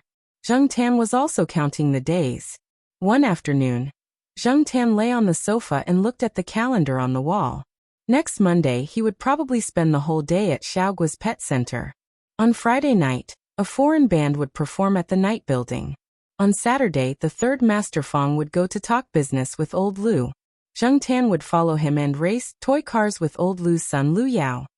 Apart from these things, Zheng Tan did not plan to go out for a walk before Jiao Pa left. He would just walk around the campus. Most of the time, he would lie on the tree in the East Side family compound and sleep. When the Jiao family came back, they would be able to see him. However, Zheng Tan wondered if his life would be more difficult after Jiao Pa left. Most of the time, Zheng Tan would go out for a walk with Jiao Pa's permission. Jiao Ma was more conservative. Many times when Zheng Tan went out to play, especially at night, Jiao Ma was against it at first. She was scared by the cat trapping incident. She felt that it was not safe to go out at night with cat traffickers everywhere. She was afraid that Zheng Tan would not be able to come back after he went out. If Zheng Tan made a mistake outside when the Jiao Pa was not around, such as coming home late or getting hurt in a fight outside, Jiao Ma would not let him go out. What would he do? Would he have to stay at home all day? He would definitely be bored to death. He might even get depression. After getting used to running outside, Zheng Tan deeply felt that staying at home was a waste of time, because he could only sleep at home. Rolling on the sofa, Zheng Tan hung his head on the edge of the sofa. The tip of his tail wagged rhythmically as he thought about what to do in the future. His gaze swept across the living room and stopped at the master bedroom. The door to the master bedroom was open. The door to the balcony was also open for ventilation. The sunlight shone in, raising the room temperature by a few degrees. However, Zheng Tan was not staring at the master bedroom because it was well lit and ventilated. His target was actually the bulky desktop computer on the desk. This computer was usually only used by the Jiao Pa. Jiao Ma did not use it much. Jiao Yuan and little Pomelo were only allowed to play it on the weekends. The Jiao Pa was afraid that Jiao Yuan would get addicted to the game, so he strictly limited the time. The computer had a password, and other than Jiao Ma, only Zheng Tan knew the password. Usually, when the Jiao Pa used the computer to surf the internet, Zheng Tan would be watching from the side, so he was very familiar with the password. Think about it, the Jiao Pa was abroad, Jiao Ma was working, and Jiao Yuan and little Pomelo went to school from Monday to Friday. This way, Zheng Tan could surf the internet without worrying about being discovered by the Jiao Pa. The Jiao Ma was not that observant, so Zheng Tan would not be discovered if he was careful. It had been a long time since he went online. Although the Jiao Pa knew that his cat was different from the rest, he would never have thought that his cat had already started to think about the computer. After finally thinking of something to kill time at home, Zheng Tan jumped off the sofa with satisfaction and decided to go out for a walk. The temperature in Chuhua City was rising fast, so it would not wait for you to prepare yourself. After the weather warmed up, there were no more coats, cotton-padded jackets, or down jackets. Depang squatted on its balcony, kicking its paws to bask in the sun. When it saw Zheng Tan coming out of the building, it squinted its eyes and looked at him, then closed its eyes and continued to sleep. It did not have any intention of moving at all. Zheng Tan did not see the other two cats, and Sheriff had stopped barking around recently. Maybe he went somewhere else to look for female cats. When he slowly walked out of the gate of the courtyard, Zheng Tan saw a man in sportswear and sunglasses squatting on a stone block by the gate of the east side courtyard, with a lollipop in his mouth. When Zheng Tan came out, the man kept staring at Zheng Tan, with a weird smile on his face. He looked very annoying. At first, Zheng Tan just glanced at him casually, then stopped looking. He cursed in his heart, and was about to ignore him. But after 2 steps he suddenly stopped. No. This person must be someone he knew. Zheng Tan turned his head and looked at the man squatting on the stone block. After a closer look, he realized that the thick sunglasses could not hide the idiot temperament. This guy was definitely that idiot Air Mao. Different from the last time Zheng Tan saw Air Mao. Air Mao was not wearing the non-mainstream clothes today. His hair was dyed black again, and he was wearing the same sportswear as the students on the school field. If the sunglasses were removed, he would look very similar to the atmosphere of the school. Seeing Zheng Tan look over, Air Mao raised his hand and waved. "Hey Black Coal, go out and play." Zheng Tan was speechless. Black Coal your ass. This kind of person who added words to other people's names for no reason was the most king annoying. Zheng Tan looked around. The entrance of the courtyard was indeed not a good place to fight. Forget it, he would let Air Mao go this time. Zheng Tan turned and continued to walk forward, quickening his pace. He did not want to stay here and face Air Mao. "Oh right, Black Coal, I will be moving here in a few days." According to initial estimates, it should be in your building," Air Mao said slowly. Zheng Tan heard the words behind him and stopped abruptly. He pulled his ears and looked at Air Mao, trying to figure out if Air Mao was telling the truth. Zheng Tan originally thought that Air Mao was like Ranchi, who would avoid cats as much as possible. But looking at Air Mao's despicable look, this guy was preparing to go against the flow and become braver with every setback. Obviously, the more Air Mao disliked you, the more often he would show his presence to disgust you. But Zheng Tan thought about the residents of his building. Many of the teachers in the courtyard were repulsed by outsiders. They felt that outsiders were too complicated and did not know their backgrounds, so they did not trust them. In the Jiao family's building B, although there were some residents who did not live there, if they wanted to rent out their houses to outsiders, the first person they had to deal with was Old Man Lon. Old Man Lon hated it the most when people rented out their houses to unreliable people for money. Using gifts to bribe people would not only be ineffective, but would also make Old Man Lon hate them even more. If these methods did not work, what could Air Mao do? After thinking that Air Mao's chances of success were not high, Zheng Tan was relieved. He ignored Air Mao and jogged away. Air Mao looked at the black cat that was walking away and mumbled, "It really does understand." Since Zheng Tan felt that Air Mao's chances of success in renting a house were not high, he did not take Air Mao's words to heart. He felt that Air Mao was just saying it to make him angry. On Sunday morning, the Jiao Pa took the Jiao Yuan and little Pomelo for a jog. Zheng Tan followed along. When they passed by the school square and saw the only man among the old ladies who were dancing with fans, he suddenly realized that Air Mao might be telling the truth. On the other side of the square, a group of old ladies were waving the fans in their hands. Around them, some students were smiling as they looked over. They were used to seeing old ladies doing fan dances. This was the first time they saw a young man in his 20s doing this. Moreover, he was holding on to that bright red feather fan, and was dancing so well. He was not affected by the people around him at all. This caused a group of old ladies to laugh, especially old Madame Zhai. She was smiling very warmly at Air Mao. After dealing with old Madame Zhai, there was no need to worry about dealing with Old Man Lon. Zheng Tan had an epiphany.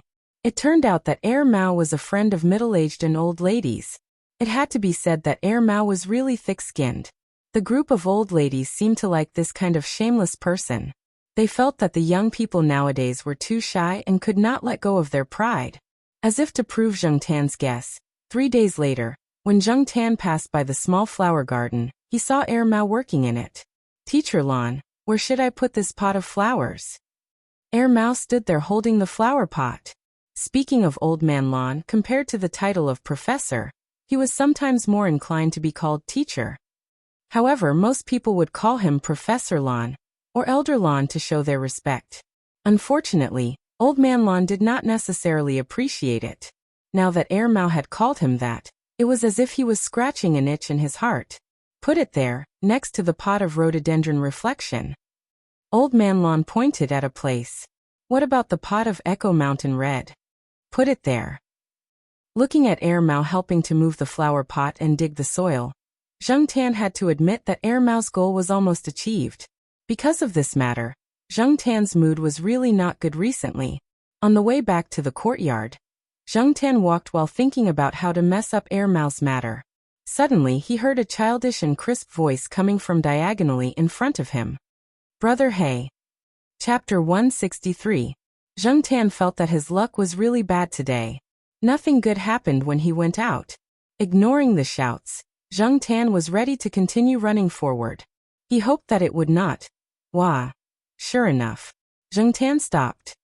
He didn't need to turn around to know that the little kid was crying on the ground again. This trick had been used many times, but Zheng Tan really couldn't resist it. When he heard the crying, he felt a little guilty. After all, the little kid still called him Brother Hey. After standing in place for a few seconds, Zheng Tan sighed, turned around and looked over there. His gaze swept over the crying child on the ground, and then fell on a woman in her 30s standing next to the child. This woman was obviously the nanny. This woman was obviously closer to the child, but she didn't have the slightest intention of helping the child up. It was really strange for a nanny to be like this. Seeing Zheng Tan looking over, the woman smiled and didn't move. What are you laughing at? Zheng Tan pulled his ears and broke a few withered grass on the grass under him with his claws. Then he swung his tail and walked to the crying child on the ground. Come to think of it, little kitten Zhua was almost a year old. Time really flew by. Zheng Tan had met Zhua Kitten several times this month. Zhua Kitten wasn't there. The woman next to Zhua Kitten was looking after her. He heard that Lord Zeng had found her. Lord Zeng was busy with work and couldn't take care of Zhua Kitten often. So the task of taking care of the child was taken over by the woman next to her. Lord Zeng called her Little Wan. Zhua Kitten called her Aunt. In local culture, the word aunt referred to the father's sister. As for Zhua Kitten's father, Zheng Tan knew very well that the biological father wasn't here. Maybe he wouldn't appear in the future. And some of the fathers on registration forms, certificates, and files had already become martyrs. Because Zhua Kitten was involved in the project, Zhua Kitten enjoyed a special protection policy. The name on the column of the father was just the result of this protection policy. It could help Zhua Kitten avoid the people around her. Zheng Tan wasn't sure whether this little Wan nanny was hired by Lord Zeng or sent by the higher-ups. At least until now, Zhua Kitten's growth was quite good. Before little kitten Zhua was born, many people suspected that he had a deformity or a congenital disease. After little kitten Zhua was born, some people suspected that there was a problem with the child's intelligence. But now, Zheng Tan was quite sure that this child's IQ was not low at all. She wasn't even a year old, but her ability to judge people's dishes was getting better and better. If this kind of child was called mentally retarded, then what were the others called? Labrador? Even though he knew that the little lousy child was pretending to cry, Zheng Tan still walked in front of him. As expected, the crying stopped in the next second. If one were to say that he was faking it, this child could really cry. However, as soon as Zheng Tan walked over, this lousy child immediately stopped crying and seemed to be in a good mood. It seemed that it was especially easy for children to use this move. Little kitten Zhua especially liked to use this trick, and it worked every time. Every time, it made Zheng Tan grit his teeth in anger. Brother Black. Little kitten Zhua, who was lying on the ground, called out again. Zheng Tan shook his ears and raised his hand to push little kitten Zhua's head. There was no need for Zheng Tan to do anything else. Little kitten Zhua got up on her own and stood up by holding on to the wooden railing beside her. Little Wan, who was standing at the side, smiled as she watched this scene. She was already used to it. It was like this every time. At first, she was still wary of the black cat, afraid that the cat would stretch out its claws to scratch people. However, when she talked to Little Zhua said not to worry. Later, she tried a few times and found that the cat did not cause any harm to the child, so she stopped guarding against it. Little Wan still remembered that when little kitten Zhua had just started walking, she liked to hold on to the wooden railing beside her to walk a few steps every day. When she saw the black cat, she would lie on the ground and cry. It was useless for her to go over and help her, unless the black cat came over. Later, there was one time when she did not immediately go over to help her. She waited to see how the situation would develop. The child wore thick clothes, and the key parts that were more vulnerable to injury were protected. There was no need to worry about falling and hurting. Moreover, there was only grass around them, so falling to the ground would not hurt. Later, when she saw little kitten Zhua deliberately lying on the ground and pretending to cry, she did not care anymore. Every time little Wan heard little kitten Zhua call the black cat Brother Black, She wanted to laugh. After that, she learned some things from little Joie and relaxed a lot about the black cat. Sometimes, little Juan could not help but laugh when she saw the black cat waving its 2 front paws and patting little kitten Joie's head. That was because the black cat looked like it was waving its paws with great force.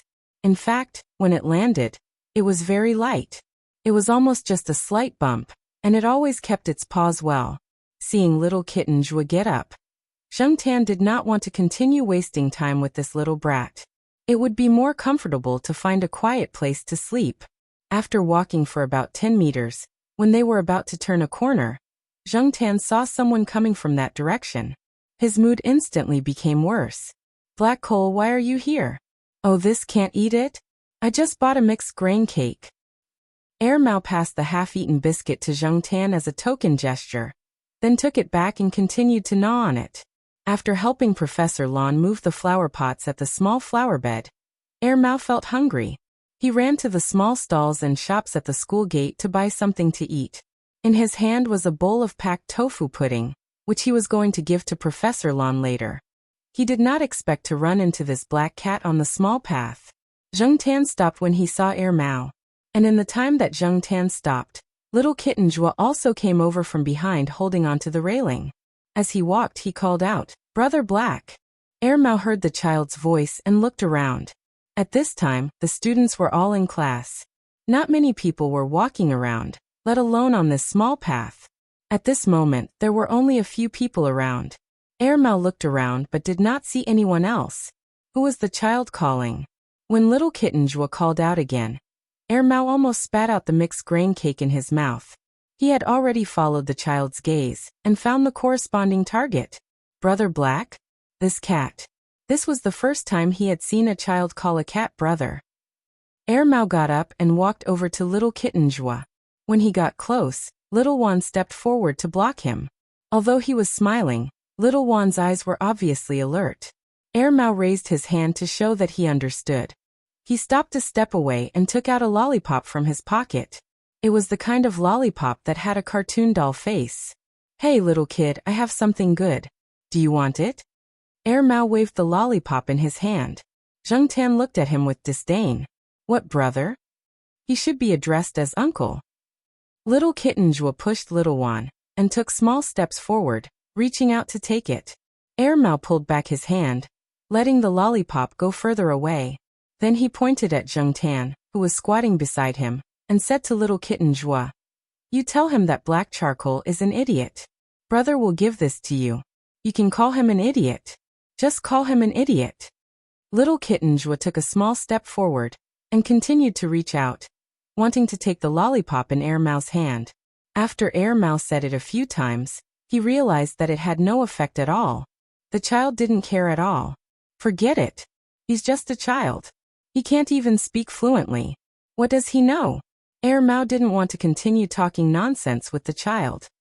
He passed the lollipop in his hand to little kitten Joie and was about to say something. At this moment, a line of water arced through the air and shot towards Air Mao's shoes. Although Air Mao reacted quickly and jumped away, his shoes were still sprayed with some urine. F***CK. Feigning the east and attacking the west. This must have been planned for a long time, right? Otherwise, how could he urinate so much and so far? Air Mao looked at the urine on his shoes, and his face contorted. Little Juan held back his laughter and continued to stand in front of little kitten Joie. Although Air Mao didn't show any malice, it was always good to be vigilant. After all, they were strangers. Little Juan felt that this young man who looked like a student in his 20s might not be easy to deal with. Little kitten Joie wasn't afraid at all. He didn't think that he had done anything wrong. He held the lollipop in his hand and laughed until his saliva dripped down. Seeing this, Zheng Tan's mood suddenly turned from gloomy to sunny. Good job, little kitten Joie. Air Mao shook off the urine on his shoes and wiped his sneakers with the paper used to wrap the cereal biscuits. He looked at the small child in front of him with a conflicted expression. Did this brat really not understand what he had just said? This brat and that black cat were actually biological brothers, right? Revenge. This was definitely revenge on him for instigating this kid to scold that cat. This wasn't the end. Little kitten Jua left the wooden railing and walked unsteadily to Zheng Tan. The grass was uneven and little kitten Jua almost fell to the ground. Putting the lollipop in front of Zheng Tan, little kitten Jua looked at Zheng Tan. Mao. F***ck, these two idiots must be biological brothers. Zheng Tan was quite touched. This brat clearly wanted to eat to death, and was drooling a lot faster. Yet he still put the food in front of him. What a good kid.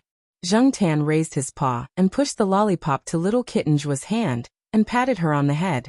This kid was still young. If he grew a little older, Zheng Tan wouldn't be able to pat him anymore. Zheng Tan was very happy that little kitten Jua had helped to anger Mao. He was happy for a few days. Whenever he thought about how little kitten Jua had peed on Mao's foot, he couldn't help but laugh. However, Zheng Tan's good mood only lasted for a week. A week later, Zheng Tan went out to get some fresh air under the sun. When he went downstairs, he noticed that there was a lot of commotion on the third floor. The door to Old Man Land's house was open. The door to the house opposite Old Man Land's house was also open. Old Man Land's voice came from inside. Put it there. Yes, just put it there. You can stay in the master bedroom. I'll make a study for you. The second bedroom will be used to store their things. Zheng Tan was quite curious. After living here for so long, he had only seen this house a few times. Zheng Tan went to the door and looked inside. He saw old Madame Zhai wiping the table with a cloth. Seeing Zheng Tan, old Madame Zhai smiled and said, "Oh, black charcoal is here too. Come in and walk around the house. I saw a mouse just now." Zheng Tan. Forget it. It was better not to go in. Just as he was about to leave, someone came out of the house. Zheng Tan looked up. What the F***ck? Why is this guy here? Mao was wearing a blue uniform. He came out to greet the old madam after hearing her words. Mao waved at the black cat at the door with a proud face. Chapter 164. After the spring rain, the grass seemed to turn green overnight, and the color changed every day. The yellow of winter gradually disappeared, and the flowers bloomed before people were ready. Jiaopa had planned to leave in mid-April, but after receiving a phone call, he decided to leave Chuhua City in advance. He would go to Beijing first, talk with an old professor at Beijing University, and then go abroad together. With the help of the old professor, everything would be much smoother. 2 days before Jiaopa left, he had already arranged the work in the institute. Besides 2 graduate students and a prospective graduate student, there was also a junior student who was going to be Jiaopa's graduate student. All of them were assigned tasks. The student who was going to be submitted was selected by Jiaopa. She was also a girl, and like Zheng Jing, she was not the weak type. Some teachers in the institute joked that Associate Professor Jiao liked to recruit students who looked strong. Besides his students, several family members were also called by Jiaopa to have a private talk, including Zheng Tan. At this moment, Zheng Tan was squatting on the cat tree, seriously listening to Jiaopa's instructions. Don't cause any trouble when I'm not here. Don't think that I don't know anything about my family when I'm abroad. Don't play dumb. I know you can understand. Even if you don't understand everything, you can understand part of it, right? Well, let's make it simple. To sum it up, don't cause any trouble. Of course, just because you don't cause any trouble doesn't mean that you're afraid of trouble. Well, that's not quite right. It was probably the first time that Jiaopa had been away from home for so long. Thinking that he would be separated from his wife, children, and pets for at least a year, the Jiaopa's usual calmness was not much left. And Zheng Tan was the biggest headache for Jiaopa. That guy named Yi Hao we talked, Jiaopa said. Zheng Tan's ears turned to the Jiaopa as he waited for him to continue. However, the Jiaopa did not reveal the contents of their conversation. Instead, he took out a card. It was a card that the Jiaopa had registered with his own identity card. The money on the card was all Zheng Tan's savings. The Jiaopa had also received a thank you gift from Zhao Lu and the others for shooting the commercial, as well as the red packet money that Zhao Lu and the third Master Fong had given to Zheng Tan, which made the Jiaopa's eyes almost pop out of their sockets, as well as the money that Yi Hao had forked out this time. All of these were kept in the Jiaopa's wallet, and had never been touched by it. Here, this is your card. Even your mother doesn't know the details of this card. Now keep it safe. Just put it in this drawer. Let alone Jiao Ma, even Celestine Yi Hao, and the third Master Feng would never have thought that the Jiao Pa would put all the money in the card that was prepared for the cats. Now, the money in the card was considered a huge sum of money for some people, but other than the Jiao Pa, no one knew where the money was kept. The Jiao Pa opened one of the drawers that was connected to the cat tree and put the card into an unlocked drawer. This drawer was the masterpiece of the third Master Feng. There were 3 small drawers on the cat tree, and if one didn't look carefully, one wouldn't notice that there was a key in each drawer. Zheng Tan had hidden the key well, so it was Zheng Tan's private property. As for the card, Zheng Tan was really surprised. He didn't think that the Jiao Pa would give him a card. After putting the card away, the Jiao Pa patted the cat tree. Do you think that if a thief comes to the house, he or she will find a card hidden in the cat tree? Zheng Tan wagged his tail. No thief would think that there would be precious things hidden in a cat nest, especially in a commoner's house like the Jiao family. After all, this kind of behavior was really crazy in some people's eyes. Zheng Tan deeply felt that normal people wouldn't think in this way. The Jiao Pa was silent for a while, then got up and went back to the bedroom. After a while he came out with a box in his hand. Zheng Tan knew that the box contained the jade pendant that the old woman gave him when he went back to the Jiao Pa's hometown during the new year. Zheng Tan didn't wear the jade pendant much. One reason was that it was uncomfortable to wear it, and the other was that it was too eye-catching. It would definitely be stolen when he went out for a walk, so he had been keeping it with the Jiao Pa. This is also in the box. Oh, by the way, this is for you to see. The Jiao Pa took out another box and opened the lid. Zheng Tan craned his neck and looked at it. There was an artificial amber in the box, and inside it was a cat tooth. It was left by the cat that the Jiao Pa once told Zheng Tan that the Jiao Pa was indebted to. Zheng Tan looked at it carefully and thought about the size of his fangs when he looked in the mirror. He had to admit that the tooth in the artificial amber was bigger than Zheng Tan's own. But it was undeniable that it should be a big cat, but definitely not as big as the Monseigneur's size. The Jiao Pa just took out the artificial amber to show Zheng Tan, and didn't plan to put it in Zheng Tan's drawer. After giving a few more instructions, the Jiao Pa got up and left the room. The Jiao Pa left Chu Hua on a Saturday. Jiao Ma drove the 2 children and Zheng Tan to send the Jiao Pa to the plane. There was another teacher with the Jiao Pa. He was surprised to see the Jiao family send the Jiao Pa off with a cat. After boarding the plane, he joked with the Jiao Pa. Your family even brought a cat, son. The Jiao Pa just smiled and didn't refute. Without the Jiao Pa, the Jiao family was much quieter, at least for now. Jiao Yuan and little Pomelo were very conscientious. They woke up on time, went home, and did their homework. They even helped with the housework. Zheng Tan was still the same as before. He went home on time and would definitely come back at dinner time. The difference was that he rarely went to the Institute of Biological Sciences. The Jiao Pa's office was often occupied.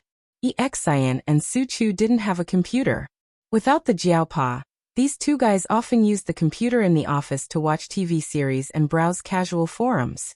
Speaking of the computer, Zheng Tan had been waiting for a time when there was no one at home to play with it. Early on Monday morning, Zheng Tan immediately ran home after sending little Pomelo to school. He didn't have the mood to do anything else, so he was ready to hit the keyboard. When he got home, Zheng Tan closed the door and rushed into the bedroom to turn on the computer.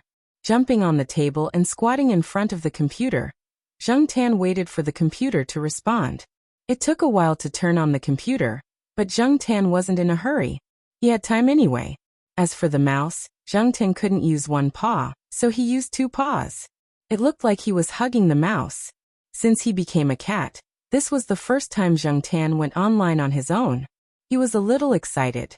When he hugged the mouse, he didn't control his strength well, and almost threw the mouse away.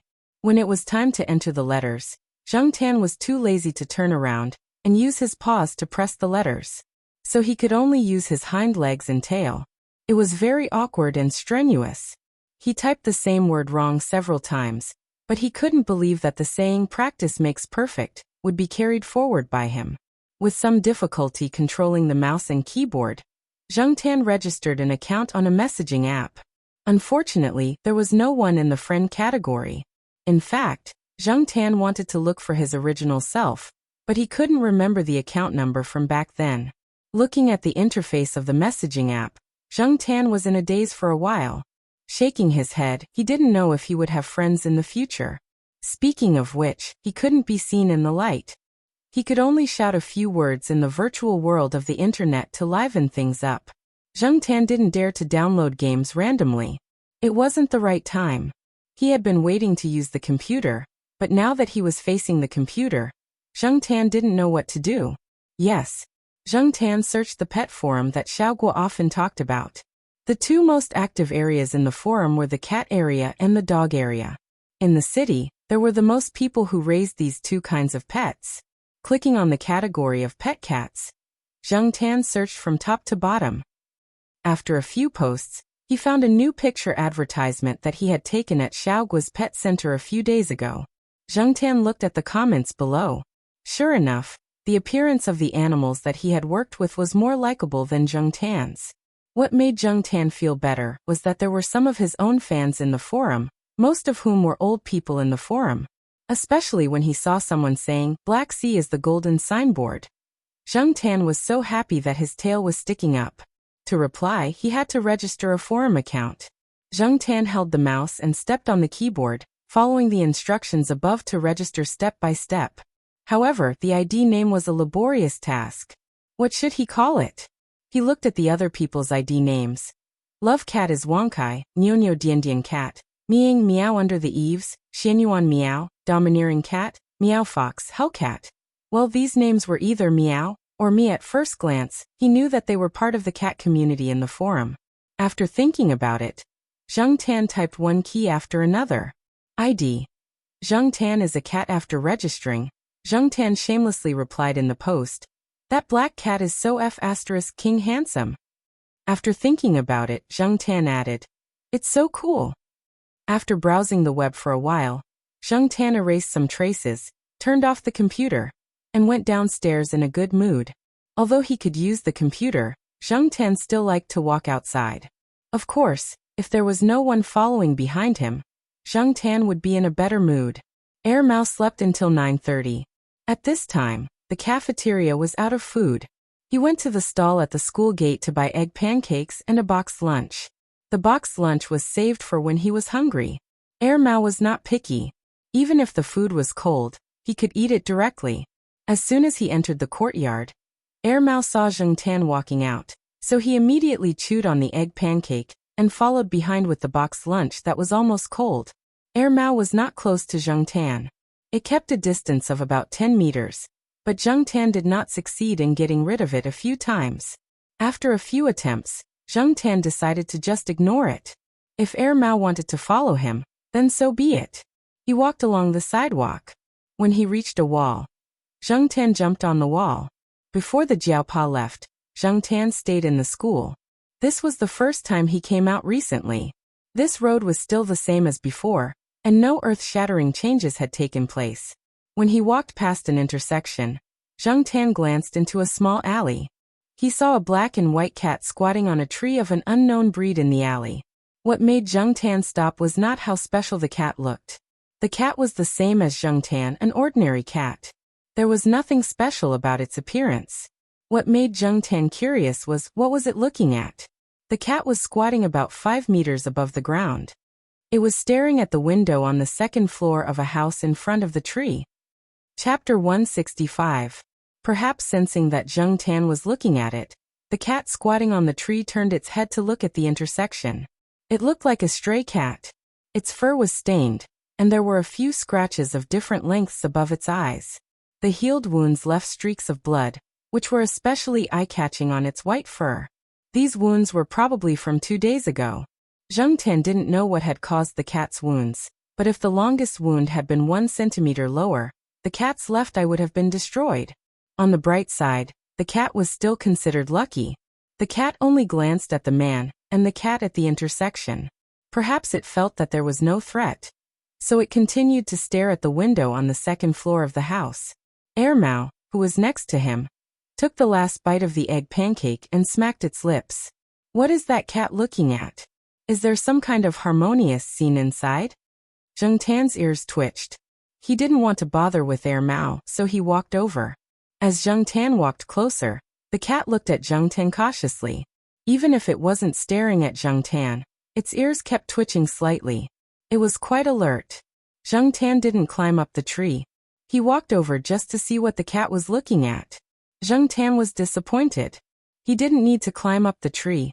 Jung Tan could see the situation on the second floor of the house from where he was standing. Because the window on the second floor was closed and covered by the curtains, he couldn't see what was inside the house. Looking at the cat in the tree that continued to stare at the window, and then at the window with the curtains, Jung Tan shook his head. It was really strange. Jung Tan didn't stay there to find out. He returned to the intersection and continued walking forward. Mao continued to follow behind him. Mao didn't feel bored. It had never walked this street before, but now it was very interested in the local snacks on this street. Although it was already past breakfast time, many shops and stalls weren't just for breakfast. So Mao bought and ate as it walked. There was a shop that sold green bean pancakes that Mao bought and carried with him.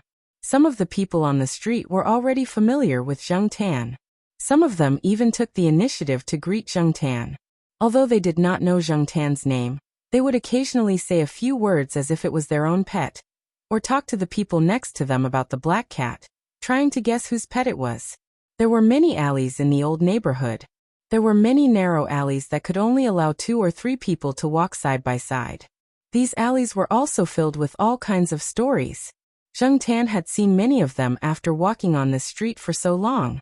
Fighting, extortion, drug abuse, cheating, and so on. There was a wide range of ages, regardless of gender, age, or profession.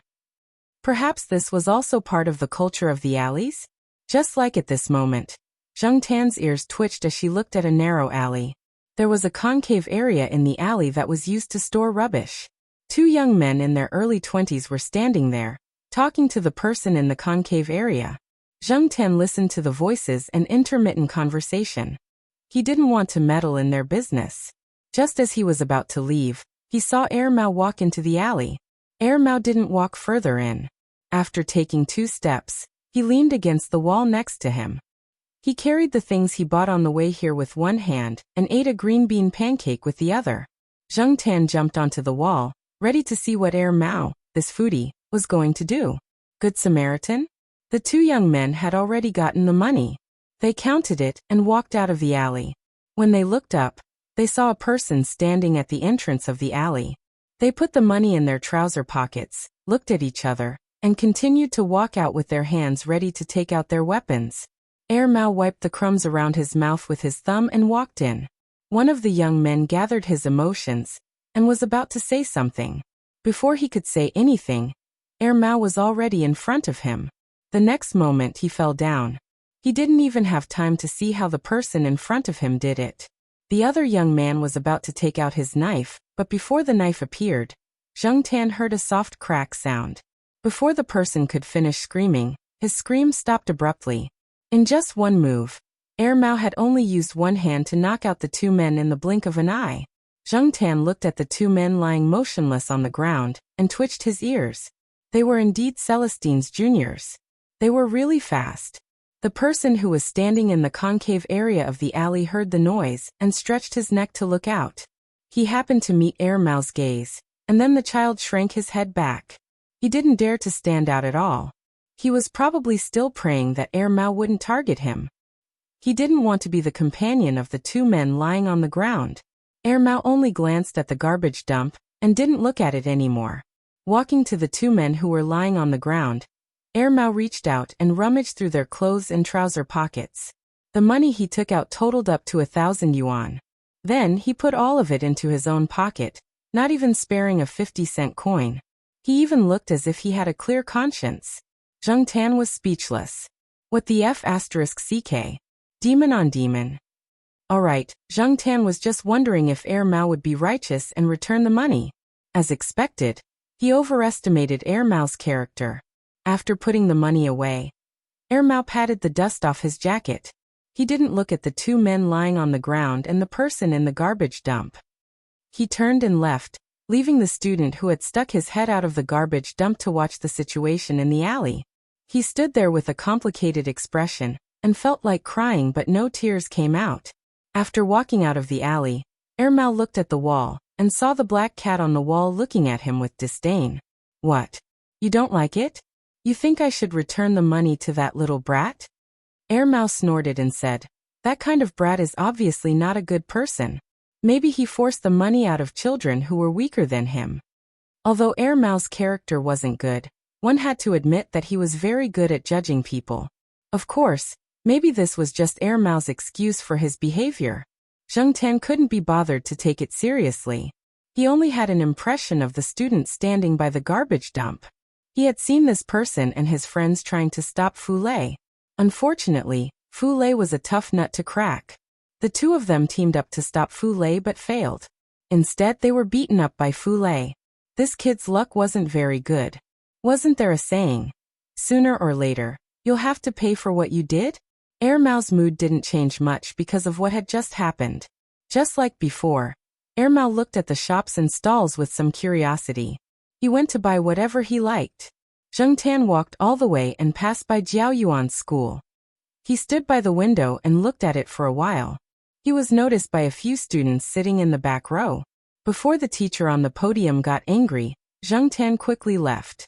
Who knew if the teacher on the podium knew Jiao Ma and wouldn't tell on him? So it was better not to stay here any longer. After that, Zheng Tan went to the construction site of Yi Hao's project to take a look. Ermau followed behind. Although it didn't show anything on its face, it had sighed several times in its heart.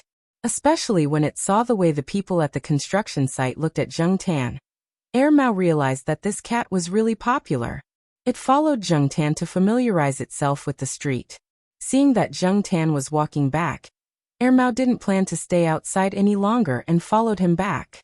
When they passed by the intersection, Zheng Tan looked inside again. The cat on the tree was gone, and the window on the second floor of the house was open. Driven by curiosity, Zheng Tan jumped up the tree and looked inside. There was a man in his 30s wearing a suit and gold-rimmed glasses in the house. At the moment, he was holding a cup of coffee and sitting in front of the window. No one knew what he was thinking. Seeing the black cat suddenly jump up the tree, the man was stunned for a moment, and then smiled. Zheng Tan felt that the man's gaze was a bit strange. The smile on his face did not seem strange to other people, but Zheng Tan felt goosebumps all over her body. She felt like there was something strange and contradictory about this man. Zheng Tan's feeling was right. The man still had the same smile on his face, but the hand holding the coffee cup suddenly raised, and the hot coffee in the cup splashed towards Zheng Tan. The tree wasn't far from the house, and some of the branches had already reached the window. Fortunately, Zheng Tan was vigilant and avoided it, but a little bit of coffee still splashed on his back. It wasn't much, and he couldn't feel the scalding temperature, but Zheng Tan could smell the coffee. Thinking about what the man on the second floor had done, he was even more unhappy. On the other hand, the man was smiling even more happily because of this. After Zheng Tan ran some distance, when he looked at the window on the second floor again, the man was no longer by the window. He probably went to pour coffee again. Pulling his ears, Zheng Tan glanced around. There was a stone under the tree. Looking at the window on the second floor again, there was still no one. Zheng Tan carefully approached the tree, in case something splashed down from the second floor. When he reached the tree, Zheng Tan pushed the stone further away. Because there was a wall between the tree and the house, it would interfere with Zheng Tan's movements. When he felt that the distance was just right, Zheng Tan reached out two front paws to grab the stone, then threw it towards the window on the second floor. I'll let you. Go F***ck yourself. The stone hit the glass on the window, and then there was the sound of glass shattering. After throwing the stone, Zheng Tan ran away. When he heard the sound of glass shattering, he felt much better. Although Zheng Tan was very angry just now, it was also because Mao was watching them from the intersection. Therefore, when Zheng Tan threw the stone, she did not stand up and throw it with only one paw like how she would throw a grenade. Instead, she threw the stone with both paws. Although it was still very surprising, it was still better than the former. Mao was surprised, but it didn't say anything. It even gave Zheng Tan a thumbs up. However, Mao wasn't as calm as it looked. What it saw just now was really shocking. Fortunately, Celestine had given it a heads up, and it also had some of its own experiences, so it wasn't too surprised. It also remembered something that its master once said. Revenge is an instinct. It's like that for humans, and it's also like that for cats. On the way back to Tsinghua University, when Zheng Tan passed by a few small shops that were closed, he saw the black and white cat. There was a small gap between the two shops. Someone had put a paper box in the gap, and the black and white cat was inside. Next to it was a disposable paper bowl. At the bottom of the bowl were some food that had been there for a few days, and on top of the bowl were some fresh-looking buns. Looking at the cat up close, Zheng Tan always thought that there was a black stain on the cat's nose. Only now did he realize that it was just a pattern on the cat's body. It was shaped like a rice grain. The cat didn't have any obvious hostility towards Zheng Tan and Mao. It was just a little vigilant, especially when Zheng Tan approached the paper bowl. It even let out a low warning sound. Seeing this, Zheng Tan didn't go any closer. However, when Mao took out a box of food that it had bought earlier and leaned over, the cat didn't make a sound. It was just a little vigilant. The box of food was already cold, but the smell of meat still made the cat more energetic. Even so, it didn't eat immediately. It just kept staring at Mao. Mao looked around. Not far away, a small piece of brown crayon was thrown by a child. Mao picked it up and wrote a few words on the paper box. Can catch mice, can guard the house. Please keep me as your pet. Chapter 166. When Zhang Zian returned to Tsinghua University, Mao was still talking to Zheng Tan about the black and white cat that was sleeping in the box. However, even though Zhang Zian had given him food and written his name, Mao had no intention of adopting the cat. Thinking back to the second time he met Mao, Zheng Tan knew that Mao had a complicated relationship with cats. He did not hate them, but he was not close to them either. He was different from Ranqi. Forget it. Let's leave it to fate. Although Zheng Tan really wanted the cat to be adopted, he could not force it. When Zheng Tan was shooting commercials at Xiaoguo's pet center, he would walk around the grassy area around the pet center in his spare time. There were people who brought their pets there for treatment or shopping. One day, when Zheng Tan walked around, he saw a lame old man. He was chatting with his cat friends. He said that he only raised pets based on fate. If he did not like the pet, he would not take it, no matter how precious it was. The cat that the old man adopted had lost one of its hind legs in a car accident. The cat was well taken care of and was very energetic. It could be seen that the man and the cat got along well. Therefore, it was all up to fate. If the man did not like the cat, he would not take good care of it. If the cat did not like the man, it would probably run away from home after a short time. After all, there were not many cats in the world like Li Yuanba, who found their own owners and stayed there. Of course, Monseigneur was also a weirdo to some extent. As he thought about it, Zheng Tan walked down his usual path. This path was slightly different from the one he used to leave the school. It split at a fork in the road. When he left the school, he would take one path, and when he returned, he would take another path. That was because Zheng Tan would not return to the eastern courtyard directly at noon after taking a stroll. Every time he came back from outside at noon, Zheng Tan would pass by the International Academic Lecture Hall. This was because there was a large electronic screen outside the International Academic Lecture Hall that showed the time. Inside the school, whether it was the university's teaching building, the school's schedule, or the kindergarten schedule, they all showed the same time. Therefore, Zheng Tan looked at the time and decided to pick up little Pomelo from the affiliated primary school. Hey, where are you going? Mao shouted. Mao, who had already walked a few steps towards the eastern courtyard, turned its head and didn't see Zheng Tan. After looking around, it realized that the cat didn't walk the way it came. So it turned around, carried the bag in its hand, and followed the black cat in that direction. Zheng Tan ignored him. Besides, Zheng Tan couldn't answer. Celestine had told Mao some things about Zheng Tan, but it wasn't very detailed, so Mao couldn't figure out why the cat didn't go home when it was almost time for dinner. It wasn't until it saw the gate of Futong Elementary School, and the black cat jumping on the wall next to the gate, that it remembered that the cat was going to pick up the child. Mao didn't have anything to do at the moment, and it wasn't ready to eat lunch. It had eaten enough on the street just now, and there was still some food in the bag, so it didn't need to buy a lunchbox. Some parents who lived nearby came to pick up their children. Most of them were very familiar with Zheng Tan and took the initiative to greet him. Zheng Tan ignored them. After all, he was just a cat now, so it wouldn't be considered rude if he didn't respond. After the school bell rang, the children who went home at noon ran out one by one. Little Pomelo saw Zheng Tan and trotted over. She looked at Mao and waited at the gate with Zheng Tan. Mao was puzzled. Who were they waiting for? 6 or 7 minutes later, Jiao Wei ran over. Sorry, the last class was a little late. Jiao Wei said to little Pomelo, then looked at Mao who was standing next to him. There were no other parents around, and Mao looked unfamiliar.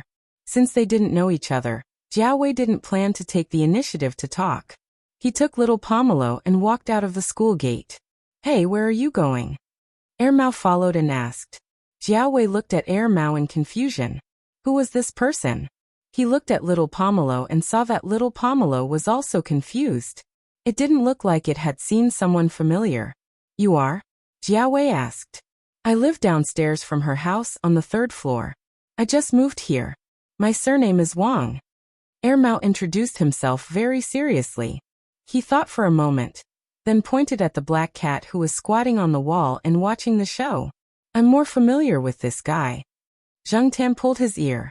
Familiar my ass. Unexpectedly, Jiao Wei had a look of realization.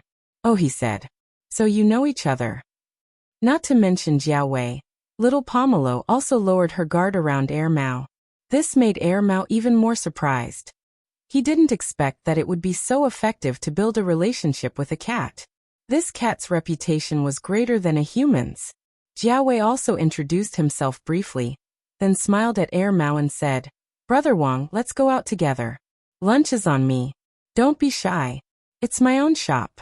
If you like it, we can go there again next time. Mao didn't refuse. Okay, I'll go check it out first. During lunch, Mao chatted with Jiao Wei. They talked about Celestine. So you're Brother Ling's friend. Sorry for the disrespect. Jiao Wei picked up some things from the past and said, At that time, it was all thanks to black charcoal that I asked Brother Ling for help. Otherwise, my shop wouldn't have been so successful. Mao muttered in his heart. No wonder this kid looked at the black cat strangely. It didn't look like he was looking at a pet at all. It turned out that there was such a thing. Thinking of this, Mao waved his hand. This is nothing. Celestine is my senior. He's not here often. I'll help you. If you have any trouble, just call me. I'm good at fighting. Jiao Wei's mouth twitched. When they left the small restaurant, Mao left 2 bags of snacks in the shop. Although Jiao Wei's parents had been here for half a year, they had only been to the old street less than 3 times. It was impossible for them to have time to go there often. Some of the snacks were really uneaten. In the afternoon, after sending little Pomelo to school, Zheng Tan returned home. To be safe, Zheng Tan locked the door. He turned on the computer, entered the password, and went online. After browsing the web for a while and reading all kinds of gossip, Zheng Tan logged into the pet website. Originally, Zheng Tan wanted to see the post that reposted the picture he took to satisfy his vanity. However, after opening it, he found that the hottest post was about a recent cat abuse incident. There were some pictures in the post. A 20-year-old college student was next to him. A cat was lying on the ground. The cat's eyes were still bleeding, and there were many wounds on its body. The following pictures were all about the student and the dead cat on the ground. Some were taken at close range, and some were taken from various angles. Zheng Tan felt a chill down his spine. It was like watching a horror movie. If Zheng Tan was still a human, these pictures would not have made him feel this way. But now he was a cat. He had been through the experience of cat traffickers and cat meat restaurants. The experience was too deep. When he connected these pictures to these pictures, the visual and psychological impact was too great. Even the scene of the tattooed man throwing the kitten in the old building district wasn't so bloody. The student in the picture didn't look like the evil people on TV. Zheng Tan continued to read the introduction of the student. He was from a well-known university in another province. He was a top student. His father was a big boss, and his mother was also a senior executive. Famous university, top student, cat abuse. These words seemed very incongruous when put together, but this was the truth. Moreover, there were already more than 10 cats that had died in the hands of this student. Maybe more. The student said that he couldn't remember clearly. Zheng Tan never knew that in addition to those scumbags like the tattooed man, there would be such a top student who abused animals. Instead of continuing to look at the pictures that affected his mood, Zheng Tan continued to read the replies of the netizens. F*CK, this is so F*King cruel. What top student? Character has nothing to do with education. Drag him out and shoot him 100 times. Now, in addition to guarding against cat traffickers, we also have to guard against those who adopt cats with ill intentions. Don't do bad things with good intentions. It's too late to regret if you entrust the cats to those who make promises, but speak like farts. Recently, I suddenly found that there are fewer cats near my house. I thought it was because of cat traffickers. Could it be that some pervert caught them and abused them? Where did so many perverts come from? Don't scare yourself. The most important thing is to take care of your cats, especially those who are free-range. You have to pay more attention to them. From the perspective of a previous human, Zheng Tan certainly wouldn't care about this matter. With Zheng Tan's character, he was too lazy to care about this kind of thing, let alone argue with people on the internet. But now, this feeling was very complicated. A netizen with the ID Grumpy Cat commented, "The reason for growing up. The father's indifference. The mother of a career-oriented woman doesn't have time to care. From a psychological point of view, indifference is worse than violence in a family relationship. It means that your existence is worthless. In the process of being ignored, children can easily learn to ignore other people's feelings." A netizen with the ID Cat made Xiao AI commented, "Some people give a very different feeling outside and at home.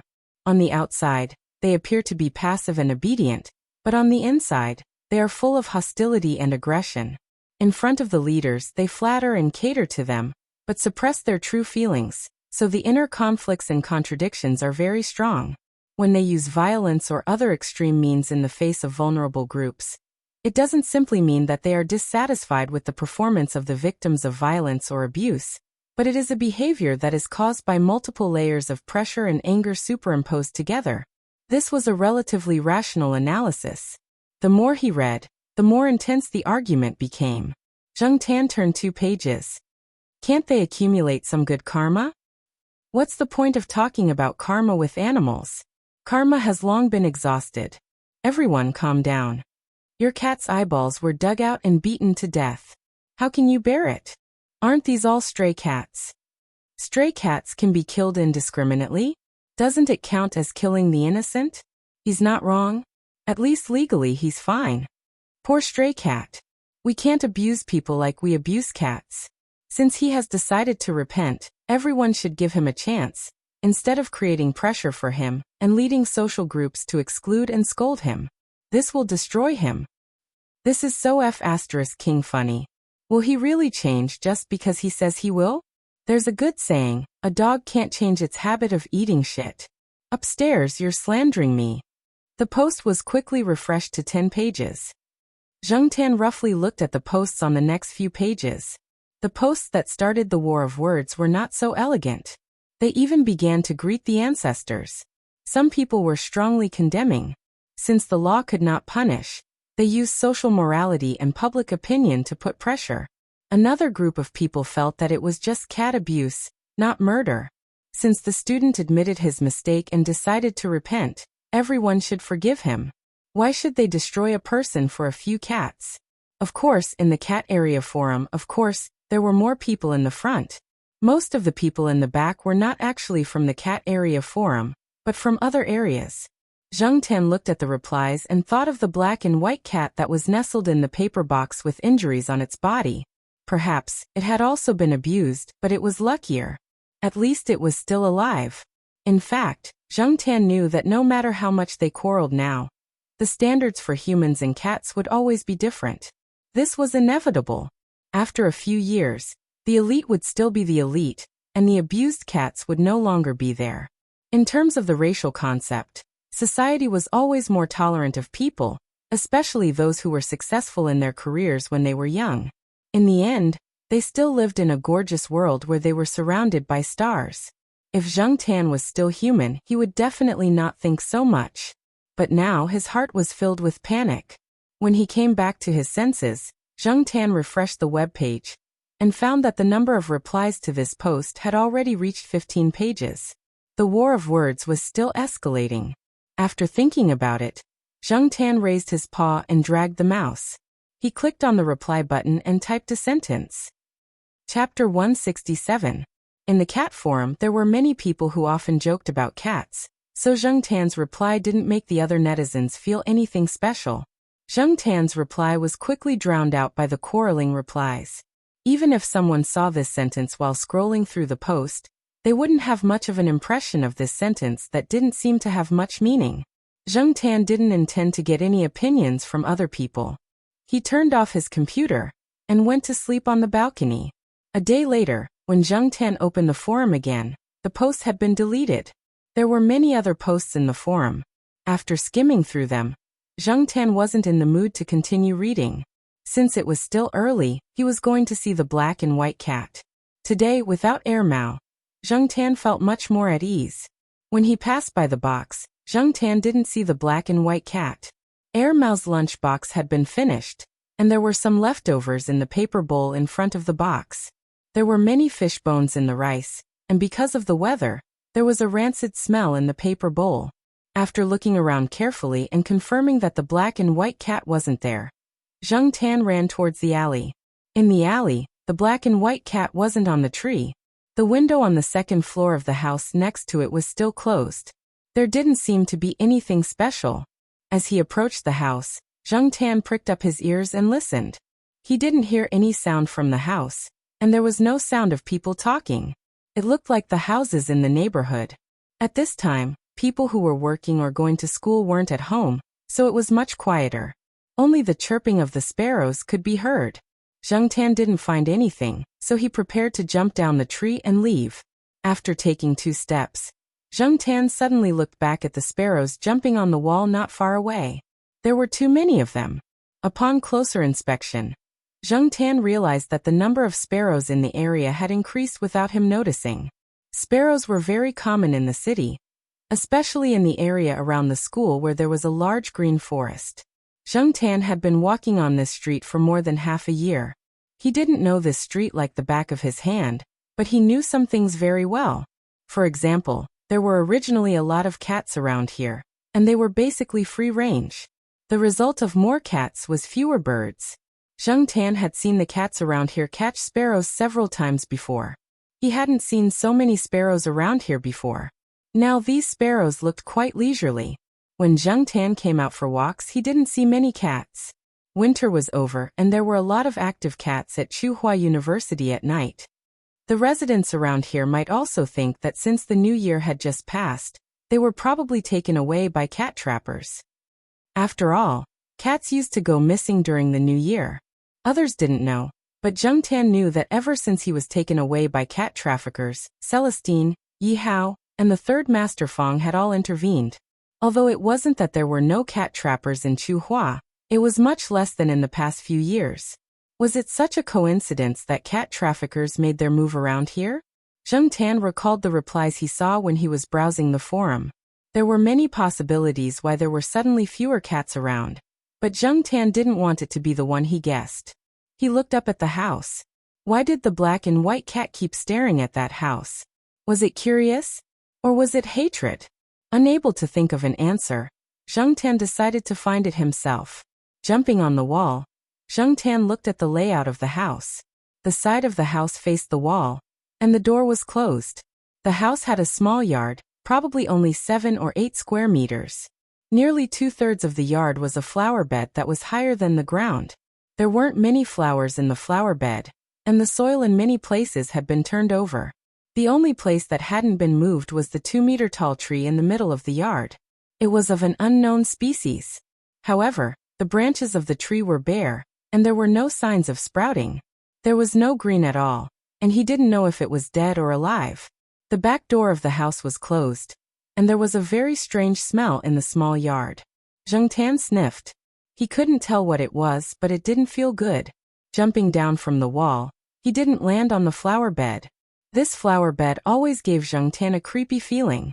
The temperature had obviously risen, and the weather was clear. It was rare to see the blue sky, and it should have given people a fresh and refreshing impression. However, standing in the yard, Zheng Tan felt a little cold. Gusts of wind blew, forming a whirlpool in the yard. On the ground, thin pieces of plastic paper that came out of nowhere were lifted up by the wind. They floated in a circle and then fell down. Some of the hair on Zheng Tan's body was also blown by the wind. It was completely different from the usual leisurely feeling of sunbathing. Instead, Zheng Tan felt that every strand of hair was transmitted through the nerves under his skin, and the subtle feeling was transmitted through the nerves under his skin. Suddenly, a soft sound came from the wall, startling Zheng Tan. He turned his head and saw that it was the black and white cat. Seeing Zheng Tan here, the cat was also surprised. It hesitated on the wall before jumping down. Unlike Zheng Tan, it landed on the flower bed. Seeing that the black and white cat was vigilantly staring at him, Zheng Tan took a few steps back. He didn't plan to fight with the cat here. Perhaps it felt that Zheng Tan was no longer a threat. After looking at Zheng Tan a few times, the cat sniffed around the flower bed. It found a spot and then began to dig with its claws. What was buried in there? Zheng Tan was curious, but his intuition told him that there was definitely not a beautiful scene under the soil. Perhaps it was buried a little deep. Fortunately, the soil in the flower bed wasn't solid. After digging for about 5 minutes, the cat stopped, sniffed there, and then continued digging. There was nothing around for Zheng Tan to stand on to see the situation in the flower bed. Since no one was paying attention, Zheng Tan stood up and used his 2 hind legs to support himself. The cat had dug a hole in the flower bed. In the hole, Zheng Tan saw a cat's foot exposed. The rest of the foot was still buried in the soil. Although there was soil stuck to it, Zheng Tan could still see some black lines crisscrossing the sole of the foot. It looked like it was burned. The cat was still digging. Zheng Tan didn't want to look anymore. He was sure that there was definitely more than one cat buried in there. Sometimes cats were more vengeful than dogs. Zheng Tan didn't know what the cat buried in the flower bed had to do with the cat, but the cat remembered this grudge.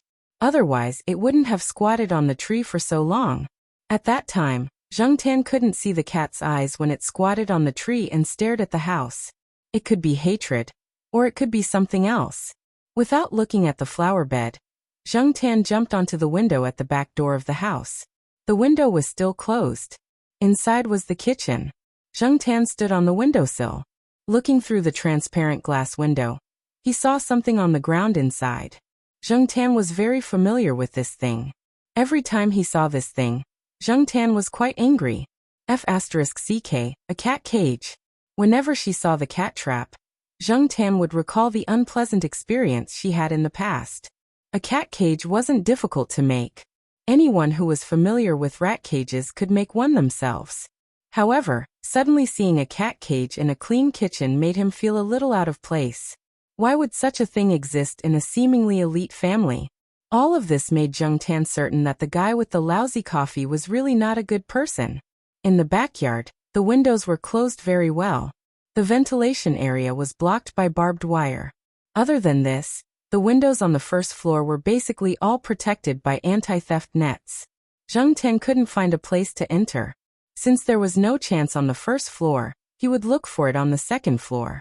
Jumping onto the wall, Zheng Tan walked around and finally found a small window on the side of the wall. The glass window was half open, and the other half was blocked by a screen. However, the screen could only block insects, not cats. Zheng Tan estimated the distance from the wall to the other side. He tiptoed and kicked his hind legs to jump over. Zheng Tan had mastered the skill of jumping over walls and windows. Therefore, Zheng Tan was very confident in this jump. However, the small window looked quite ordinary, but when Zheng Tan put his paws on it, he found that it was slippery. If it wasn't for his quick reaction to kick a few times on the wall and hook his front paws on the metal net on the screen window, he might have fallen. Falling from the second floor wasn't a big deal for a cat. However, the gap between the house and the wall was a drainage ditch. Originally, there were some stone slabs above the drainage ditch. However, the stone slab facing the window wasn't where it should be. Someone had moved it to the side. Climbing onto the narrow windowsill, Zheng Tan stood firmly on the screen window. He looked at the drainage ditch below and cursed the person who moved the stone slab away. That was close. He almost fell. Although falling from the second floor wasn't a big deal, if he fell into the drainage ditch, he would probably get wet. Moreover, it would be full of smelly water. Maybe someone would pee and spit in it. Moving his gaze back, Zheng Tan looked at the narrow windowsill again. Different from what it looked like, the windowsill was covered with a layer of smooth hard material. It also had a slight downward curve. It was easy for a cat's paws to slip on it. Fortunately, Zheng Tan's paws were slightly harder and stronger, so he had a chance to climb up. Otherwise, he would have slipped down. Pulling open the screen window, Zheng Tan looked inside. It was a bathroom. At this time, it was considered modern and very clean. This made Zheng Tan wonder if the owner of the house was a clean freak. Coming to the bathroom door, Zheng Tan listened carefully to the movement at the door. He didn't hear any footsteps or voices. Jumping up and turning the handle of the bathroom door, Zheng Tan walked out. Knowing that the owner of the house was abusing cats, Zheng Tan had to be careful. He didn't want to be careless like when he jumped out of the window. The house was tidy. This person's life was obviously different from the tattooed man. There were no cameras around. The living room was clear at a glance. There were 3 rooms, but unfortunately, all of them were locked. Zheng Tan couldn't get in at all. After walking around and finding nothing, Zheng Tan went back along the original route. In the yard, the cat was no longer there. The hole in the flower bed had been filled again. However, it was just a cat. Unlike Zheng Tan, it couldn't be more detailed. Many places were just filled with a layer of soil. The hole could still be seen. Zheng Tan helped to fill in the hole. Back at Tsinghua University, everything was as usual. After sending little Pomelo to school in the afternoon, Zheng Tan prepared to go back to the internet and watch some movies. Hey Black Charcoal, I'm so happy to see you. Help me open the door. I forgot to bring the key. Air Mao was carrying a lunchbox and a few bags. He stood at the door downstairs. At this time, he didn't see anyone coming in or out of the building. He was waiting for Zheng Tan. Since he didn't plan to go out for a walk, the cat tag hanging around Zheng Tan's neck wasn't hidden on the tree. Looking at the person who had just eaten his first meal of the day, he jumped up and swiped the access card. Zheng Tan went upstairs in front of Air Mao. Just as he passed the 3rd floor, Zheng Tan suddenly realized that Air Mao didn't even bring the access card. Did he have the key? So Zheng Tan, who had already walked to the corner between the 3rd and 4th floor, stopped and looked over there. In front of the door, Air Mao put the things in his hands aside and dug into his pockets. He didn't take out the key. Instead, he took out an iron ring. The iron ring wasn't closed. It was made of iron wire. Air Mao broke the iron wire into a cross and inserted it into the keyhole. Zheng Tan was shocked. Pick the lock? F***CK. Chapter 168. There was no lock on the metal door, only a wooden door. The wooden door was a relatively common lock, so it was no challenge for Air Mao. Zheng Tan did not know how long Air Mao took to unlock the door. He just felt that before he could figure out the reason, the door was already open, and the lock was still intact. In the past, Zheng Tan had only heard of things like master keys. This was the first time she had seen someone use a piece of iron wire to open a door. Before this, she had thought that these things only existed in legends. The saying that masters were among the people was not wrong at all. Air Mao had bought a lot of things when he went shopping. There were biscuits, instant noodles, fish balls, shrimp dumplings, and other frozen food. This guy only cooked instant noodles and dumplings in the kitchen. He wasn't good at anything else and was too lazy to cook. After opening the door, Air Mao first took some unsealed food in. There were too many things, so they would scatter when he put them down. It was not easy to take them all at once. Anyway, it was in front of his house, so Air Mao wasn't afraid that someone would take it away. Hey, take your cat's paw away. Don't open my things. After saying that, Air Mao took the things in. Zheng Tan pulled his ear and sniffed the plastic bag with the supermarket's name printed on it. The more Air Mao said not to touch it, the more Zheng Tan wanted to touch it. He opened the plastic bag and flipped through the 2 bags of fish balls. They were too cold, so he wasn't interested in the things inside. Zheng Tan didn't pay attention to the things in the bags anymore. He walked into the house and watched as Air Mao put the first batch of things away, and went out to take the rest. Just then, Zheng Tan jumped up and pushed the door open. Bang! The door closed. Air Mao, who was locked outside, was stunned. F***ck. Air Mao wanted to swear but was afraid of disturbing Professor Lan next door. He cursed in a low voice, put down the bag in his hand, and took out the wire to open the door. Zheng Tan looked at the clock hanging in the living room, counting the time it took Air Mao to unlock the door. From the time the door was closed to when Air Mao opened the door with the wire, it took less than 10 seconds. That meant that the time it took him to unlock the door was even shorter, probably less than 5 seconds. It seemed that Air Mao was a habitual offender. He was quite skilled. Air Mao came in with a bag, cursing. Zheng Tan turned a deaf ear to his words.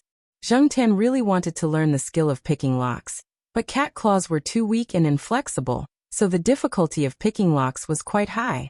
Air Mao tidied up everything and sat in the living room, watching TV and eating his lunchbox. Zheng Tan squatted on the chair beside him and stared at Air Mao's iron wire pocket. He was thinking about how to trick Air Mao into helping him. Being stared at like this, Air Mao found it hard to ignore. The cat in front of him didn't seem to want to eat the food in his bowl. If it wanted to eat, it would have already started barking. What are you looking at? Air Mao was chewing rice. A grain of rice was stuck to his chin. This. Following Zheng Tan's line of sight, Air Mao took out the iron wire from his pocket. The iron wire was already placed around the city wall. Air Mao seemed to have found someone to show off to. What's wrong? Do you admire my lockpicking skills? Hey, this kind of lock can be opened with just an iron wire. Air Mao bragged for a while, his saliva flying everywhere. Zheng Tan stepped back in disgust. Have you heard of tinfoil picking? Someone said that a piece of tinfoil can open the locks of an entire neighborhood. Although it's a bit exaggerated, tinfoil is indeed a good tool. Also, different locks may look similar, but they may require different tools to open. Here. Air Mao took out a small leather bag from the inside pocket of his jacket. Hey, this is my treasure bag. With this, I can open most of the locks in the school, not to mention all the locks in the school, except for the electronic locks. Zheng Tan was just thinking that this guy wasn't invincible when Air Mao added another sentence. There's another set of tools for the electronic lock. Unfortunately, I didn't bring it with me. Zheng Tan was speechless. What exactly did Wei Ling's junior brother do in the past? Did he have a black file or something? Tell the Jiao family to stay away from this guy in the future. He didn't know where Air Mao learned these things, but he had to admit that this guy was a talent in some ways. However, this kind of talent was not a good role model. It was easier to label him as a bad guy. However, for Zheng Tan, there was no absolute standard for judging a bad guy. If he could help him, he was a good guy. After Air Mao finished eating, he was about to lie down on the bed to sleep. Just as he lay down, Zheng Tan grabbed his sleeve and dragged him out. His cashmere sweater was hooked up. I'm warning you, don't go overboard. Air Mao covered himself with the blanket. Zheng Tan looked around.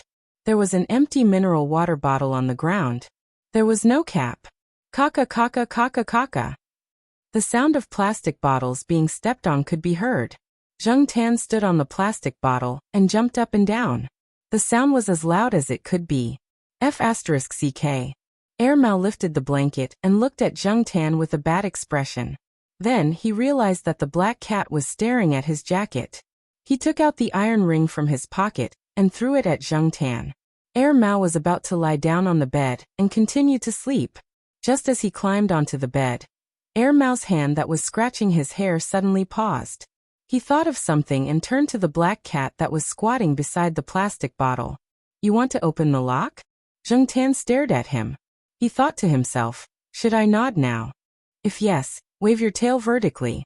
If no, wave your tail horizontally. Air Mao continued.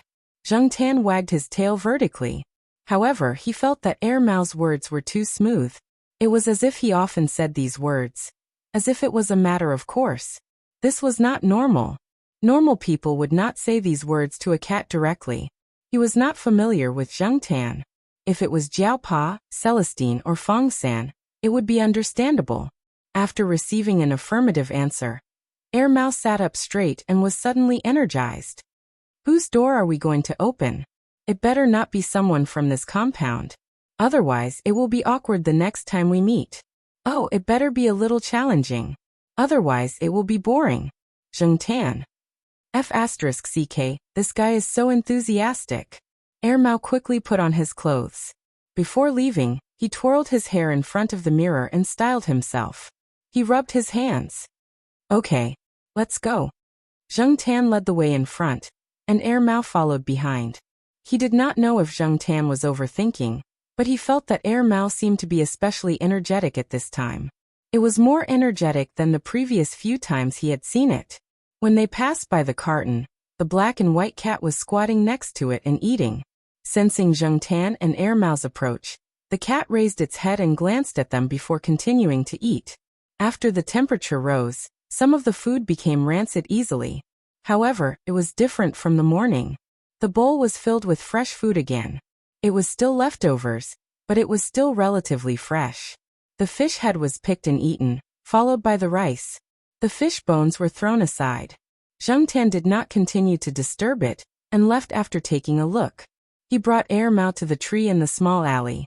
Zheng Tan looked at the tightly shut window, jumped up the tree, and climbed higher to see the situation on the other side of the wall. It was similar to the morning. It seemed that the man did not return at noon. So it's this place. You still hold a grudge? Air Mao interpreted Zheng Tan's behavior as revenge for the coffee spilled last time. Zheng Tan jumped up the wall and walked to the small yard. Air Mao followed him outside and looked around from time to time. Fortunately, there were not many residents around at this time. Air Mao followed Zheng Tan over the wall and landed in the yard. It did not step on the flower bed, but chose a relatively clean place. This way, its shoes would not be stained with mud, and it would not easily leave footprints when entering the house. The lock on the back door of the house was slightly more complicated than the lock on the door of the old house in the eastern compound. However, Air Mao had brought some tools and opened the door quickly. The layout of the first floor was relatively simple. There was also a gym. Those who could afford such equipment were considered to be in good condition in the area. Air Mao also saw the cat cage in the kitchen. It just frowned and did not say anything. As for what it was thinking, Zheng Tan did not know. When they came to the second floor, there were 3 closed doors. Zheng Tan did not care which one to open first. Since the man abused cats, and there were no other suspicious items on the first floor except for the cat cage, it must be in the 3 locked rooms on the second floor. He just had to wait for Air Mao's performance. Air Mao did not feel nervous about illegally entering someone's house at all. At the same time, it did not have the excitement and liveliness that it had when it first came. It looked quite calm, and its behavior was very natural.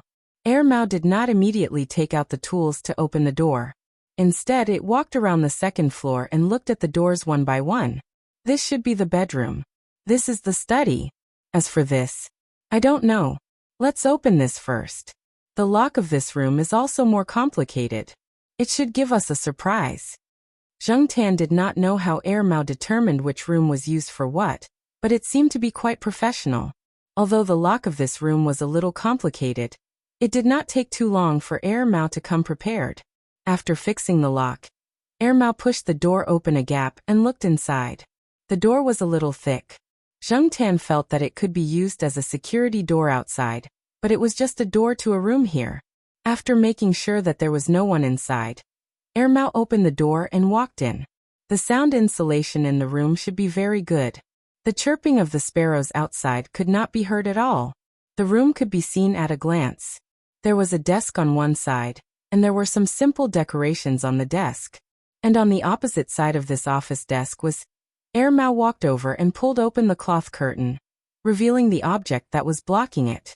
It was about 1.5 meters long, close to 1 meter wide, and close to 2 meters tall.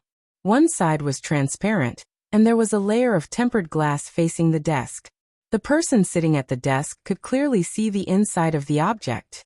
At first glance, Zheng Tan did not know what the object was used for. He even thought that it was some kind of bathroom. But seeing that Air Mao's expression was not right, Zheng Tan climbed onto Air Mao's shoulder and looked inside. I saw this thing on TV when I was young. This is just a simplified version. But I really did not expect that there would be people in this place who would make this in their own home. Airmail said in a low voice. There is a dish called roast duck feet. It is to put a live duck on a slightly hot iron plate, and then heat up the iron plate with seasoning. The duck moves on the iron plate because of the heat. In the end, the duck feet are cooked, but the duck is still alive. This is similar to this. Zheng Tan's eyes looked through the transparent tempered glass and stopped at a layer of metal net at the bottom of the object. It turned out that the burns on the cat's feet came from this. Airmail looked around the room and then walked to the window. The window in the room seemed to have not been opened for a long time. The thick curtain completely blocked the light outside. Airmail found a suitable place and took out a miniature camera that was only half the size of a pinky finger and installed it.